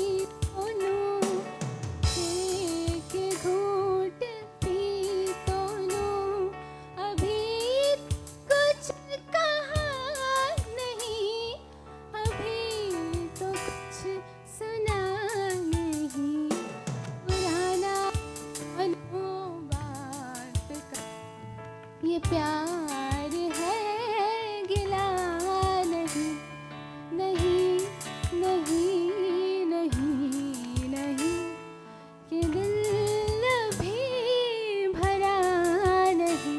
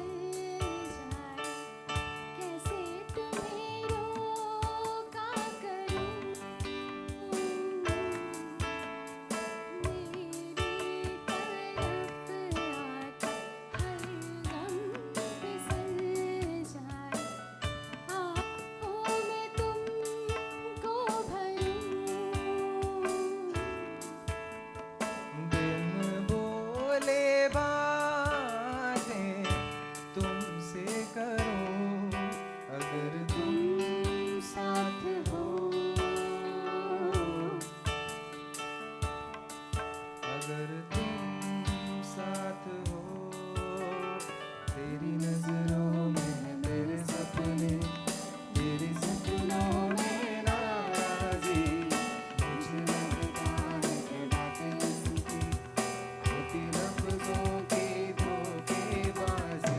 तुम साथ हो या न हो क्या फर्क है, बेदर्द सी जिंदगी बेदर्द है, अगर तुम साथ हो।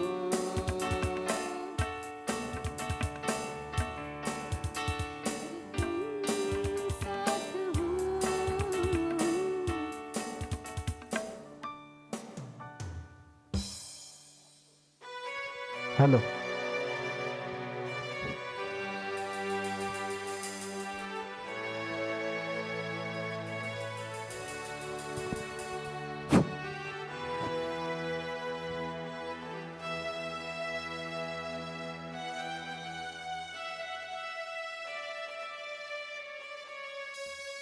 तेरी बाहों में है मेरी दोनों जहां, तू रहे जिधर मेरी जन्नत वही, जल रही अगन है जिन दो दरिया, ना बुझे कभी मेरी मन्नत यही, अल्लाह से मैं तेरी आशिक, तू मेरी शायर, मैं तेरी मौसीकी।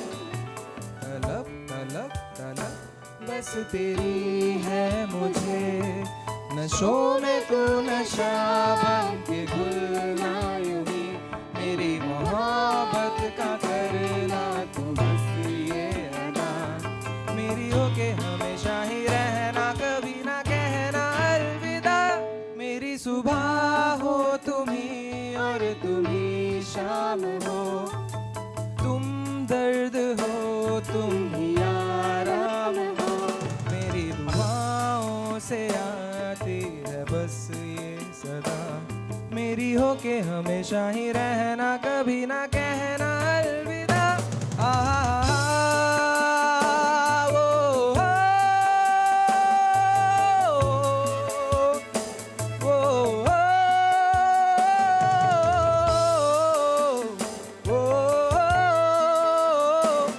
मेरी होके हमेशा ही रहना, कभी ना कहना अलविदा।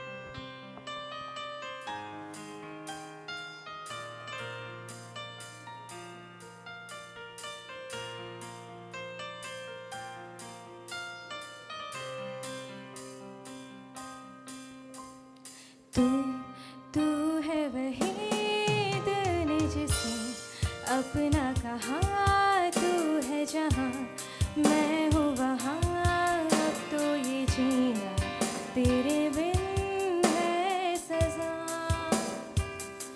हो मिल जाए इस तरह दो लहरें, जिस तरह मिल जाए इस तरह दो लहरें, जिस तरह फिर हो ना जुदा, हाँ ये वादा रहा।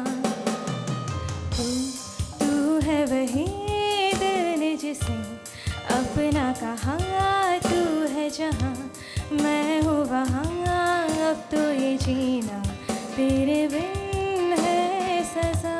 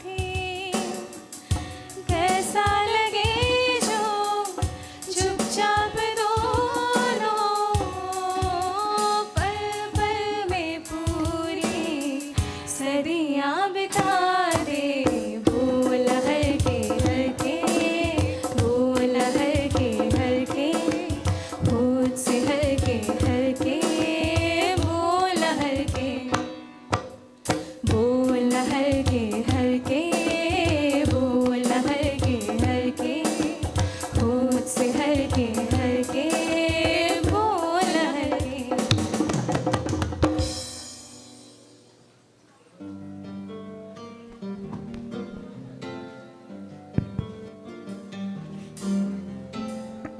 अभिमानिनी अमानिया ढेऊ अभिमानिनी अमानिया ढेऊ नाची नाची नाची जाए सिंहराय तनु मन। अभिमानिनी अमानिया ढेऊ नाची नाची नाची जाए सिंहराय तनु मन। फूल को मनी मो फूले फूले खोजे आज ये बेड़ा तटे सुनी तार गुंजन। अभिमानिनी अमानिया ढेऊ नाची नाची नाची जाए सिंहराय तनु मन। अभिमानिनी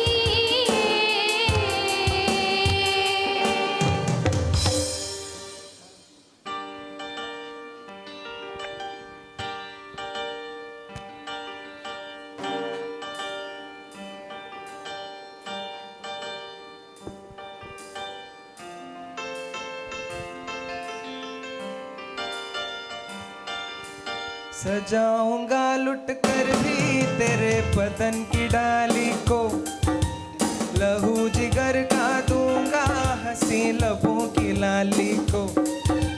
सजाऊंगा लुट कर भी तेरे बदन की डाली को, लहू जिगर का दूंगा हंसी लबों की लाली को। ए वफा क्या इस जहां को एक दिन दिखला दूंगा मैं दीवाना। चुरा लिया चुरा लिया है तुमने जो दिल को, नजर नहीं चुराना सनम। बदल के मेरी तुम जिंदगानी, कहीं बदल ना जाना सनम।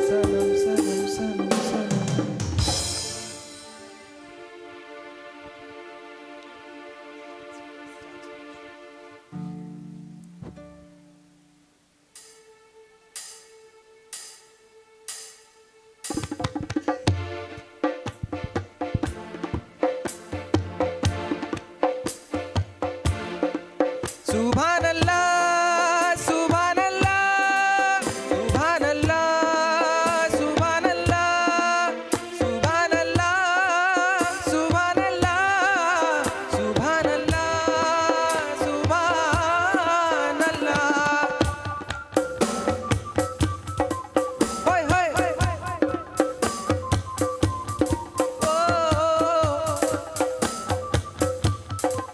होय होय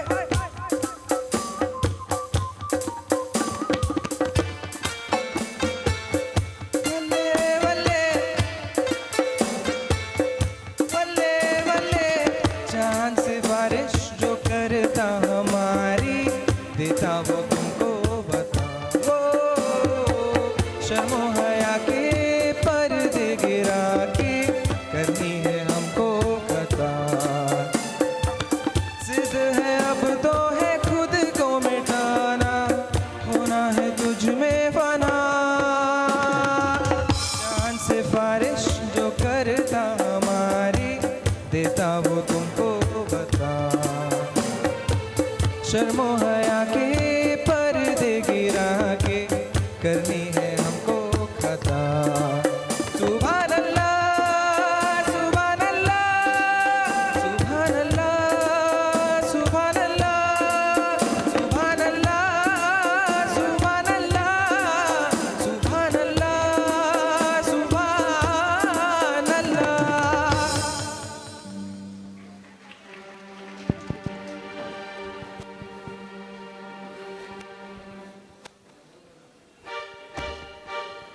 झुम झुम झुम झुम झुम झुमका झुम झुम घुम घुम घुम घुम घुम घुमरा घुमो घुम झुम झुम झुम झुम झुम झुमका झुम झुम घुम घुम घुम घुम घुम घुमरा घुमो घुम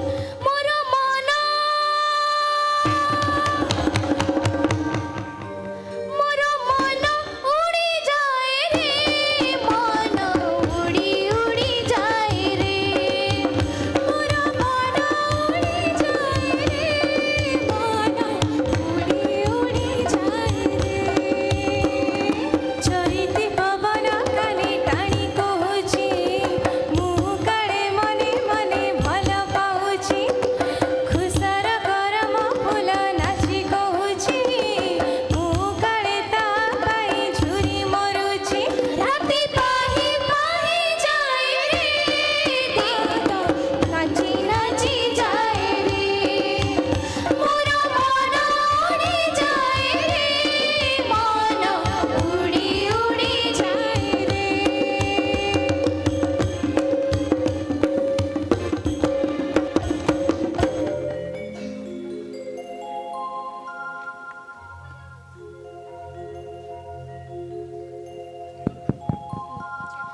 ई बजा वाला बजा टिके बजा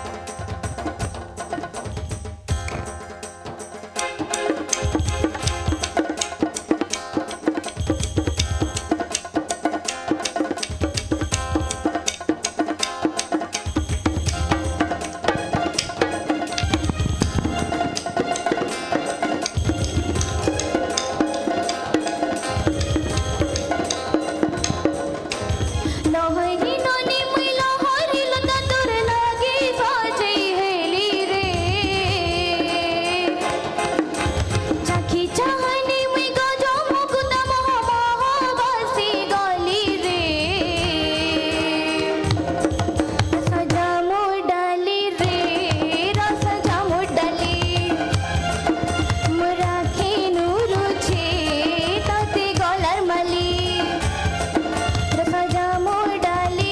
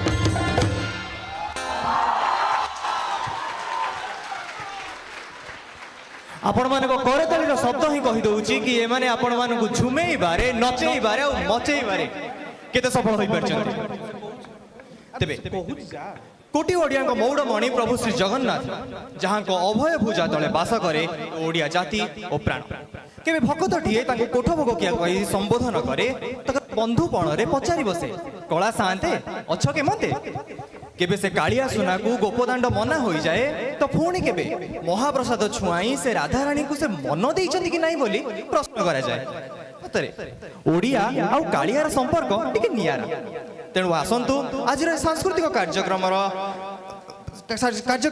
टिके भक्ति भाव में भिजिबा आउ चली जावा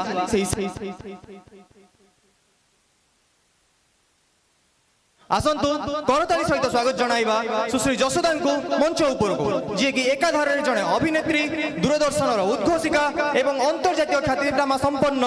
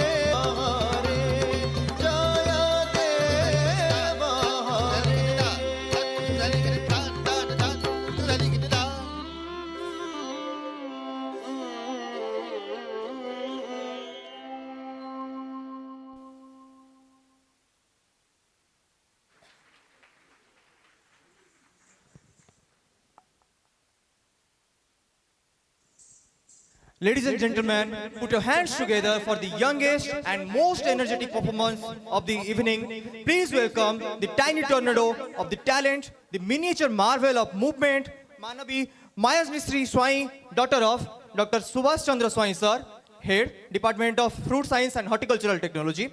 Give her a big round of applause, guys.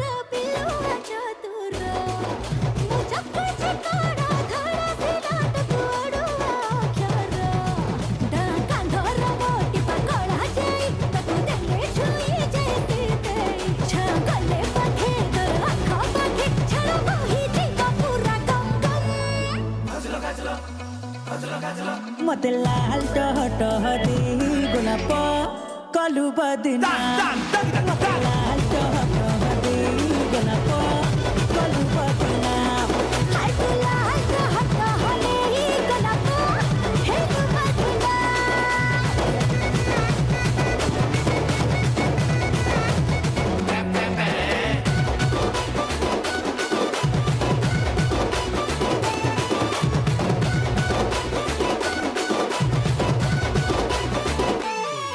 मो पतली बनिया पिटा पीर खा मुनिया छो छो जीबी गली मो मोहनी सिरजी गला तेल रो गईची तू कोटे आडुआ दे बुले मो छाती रो रो पुछले बेलो पीटे मोटा पंगा तेढ़ा कत बोली छोड़ा चाहे दिले निसा चढ़े झम झम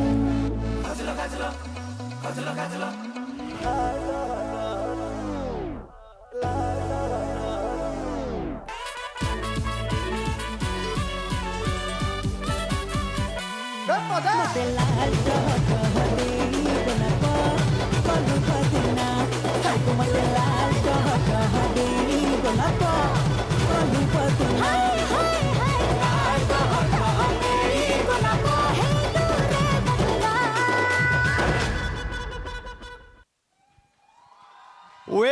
Well, what a power-packed performance it was.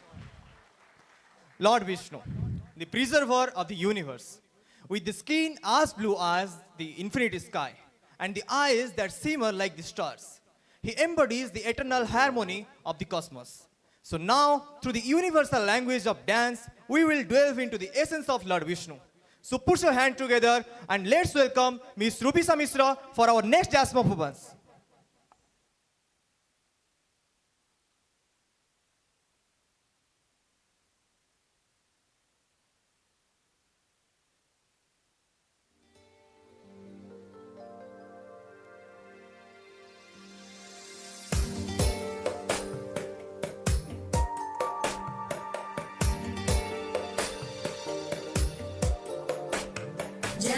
जगज्जालपालं खचत्कण्ठमालं शरच्चन्द्रबालं महादैत्यकालं नभो नीलकायं दुरावारमायं सुपद्मासहायं भजेऽहं सदाम्बोधिवासं गलत्पुष्पहासं जगत्सन्निवासं शतादित्यभासं गदाचक्रशस्त्रं लसत्पीतवस्त्रं हसच्चारुवक्त्रं भजेऽहं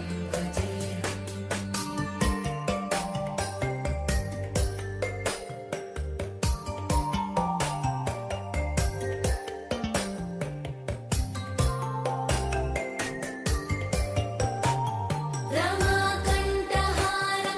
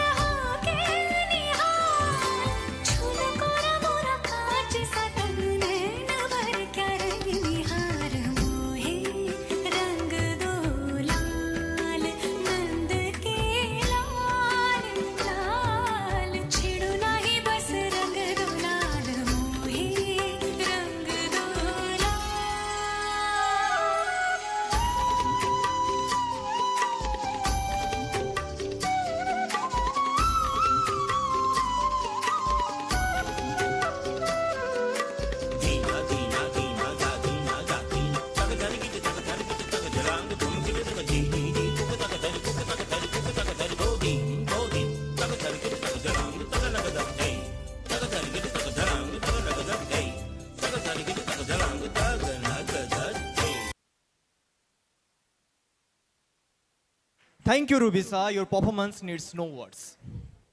The boundaries of tradition and innovation blur as we present to you the mesmerizing semi-classical fusion dance performance. So put your hand together for Payasri Pradhan on the stage.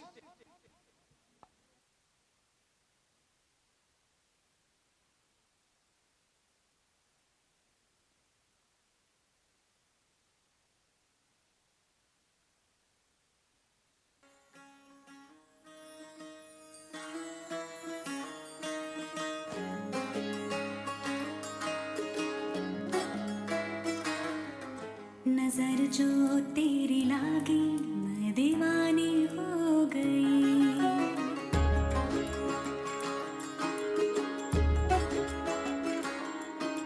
दीवानी हाँ दीवानी दीवानी हो गई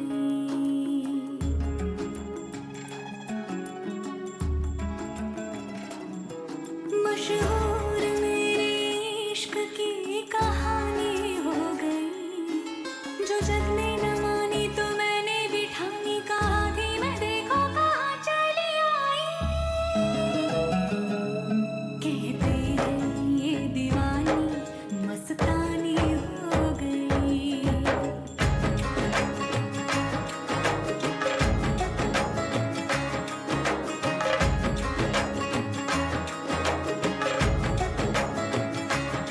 मशहूर मेरे इश्क की कहानी हो गई जो जग ने न मानी तो मैंने भी ठानी कहा थी मैं देखो कहाँ चली आई कहते हैं ये दीवानी मस्तानी हो गई दीवानी हाँ दीवानी दीवानी हो गई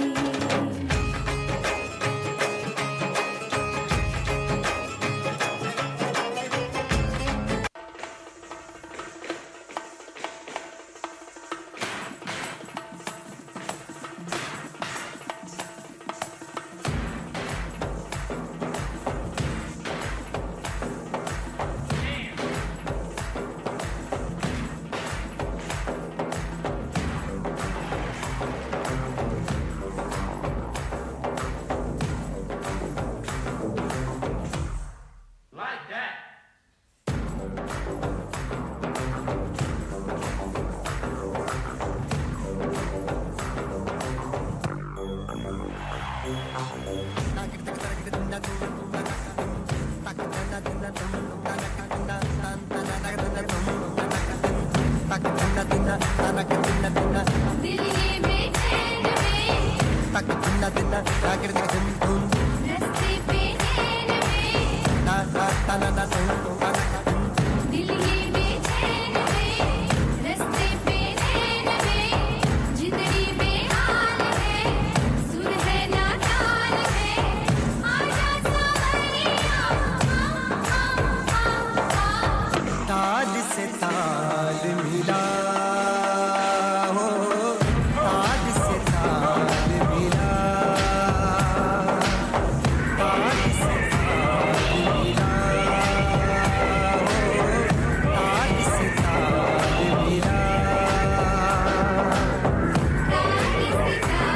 हो ताल से ताल मिला ओरे पिया ओरे पिया रे रे रे ग ग ग म म म प प प म ग रे सा सा रे रे सा ग ग रे म म ग प प म दा दा म नि रे दा दा म म दा म म दा नि दा नि दा दा दा दा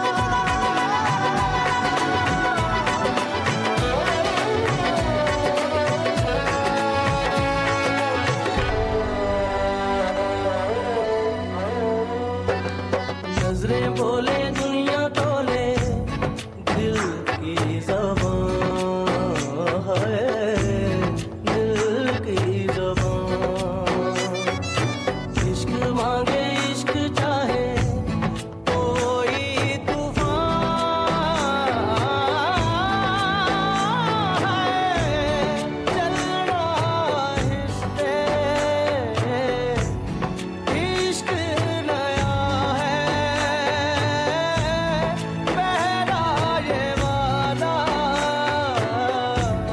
हमने किया है और पिया है और पिया है और पिया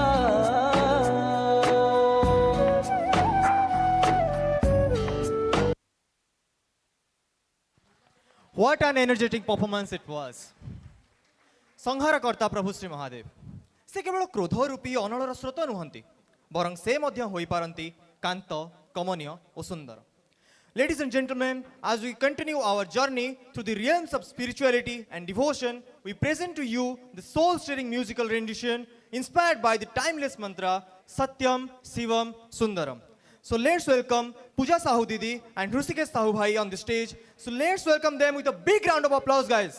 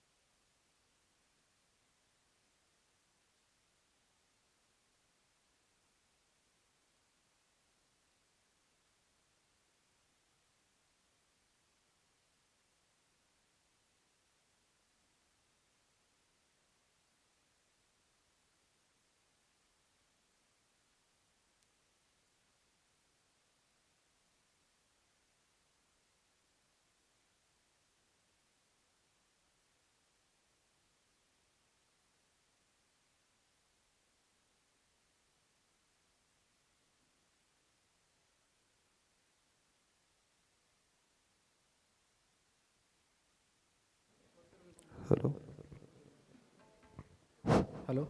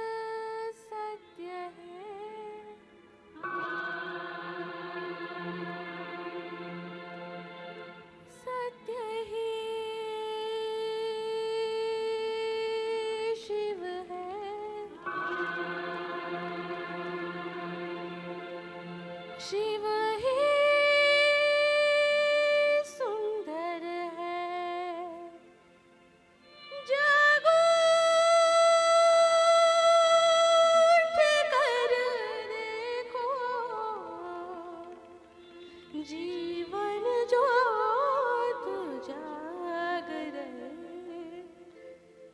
सत्यम शिवम सुंदरम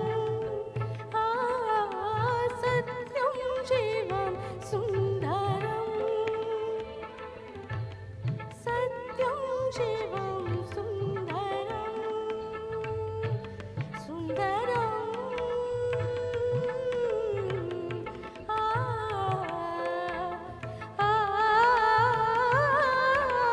सत्यम शिवम सुंदरम ईश्वर सत्य है यही शिव है शिव ही सुंदर है सत्यम शिवम सुंदरम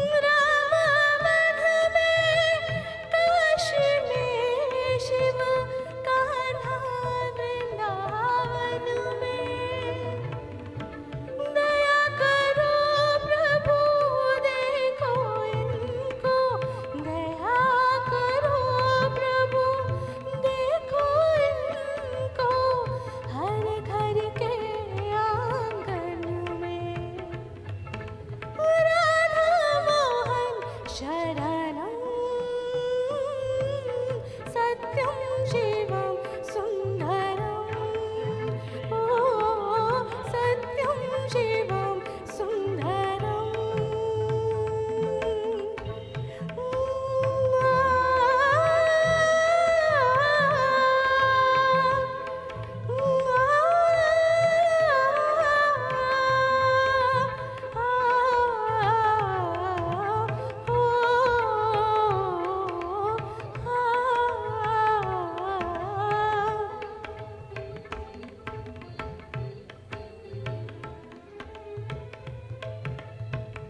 एक सूर्य है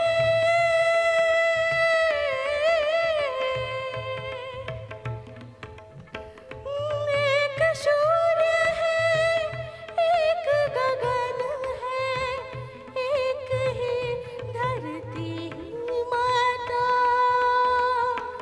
दया करो प्रभु एक बने सब दया करो प्रभु एक बने सब सबका एक से नाता राधा मोहन शरणम सत्यम शिवम सुंदरम सत्यम शिवम सुंदरम ईश्वर सत्य है सत्य ही शिव है शिव ही सुंदर है सत्यम शिवम सुंदरम सत्यम शिवम सुंदरम सत्यम शिवम सुंदरम सत्यम Shivam Sundaram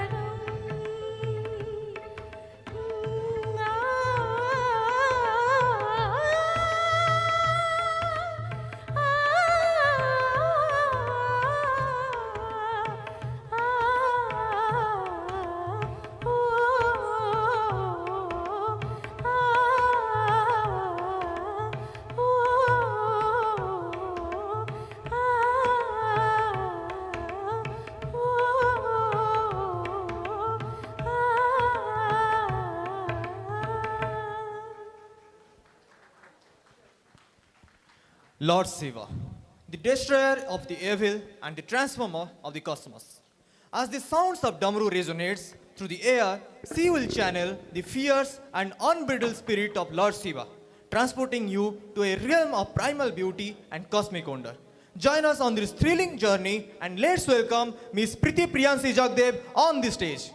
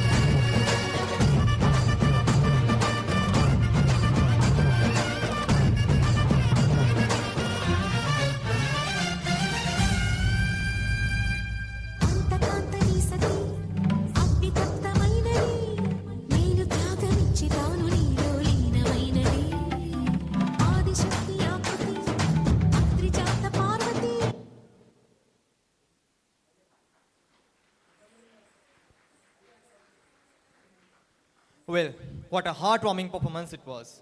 With that saying, I would like to welcome you to a mesmerizing journey of movement and melody as we present to you the captivating semi-classical dance performance rooted in the timeless tradition of Indian classical dance, yet infused with the vitality of contemporary expression. So let's welcome Ms. Shraddhanjali Behera on the stage.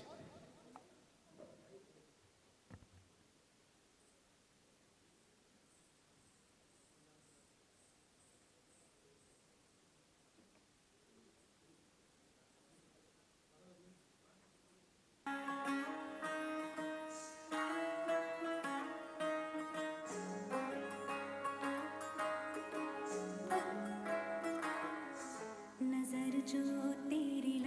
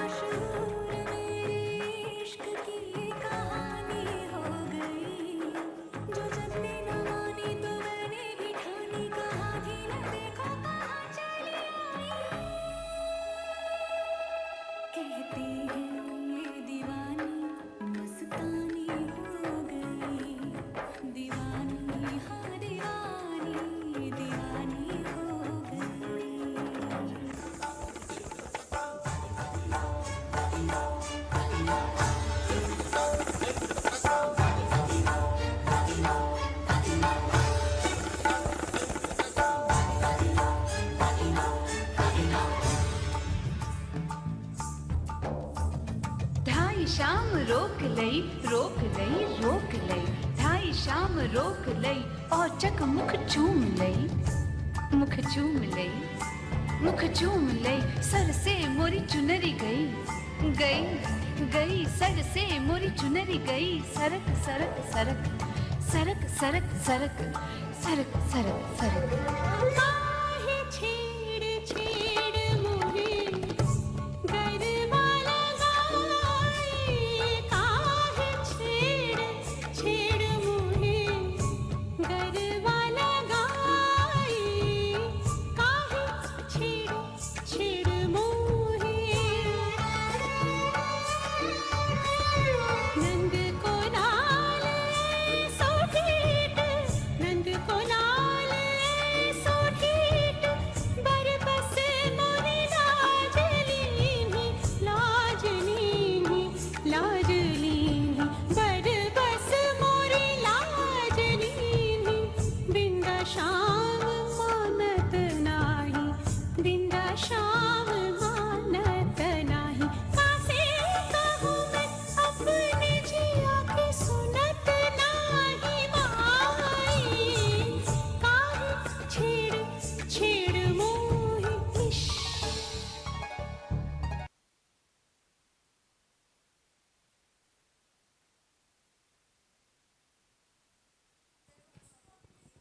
The moment has arrived to again surrender to the magic of melody.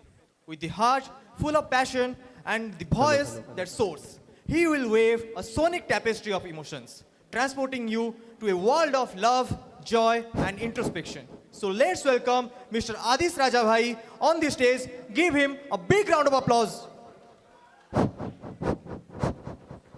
Hello.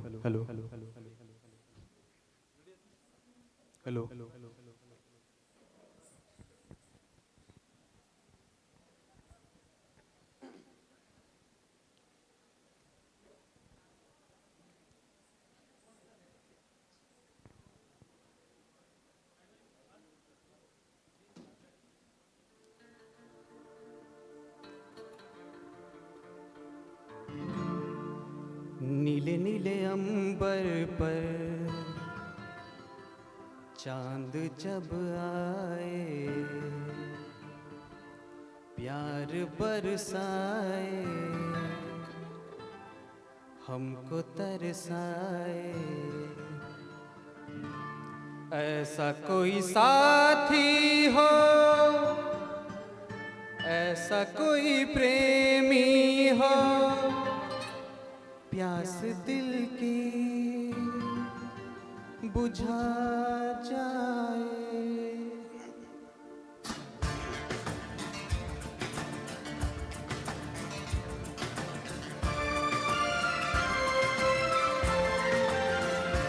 नीले नीले अंबर पर चांद जब आए प्यार बरसाए हमको तरसाए ऐसा कोई साथी हो ऐसा कोई प्रेमी हो प्यास दिल की बुझा जाए नीले नीले अंबर पर चांद जब आए प्यार बरसाए हमको तरसाए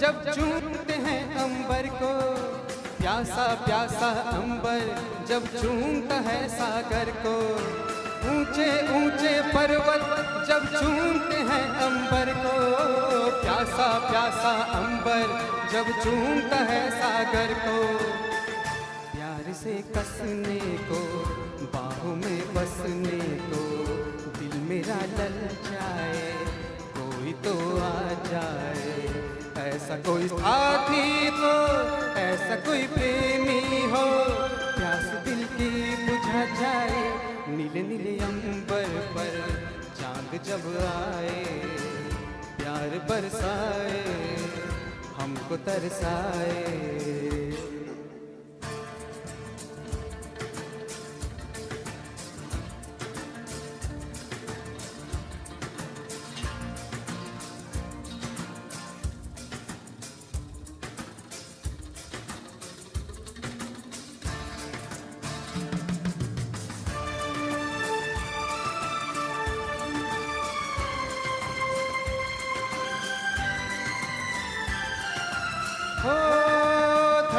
ठंडे झोंके जब बालों को सहलाए, तपती तपती किरणें जब गालों को छू जाए।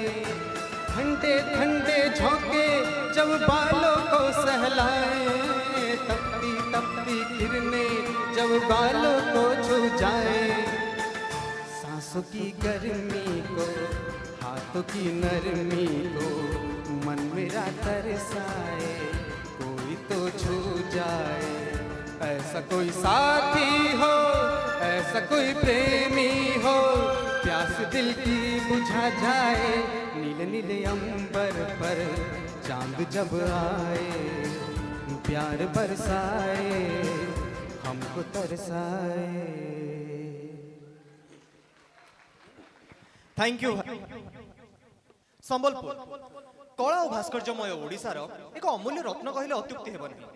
नुआखाई बेले माँ समलेई को नवान्न भोग करवा हेउ अथवा से हेउ केउ पर्व पालन, संबलपुरी नृत्य यार धुन तारे ताले समस्त को नचेइछि। तेणु आसंतु आज संध्यारे पुणी थरे आमे माने आउ टिकिए संबलपुरी धुन रे मजिबा आउ नाचिबा। तेणु आसंतु मंच उपर को स्वागत जणाइबा सुश्री कमलिन साहू एवं सुश्री अभिप्सा जेना को जोरदार करताली सहित।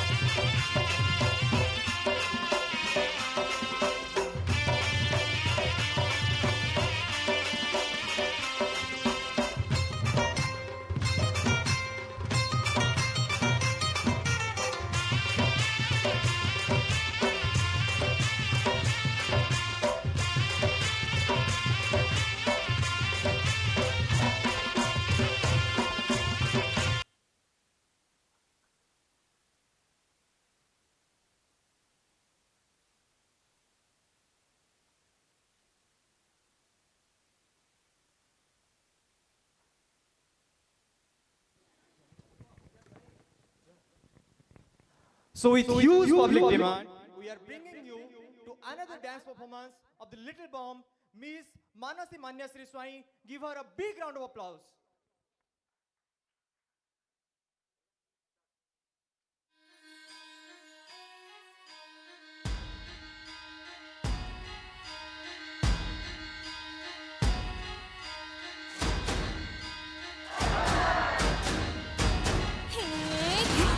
धिन तड़ाक आजा उड़ के सराट पैरों से बेड़ी जरा खोल नगाड़े संग ढोल बाजे धाए धाए धम धम धाए नगाड़े संग ढोल बाजे धाए धाए धाए धम धाए धिन तड़ाक आजा उड़ के सराट पैरों से बेड़ी जरा खोल नगाड़े संग ढोल बाजे धाए धाए धम धम धाए नगाड़े संग ढोल बाजे धाए धाए धाए धम धाए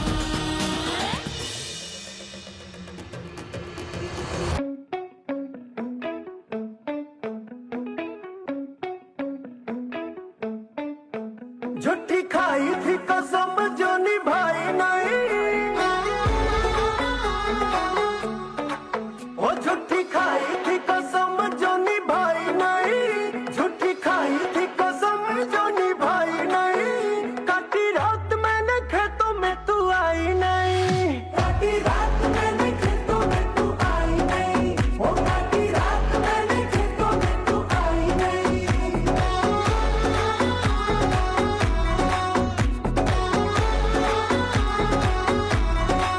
हाँ लेके आया भी मैं घर से रजाई नहीं, लेके आया भी मैं घर से रजाई नहीं, नहीं आई आई आई तू तो आई नहीं, हो नहीं आई आई आई तू तो आई नहीं, हो काटी रात मैंने खेतों में तू आई नहीं।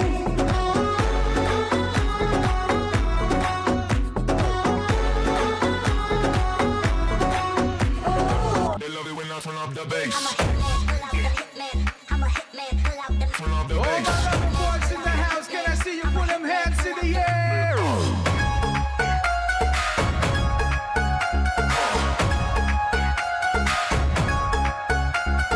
पहली नजर में ही मैं हिल गया, ढूंढा था जिसको मुझे मिल गया, पहली नजर में ही मैं हिल गया, ढूंढा था जिसको मुझे मिल गया। तू पीछे पड़ा है क्यों जिद पे अड़ा है क्या कहते हैं तुझको तेरे डैडी अम्मा निकम्मा, दोबारा मत पूछना। निकम्मा किया इस दिल ने किया है निकम्मा, निकम्मा किया इस दिल ने किया है। दोबारा मत पूछना। और लो जी सारे सुनो सुनो, स्टार्ट होने लगा तू भी ना तोल देना इश्क नॉन स्टॉप।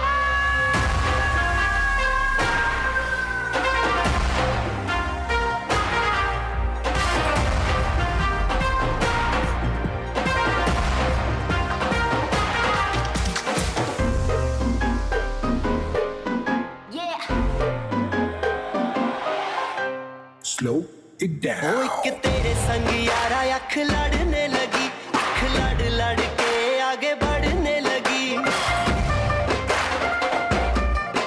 एक तेरे संग यारा अख लड़ने लगी, अख लड़ लड़ के आगे बढ़ने लगी, ओ तेरे दिल के इशारे ये तो पढ़ने लगी, अख लड़ लड़ के आगे बढ़ने लगी, ओ मुंडा जिद पे अड़ा, ओ तेरे पीछे पड़ा, ओ मुंडा जिद पे अड़ा, तेरे पीछे पड़ा,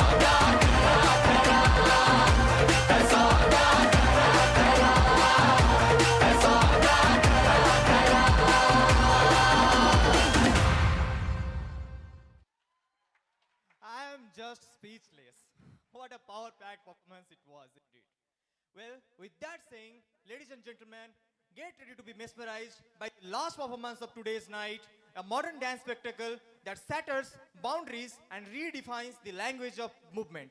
Let's welcome Susri Subhasmita Paik Rai on the stage.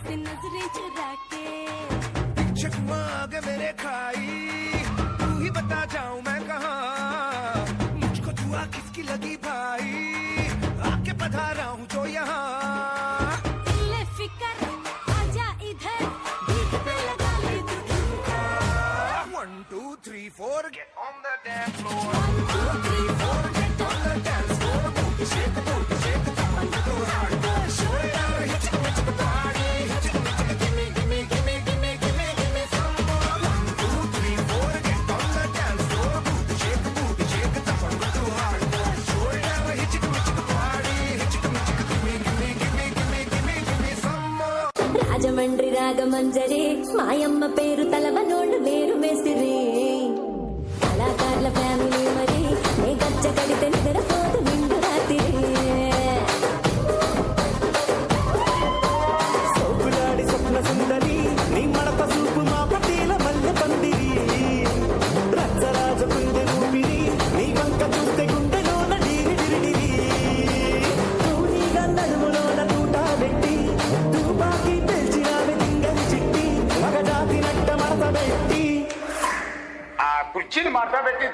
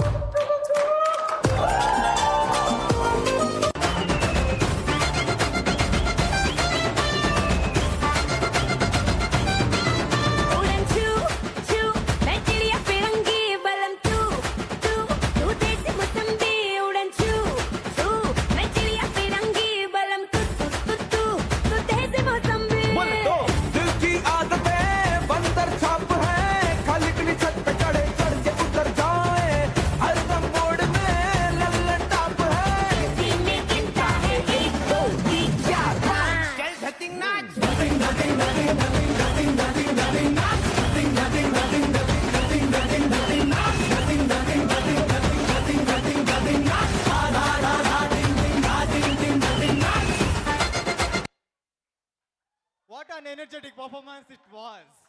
And with this, we have come to the end of our cultural night. So now, I would like to request Dr. Aravinda Dhola sir to give the thanking note of today's night. Please, sir. आपण मानकर सहयोग रे मो पाखु डाकिबी literary cultural committee को chairman Chakradhar sir को केटा केवल आपण मानकर सहयोग रे पिला मानकर परीक्षा सत्वे खूब कम दिन भितर प्रिपेयर होती जो मैंने आपण आगे परफॉर्म करुले छोट झीटी को छाड़ा पर समस्ते थिले कृषि महाविद्यालय 3 जन थिले भेटनारी कॉलेजर आउ जड़े फॉरेस्ट्री कॉलेजर यही मानू साहाय्य खूब कम दिन भितर बहु प्रतीक्षित 7 तारीख संध्यार कल्चरल प्रोग्राम ये शेष होती आपण मानू धन्यवाद दबार भाषा नहीं तथापि आपण मानू धन्यवाद आम जो मैंने सहयोग करचंती एवं